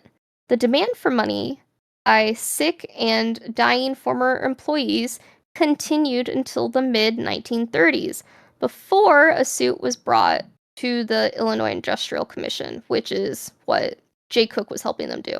And again, this was around the time where the girls were shunned from the community. And like thinking about it too, these girls, like a lot of them had huge fucking families. Yeah. Can you imagine how awkward it would be to be shunned in a small town with like huge ass families and stuff? Oh god, that's gotta be. Oh, I can't even imagine. So, in Illinois, they were not able to sue due to under workmen's comp laws due to the industrial poisoning not being covered initially. So RDC argued and won on the fact that radium was a poison, and poisoning was not covered under the workmen's comp laws. After approaching every attorney they could think of in Ottawa and Chicago, this was when Catherine and her husband Tom, in desperation, wrote to Clarence Darrow that we talked about earlier. You know, like I said before, he was like 80 years old, not in good health. He wanted to help them but couldn't take the case. But he did the next best thing and he referred them to Leonard Grossman, who took the case pro bono. As far as I could find, he never received payment for it either. He never charged them. He was an old school crusader who took the case for the horrible injustice that had been done to these women. Yeah, he refused payment and jumped on board to represent Catherine and the other girls in the fight for their lives. His passion and zeal for the justice changes the girls' lives forever. Here's the quote.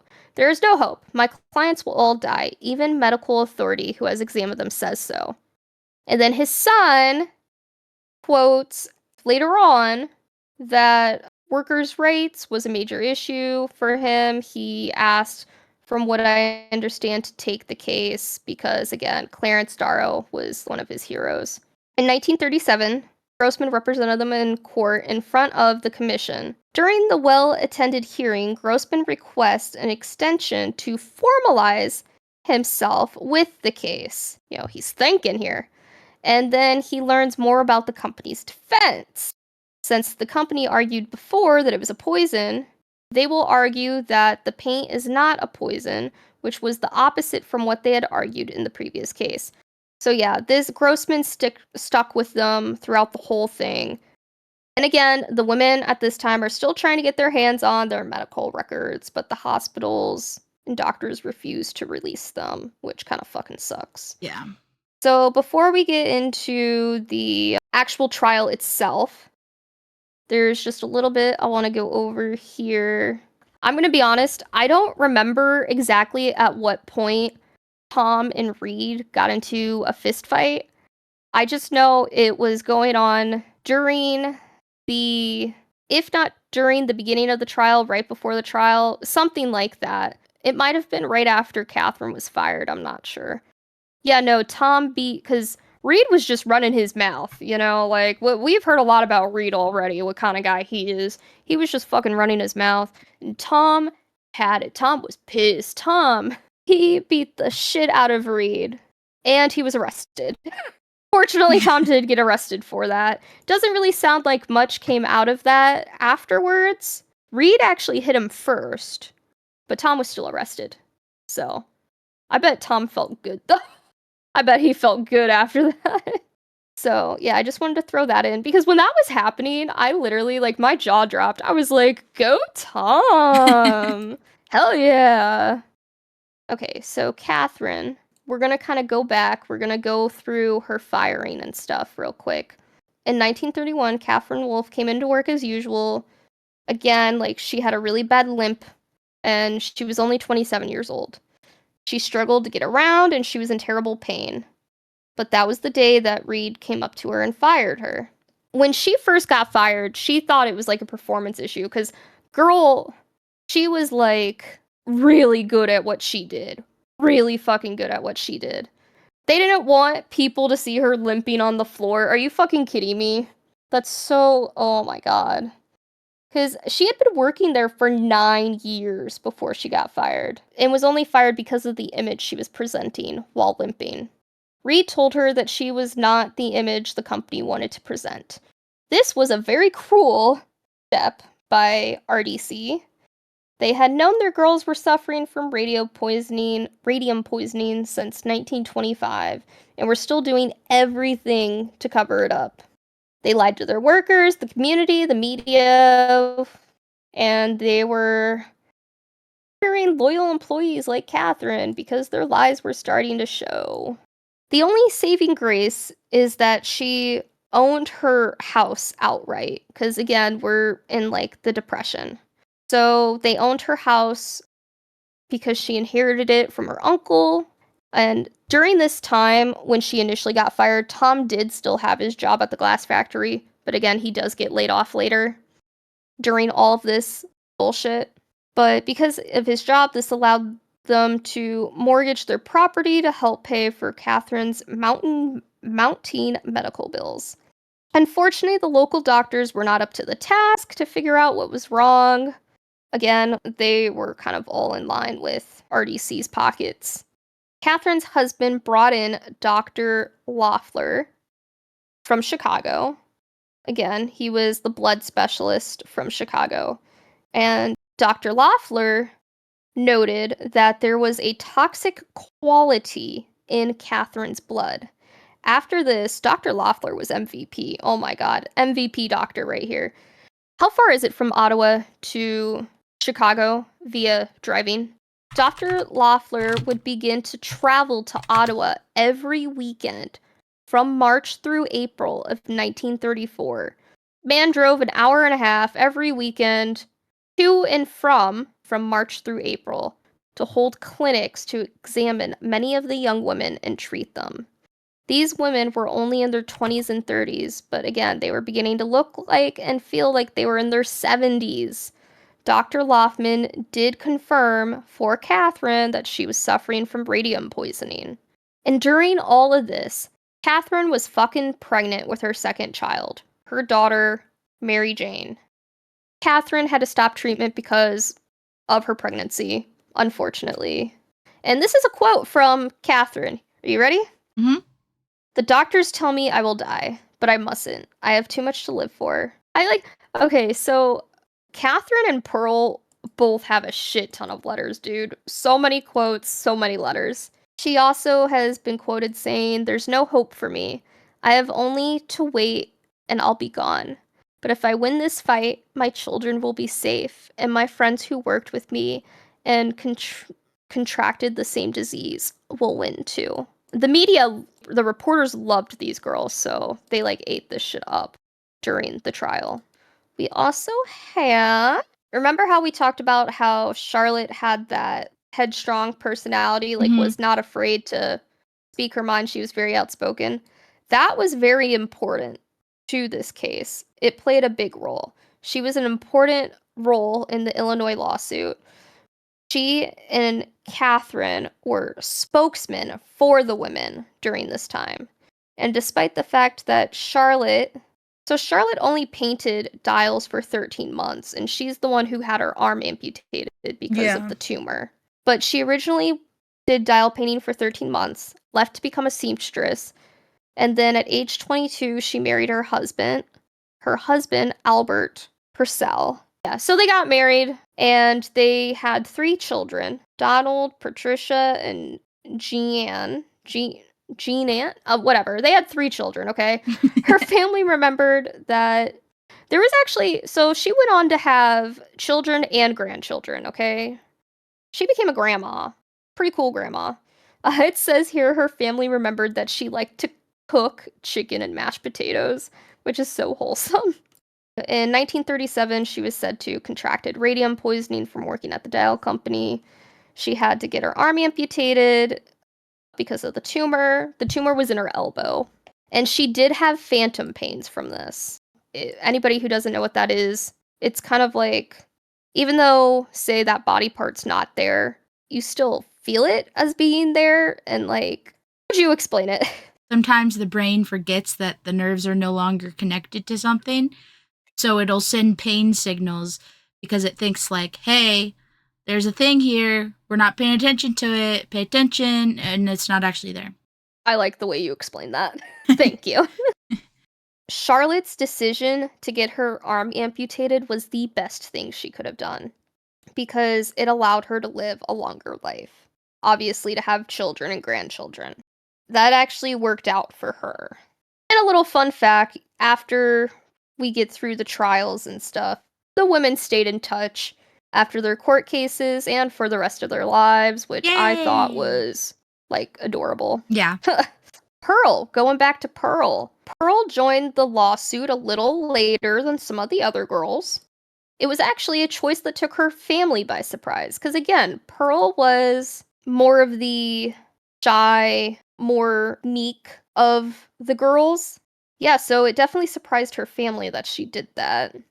Pearl was heavily involved in the lawsuit. And I feel like because Catherine, that also helped her come to those terms. Because I feel Yeah. like, you know, a lot of people, especially these girls who are all super close, all going through the same thing, like there's not many other people that they can connect with on that. I think that's part of the reason. She was heavily involved in the lawsuit, and it was she who suggested to Grossman that the Radium Girls form a society to help the other workers afflicted by the occupational hazards. And the suggestion she hoped would be another stepping stone for your greater efforts in the humanitarian idealism. Her idea became the famous Society of the Living Dead. So I know that the New Jersey case was famous, but the Illinois case became a media frenzy. Yeah. It really did. Reporters flocked to this. And a ton of reporters went to the trial too. In her spare time, Pearl was a woman who liked to sew, make curtains and dresses, and her favorite pastime was cooking. Her specialty was baked fruit pies, which she made from scratch, using butter, never margarine. Oh, and we have her nephew. I forgot. Her nephew is kind of important too. It's thanks to him that we have all these letters and stuff. Her nephew, referring to when she joined the lawsuit, remembered, quote, "Why would she join in a lawsuit? It's not her MO. It's not really how I remember her, because she'd rather just say, 'Oh, I'm sorry,' or 'I'll just go the other way,' or turn the other cheek. She's not one who would say, 'I'm gonna sue your butt.'" She's not like that. She was never like that. She must have been doing it for a reason. She must have felt strongly that her friends were dying and she needed to help them, even though she was dying herself. Now, Pearl did have her own difficulties because of the radium. Again, she had one daughter also named Pearl. After that, she had major infertility issues and miscarriages. And she was forced to have a hysterectomy in 1993, abruptly ending any dream she had for a big family. And again, she was trained to be a nurse, so she realized that something was happening to the dial painters in Ottawa kind of earlier on. She quotes saying, "I don't allow myself to dwell on it. I have had my measures of happiness. Life has been good. I live in the hope of living." This was in 1938. She remained relatively healthy for someone with radium, which was good. She did, like I said before, she lived to be like 98 or something. And we'll get more into that. I don't know. I just love seeing that, you know, people who, because she was probably scared shitless and she's not the kind of person to like stand up for things like that. So I just love that she did that for her friends and her. So Marie Rossiter, again, back to her. She's the ones who's like best friends with Charlotte. She characteristically stood up to her supervisors when news of the New Jersey cases reached Ottawa, demanding answers. She was instrumental in the legal fight and her support to the stricken colleagues never slipped. She used to sit beside Catherine's bed, because Catherine did become bedridden at one point, so she would be there a lot while Catherine was very sick. She also had nursed her father before, so it wasn't completely unknown to her to be like helping somebody on their deathbed that's sick, kind of thing. And she actually just lived down the street from the Donahues, so Tom and Catherine. So that's fun. She lived just down the street from them. And the radium did eventually take one of her legs due to radium poisoning. So that sucks. And she does later donate her body to science. I think she was second after Peg's family. Yeah, the Galansky sisters, so Frances and Marguerite, also were involved in the lawsuit. They gave evidence in Catherine's case, because, like, the first case, it was kind of Catherine's case. Again, that's kind of why she's the main. So they were giving evidence in Catherine's case, but do not seem to have been as passionate about it as some of the other women were. Catherine Donahue wrote in a letter to Pearl, quote, Gail has been here to see me. She and Marie Rossiter went to Chicago and had their x-ray pictures taken and asked the Galinsky sisters to go with them as they drove up, but the girls refused to go. Catherine continues to say, I'm really surprised as it didn't cost much, 100 apiece, and Mr. Grossman took them to lunch. Frances ultimately did end up dying in 1977 at age 70, and Marguerite died in 1981. And Marguerite did have one son.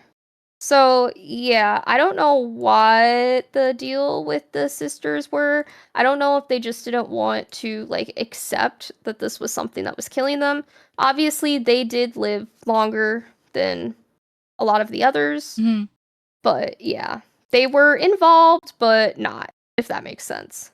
So February 10th, 1938, Tom Donahue carries Catherine into the hearing because she was like getting bad.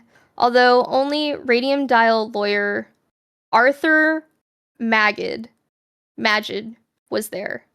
The radium dial executives didn't attend, dude. That's They didn't crazy. fucking show up. Grossman was able to seize some documents from Radium Dial, but unfortunately, not the actual medical reports. The documents he did get were letters from the insurance companies who kept rejecting to cover the company due to medical reports stating there was radium poisoning. So, yeah, like this kind of backfired on the company because they saw the real medical reports that it was radium poisoning. So they were smart and were like, fuck no, we're not getting involved with that shit. And then evidence was gathered from Catherine by Dr. Loeffler, Dr. Weiner, and Dr. Daylich. Loeffler being the one who traveled from Chicago every weekend and was the blood specialist. Weiner was the x-ray specialist. And then Daylich was a dentist. So those three were called upon as witnesses and, stuff for the trial. Weiner saying that she, being Catherine, seemed ancient and emancipated. At only 71 pounds, Catherine lost so much weight, and Daylich noting her lower jawbones were completely destroyed. So Catherine, along with the other girls, took the stand to tell her stories. Catherine even showed the fragments of her jawbone that had been pulled out previously. It was during this trial that the doctors had to tell the truth about Catherine's condition. This fucked me up in the book. This was so sad. At this point, Catherine didn't know that they couldn't cure her. She was holding out, hoping, praying, same with her husband. Had no idea. that it was terminal and that she was basically marked for death. Daylich was the one on the stand. He didn't want to answer the question. I don't remember what the question was. I didn't write it down. But the question had to do with if her condition was like permanent and she was like terminal. And he didn't want to answer that. But the judge was making him answer that. And he didn't even have to answer that for her to know that she was marked for death, that it was terminal. She screamed and broke down right in the courtroom. And she had to be brought back to her bed. And it was after that that Daylich was like, yeah, it's terminal. Both Catherine and Tom took that very hard. Tom trying to be the strong one for her, but yeah, no, they both took it really hard. It was not good. She ended up fainting during that, and she had to deliver the rest of her testimony from her bed, basically. So this whole thing was a race against time. Basically, what RDC was trying to do is they kept trying to get the trials and stuff pushed back, holding out. Because right now, this is Catherine's trial, okay? And Catherine is dying. So they were really trying to hold out, you know? But Grossman, being the awesome guy he is, was fighting back against that. So yeah, it was a race against time. And Catherine was bedridden. She was losing weight quickly. And she had a large tumor on her hip bone. Her body even gave off a faint glow. Yet, she was going to have her day in court just like every other woman that Grossman was representing. The media began to pick up the young woman's compelling stories and published her articles supporting them. They'd taken pictures of them with their families and gave these women a voice that the RDC was trying to smash. The public was in love with them and supported them. So yeah, in this picture here, that's Catherine on her bedside, in bed, because she's bedridden. Yeah, on this. And then look at her cute little kids. These poor kids. It was agreed that she would continue to give her testimony from bed. So on the 11th, the next day, so the day after she found out about her terminal illness, she was still alive, thankfully. And with her comrades like Pearl, the Galensky sisters, Olive Witt, Helen Munch, you know, all of them were around her as she testified and showed how one did the lip pointing technique. So she did show how they did it, like the lip point. By this point, RDC had nothing that could cover them. There was definite proof that they had lied with letters from the insurance companies, and then the advertisement that the company had published in the newspaper claiming that the reports said nothing of the sort.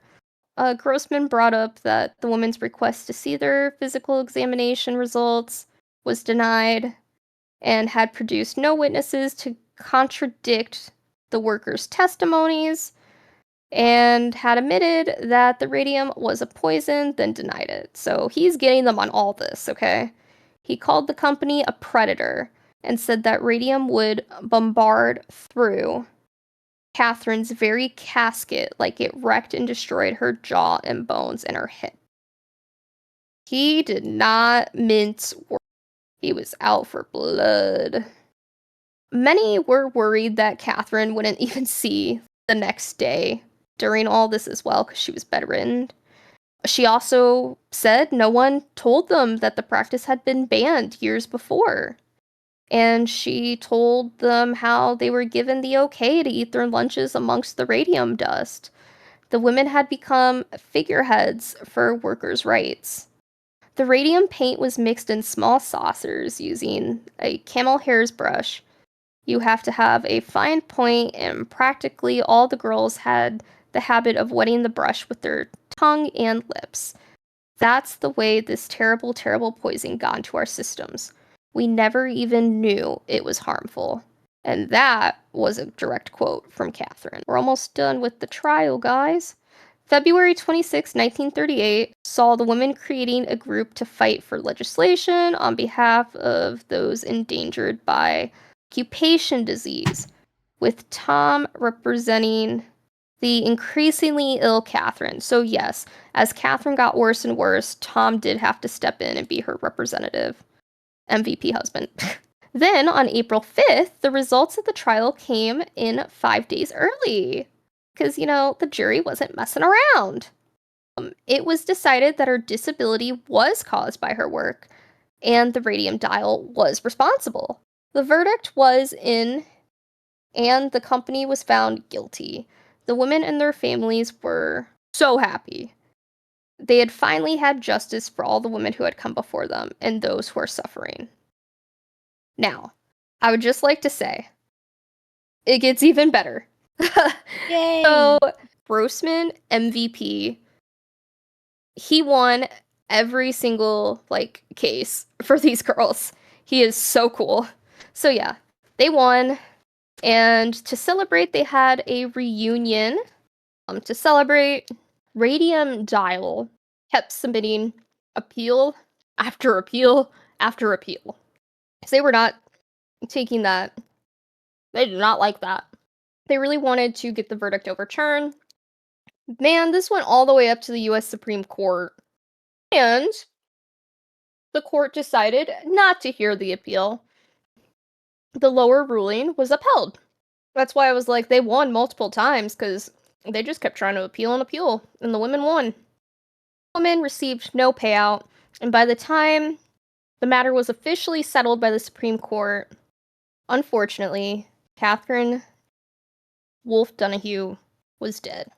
So, fun fact, Grossman, their lawyer, he actually had to get a special license for the Supreme Court. But in the end, he didn't actually have to go because they were like, nah, we're upholding this. So, the funeral, unfortunately, Charlotte was not able to attend. I don't remember exactly why she wasn't able to attend, but she wasn't able to attend, unfortunately. It's kind of sad because Mary Jane, who was really, really little at the time, she might have been 3, if not younger. She was quoted saying, "Why doesn't mommy talk?" Wow. Because it was an open casket funeral.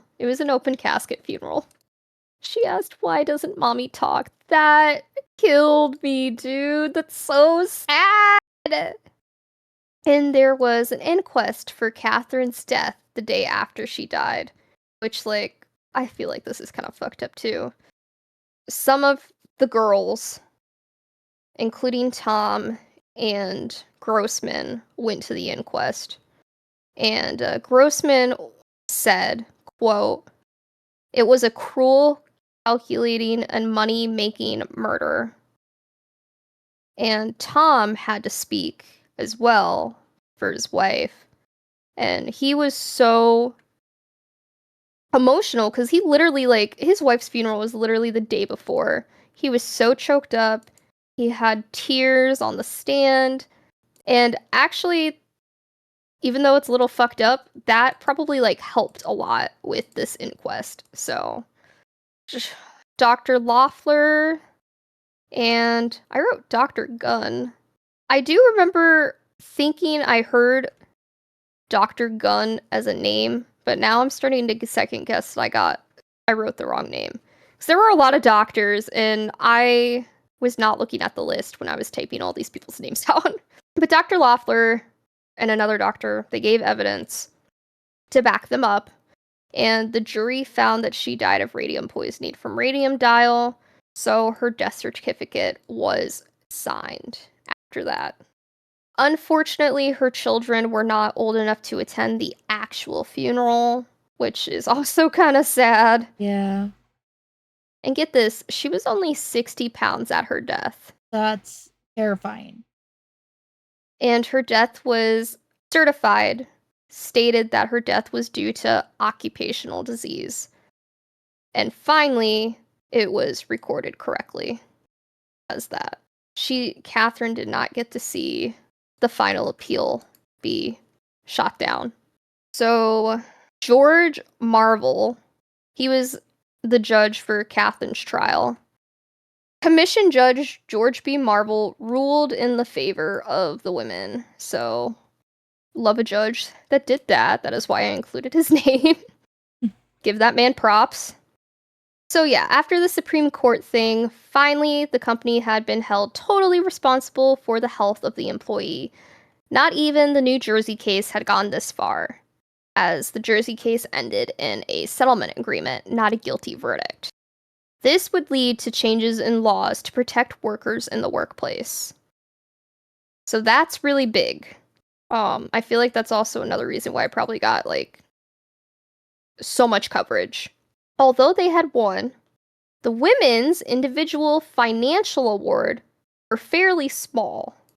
The company only had to pay $10,000 to the women, collectively because it fled the state and started a business in New York. Whoa. There was no way the Illinois Industrial Commission could reach across state lines and grab those assets. Some of the women got nothing, and Radium Dial unsuccessfully appealed the decision many times. So yeah, the Jersey girls got settlements, where the Illinois girls didn't really get settlements, but they got laws. So, guess you could say a healthy mix of both, but that still kind of fucking sucks, because those girls were definitely suffering, too. Yeah. Like, look at all the fucking amputations and shit that I brought up earlier. Going back, we're going to talk about Pearl again. The radiation, again, it did cause miscarriages and infertility, and she was forced to have a hysterectomy. Quote, I don't allow myself to dwell on it. I have had my measure of happiness. Life has been good. I live in the hope of living, she is quoted saying. So quite a few of them lived fairly long, Pearl being one of them, Charlotte being another. Pearl remained relatively healthy and outlived her friends by decades. The radium poisoning did cause one heartbreaking health problem for Pearl, which was, having children. More children.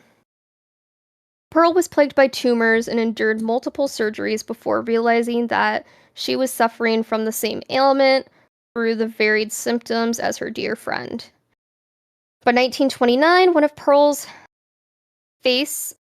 one side of Pearl's face was paralyzed and she had been hospitalized 9 times. She feared she was dying.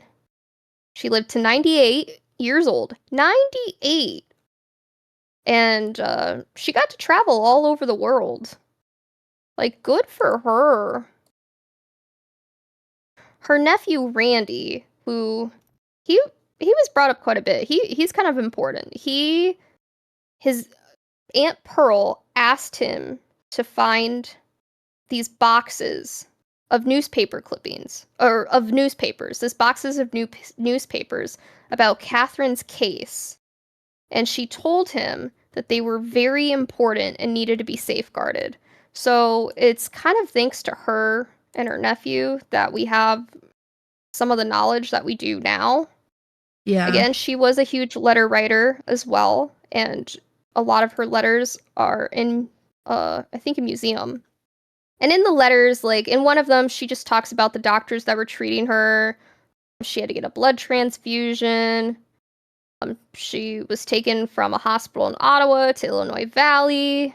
She sent home and spent several months in bed. And that was when she began to put 2 and 2 together about, like, the radium victims and stuff, and came to the conclusion that it was radium poisoning. She said in the letter, I believed and believe today that radium had attached the tissue of certain organs, became localized in these organs, causing them to be destroyed through tumorous growths. I believe as this radium became localized, tumor formed there, and each time the tumor was removed, the deposit of radium was removed with the organ. I believe I was fortunate in the fact that radium did not become localized in some of the bones of the body, which cannot be removed, as is the cause with many of the girls that are dead and still alive. So it sounded like she was fortunate in the sense that the radium attacked her organs over her bones. And Charlotte She ultimately became the girl's longest lasting contribution. She lived to be 82 and was a grandma. Her grandkids, like they looked up to her. And she actually would tell her kids and grandkids the story of her arm being cut off, like over and over again. Kind of like, when you're like at a campfire or something, or like a family dinner, and like that one relative just tells like the same story a really every cool time, story, but it's like just over yeah. and over again. Yeah, she literally that's what she did, which I find so funny. Rufus Reeds didn't associate with Radium Dial even before the plant went under, because like Radium Dial, again, they like closed down, especially after the Supreme Court ruling. So after Radium Dial went under, he just didn't associate with Radium Dial. And it was because he was fired. He was fired, and he was really pissed about it. So he just didn't associate with them after that. He was a very bitter man and became a maintenance man at the YMCA after he was fired from Radium Dial. So there's that. Thanks to this litigation, it led to significant reforms in the workplace safety, which eventually led to the establishment of OSHA decades later. Yay, OSHA. Isn't that OSHA? Yeah, OSHA. Yeah, okay, that's what I thought. Very I was like, important. wait, that's OSHA. This is what we got. Okay. Case is over. So, in Illinois, the remaining women formed a society, and their first meeting was in 1938, where they would work to obtain better legislative protection for those who suffered from occupational hazards. Later, in the late 80s, there was a documentary called Radium City about Ottawa's history with radium, made by Carol Langer. The original building, because again, Radium RCD shut down, but the other company didn't close down right away. It continued. In 1938, that's when they started trying to push for better legislation and stuff. So after RDC was knocked down, a meat locker company eventually owned it, but employees were dying of cancer because you can't, like, it's, even though you're not making radium shit in there anymore, it's obviously like, well, maybe not obvious to them because they didn't fucking know, but it's radioactive still. Yeah. Even the customers got cancer. So the building was eventually knocked down in 1968, and they just hauled that thing down. The buildings themselves were contaminated. They were torn down with no regards to the potential radioactive danger resulting in the radioactivity debris, which left all over the town. It was all over the town. By 1984, Illinois approved a $2.5 million to tear down the Luminous Processes building, by which time 40 women formerly employed by the plant had been linked to radium poisoning deaths. Oh my goodness, who would have fucking known?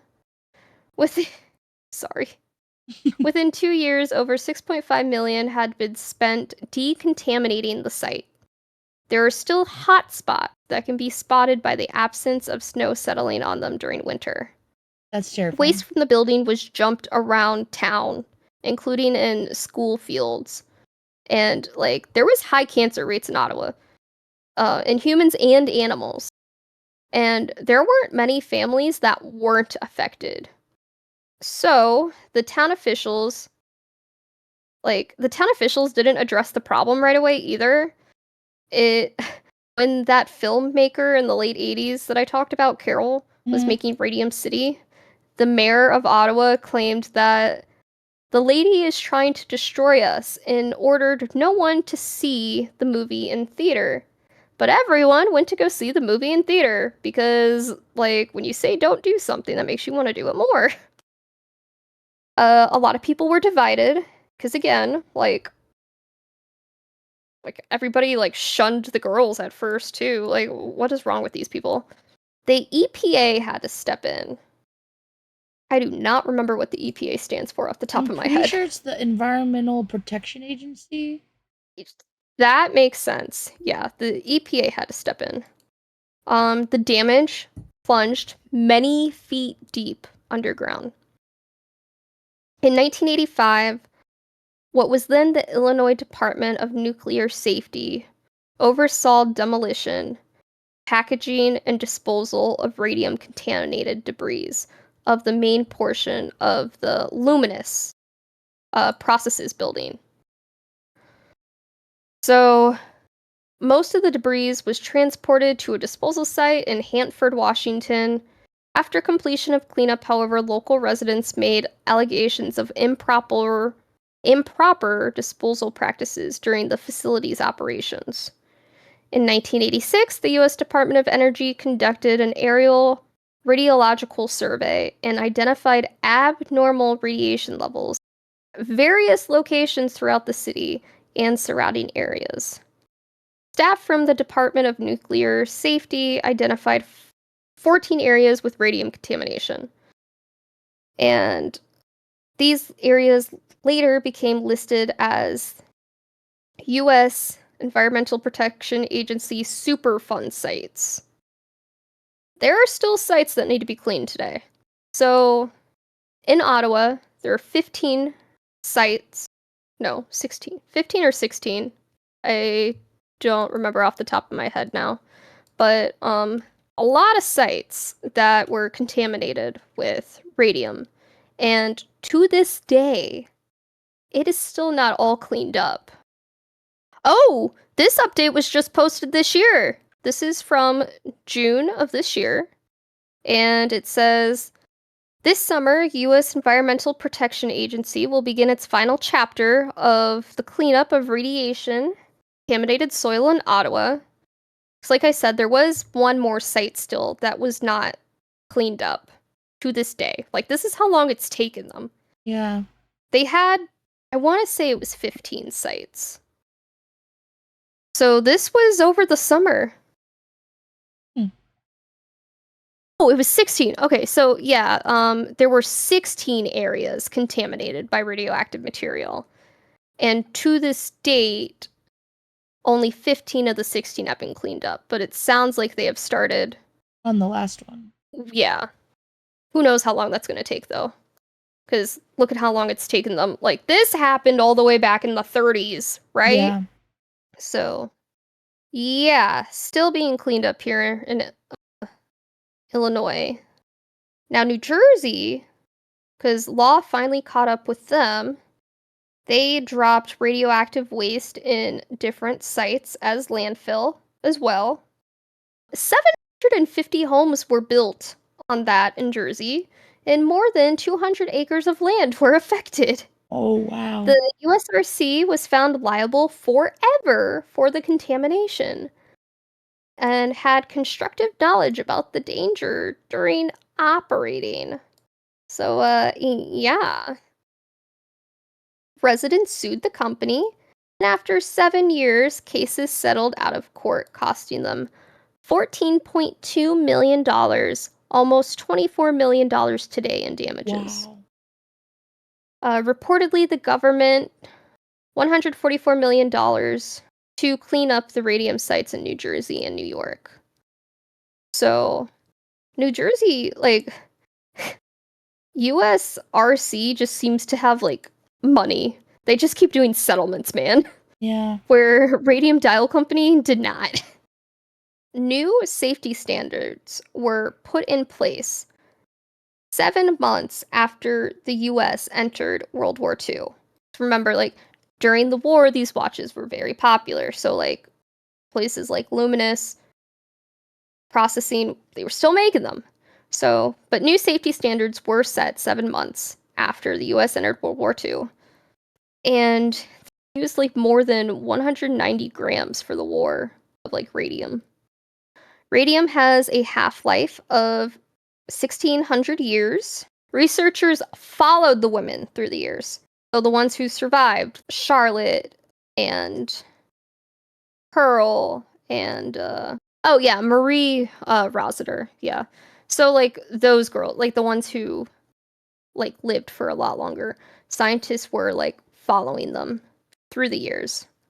The older they were when they did dial work, and the fewer years they worked, they were less likely to die in early stages. So that's what it mainly came down to, dying in early stages versus dying in late stages. Yeah. I do feel like there were, I could be wrong. It could have just been the way the book was written or whatever, but I don't know. In my opinion, it sounded like there were more women from Illinois that died in the later stages versus like the earlier stages. But I could be wrong. Even if they like did die in later stages, many still had a bunch of challenges.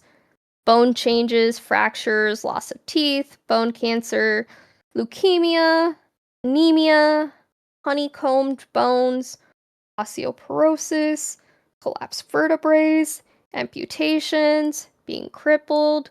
Like there were so many things that they still had to deal with and go through. Now, before I get further down about the girls and the scientists testing them and shit, again, World War II. What happened in World War II? Atomic bomb, Manhattan Project.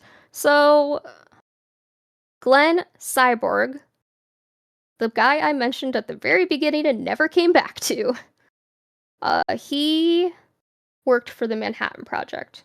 And he read about the girls' cases and stuff, okay? Now, so a disturbing vision of workers in the radium industry and realized the same hazards could happen. So they issued non-negotiable safety standards. He protected his workers. If it hadn't been for the Radium Girls, the workers of the Manhattan Project could have been affected. Also, projected people as radioactive energy and substances took off.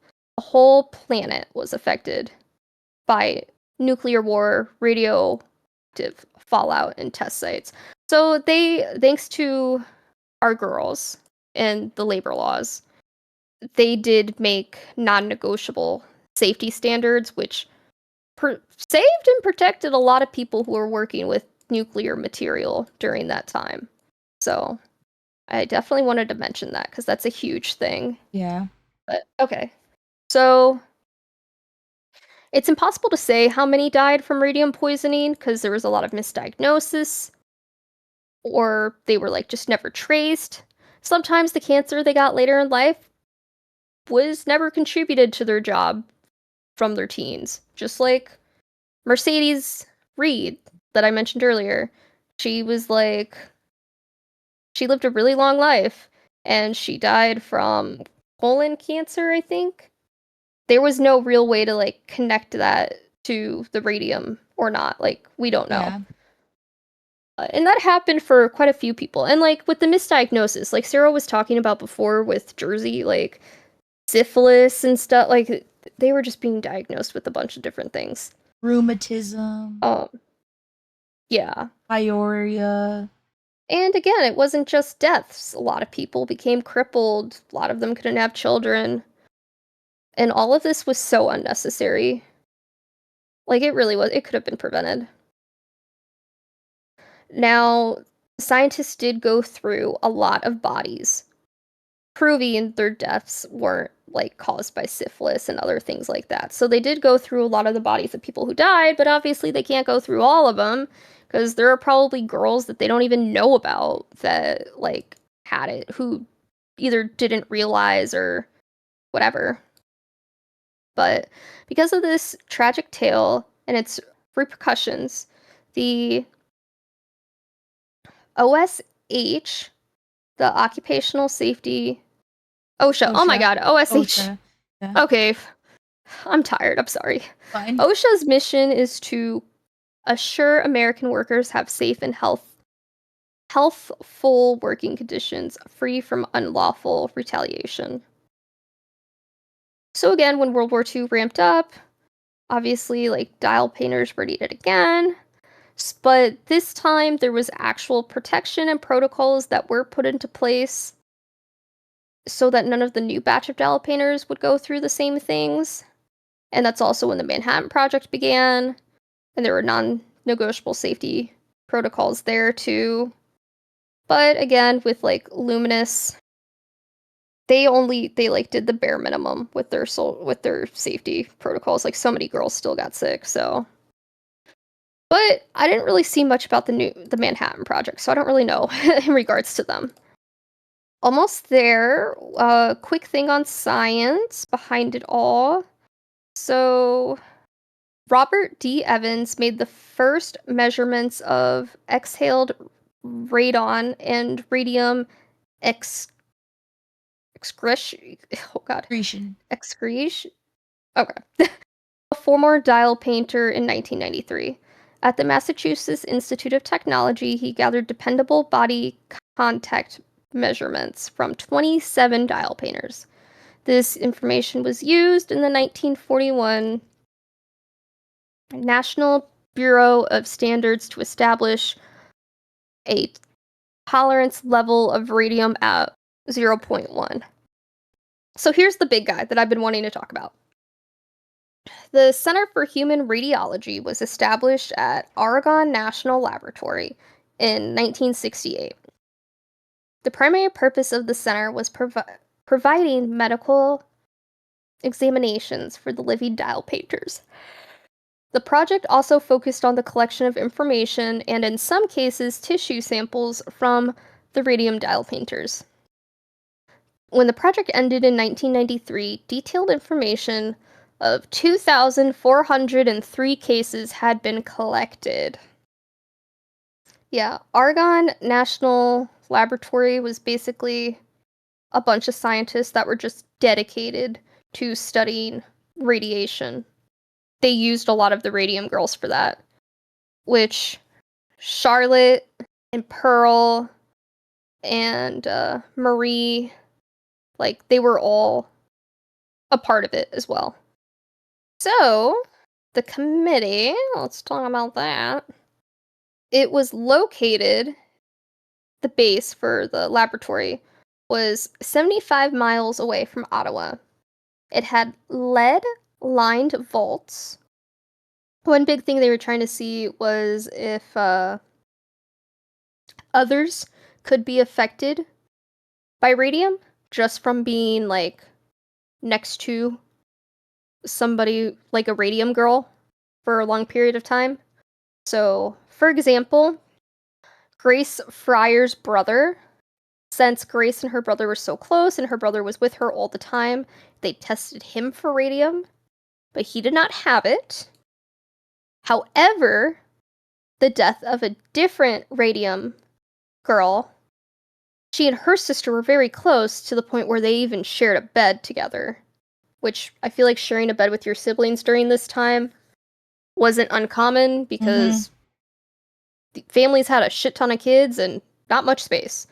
So one radium dial painter shared a bed with her sister. The sister ended up dying from radioactive exposure.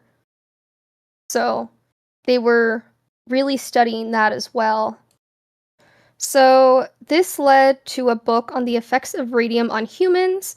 The book suggests that radium-228 exposure is more harmful to health than exposure to radium-226. Now, radium-228 is more likely to cause cancer of the bones as the shorter half-life of radon-220 compared to radon-222 causes the daughter nuclides of radium-228 to deliver a great dose of alpha radiation to the bones. Different levels of radiation. It also considers that the induction of several forms of cancer caused by internal exposure to radium. So, like, again, like, I feel like when I read that, it just kind of coincides with, like, the girls all had different symptoms and stuff. So results from the Oregon National Laboratory was not shared with the girls. So they were studying these girls. Okay, like I said, there was over 2,000. They did not share the results with these girls. These poor girls never getting I know. results. Marie and Charlotte were pissed about it. They were not happy that their stuff was not being shared with them. Because, like, they're going out of their way to let these scientists study them and their bodies and sharing anything with them. That's so fucked up. Like, that's how they got in this mess in the first place, you know? But, they end up donating their bodies to science. Many of the women and their families allowed their bodies to be donated to science, actually, providing so much insight and knowledge that we have today regarding radium poisoning. They have saved many lives in this way, and they continue to be studied today. Due to their sacrifice, scientists can know what the long-term effects of exposure to radium are. They are able to develop ways to protect future workers from damage. When Margaret Looney's bones were exhumed in 1978, we talked about that, further research, it was found that her bones were still extremely radioactive. Oh, I remember. So the Aragon National Laboratory, not only did they like not tell the Radium Girls like the stuff they were finding out about them, but so they had over 2,000 files. Each file was not a name, it was a number, which like I somewhat get for data, I can understand that. But like come on, man, like they're human, humanize them. They've already been through crap. But the laboratory did do a lot of good too. Like they found out a lot of research. So, legacy. The women actually didn't talk a lot about their legacy that they gave to the world. I mean, Pearl, she had her nephew keep the papers and stuff, and all of her letters were donated. Charlotte, she told her family she liked to tell the story about her arm being cut off. Yeah, a lot of them didn't really talk about it, which is also part of why I feel like it took so long for them to get recognition, like history wise. In 1984, the CHR wrote to Mary Jane, which was Catherine's daughter, to examine Catherine's body. Tom's already dead at this point. He died at 62. He never moved out of his house that he shared with Catherine because, like, he was pretty broken after she died. And he never got remarried either. He doted on his kids a lot after that, and for a while his sister helped with the kids. Now, Tommy, their son, their oldest, he fought in the Korean War, made it home, got married, worked at the glass factory like his dad, but he died shortly after his 30th birthday from Hodgkin's disease. So that sucks. Mary Jane was by herself for a long time. Yeah. Mary Jane had a hard life but rose above the challenges she faced. She was born very small, and she was very small for most of her life. They definitely think radium had a part to play in a lot of the issues that she had. She wrote back that she developed a lot of medical problems and thinks it's part of the radium from her mother's illness. So she went to the lab and gave them permission to study her and her mother's body. And then Mary Jane had a full life, but she did have a lot of physical challenges and died of heart failure at 55 years old.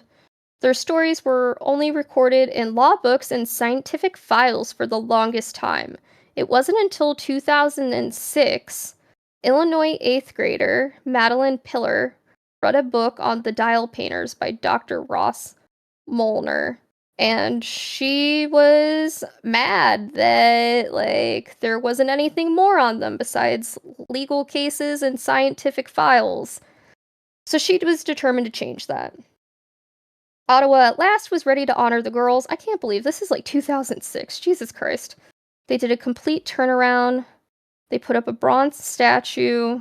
So it wasn't until 2006 that an 8th grader decided that their story needed to be heard, which is fucking insane. Because again, like, Ottawa did not like these girls for the longest time. A bronze statue was unveiled in 2011. The governor unveiled it. And it is a woman with a paintbrush in one hand, a tulip with the other, standing on a clock. They definitely left their mark in science and legislation. And what they did obviously led to OSHA which works nationally in the United States. And they helped create processes for safety handling and training. The Radium Girls saga holds an important place in history of the fields of health, physics, women's rights, and labor rights movement. The right of the individual workers to sue for damages in corporations due to labor abuse was established. Labor safety standards like the baseline called probable suffering were created. Industrial standards for safety improved as a result. And in 1949, Congress passed a bill that decreed compensation for all workers suffering from occupational diseases. The lawsuit resulting publicity was a factor in the establishment of occupational disease labor laws. The radium dial painters were instructed in proper safety precautions and provided with protectional gear and no longer shared painted brushes by the lip and avoid ingesting or breathing the paint. Radium paint was still used in dials as of the late 1970s, but the last factory manufacturing radium paint shut down in 1978. That's fucking crazy to me, too. Yeah. In 1963, President JFK, John F. Kennedy, signed the International Limited Test Ban Treaty. Obviously, like, atomic energy is still used today, but there are a lot of safety protocols in place. September 2nd, 2011. Okay, we're in 2011 now, so from 2006 to 2011. September 2nd, 2011 is Radium Girls Day in Illinois. The memorial was put in Ottawa, Illinois, to honor the dial painters and their sacrifice. They saved many lives because they were brave enough to fight for it. And then Grossman Jr., Grossman's son, believes their case has lessons for today. Quote, in my work with the Department of Labor, employers make the same kinds of arguments that they made in the radium dial case. Mhm. They say, we would never harm our employees. This process isn't harmful. The battle has to keep being won over and over and over.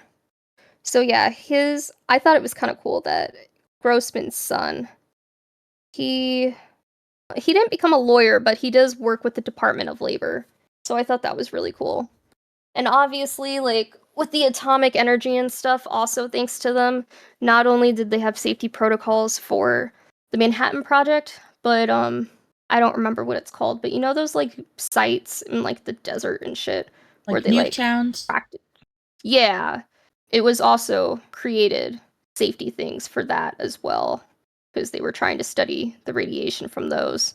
So, honestly, these girls were, like, the start of everything for that category. Yeah, and that's the Radium Girls. There is a small memorial in Ottawa, Illinois. That statue there. I think it's a couple statues and some things that you can read, like old newspapers and stuff.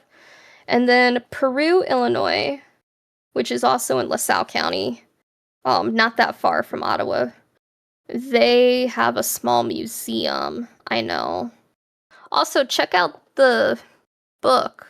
Yeah, If you're, like, interested in what we the talked book. about. It's very, very good. It's thorough, and it reads very much like it reads like a fiction, not a nonfiction. So if you're not super into nonfiction, try this one out. Are you ready? Okay, I got it. The Radium Girls thought they had landed dream jobs, steady work, good pay, and a touch of glamour.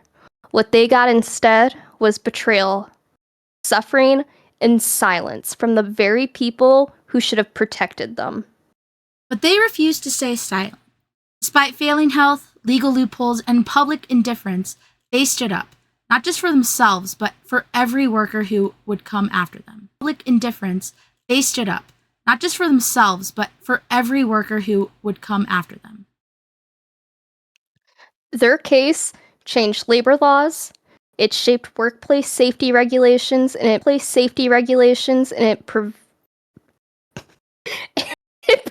I'm sorry. It proved that even when the odds are stacked, a group of determined women can rewrite history. Even when the odds are stacked, a group of determined women can rewrite history. Today, we have protections in the workplace because of them. We have limits on exposure to radiation because of them. We have a better understanding of corporate responsibility because of them. Exposure to radiation because of them. We have a better understanding of corporate responsibility because of them. The glowing paint may have faded from the factory walls, but it never left their bodies. Their skeletons will remain radioactive, and in the dark, the radium still glows. Skeletons will remain radioactive, and in the dark, the radium still glows. Their lives were cut short, but their legacy endures, etched into history, into law, and into the very science that once betrayed them. But their legacy endures, etched into history, into law, and into the very science that once betrayed them.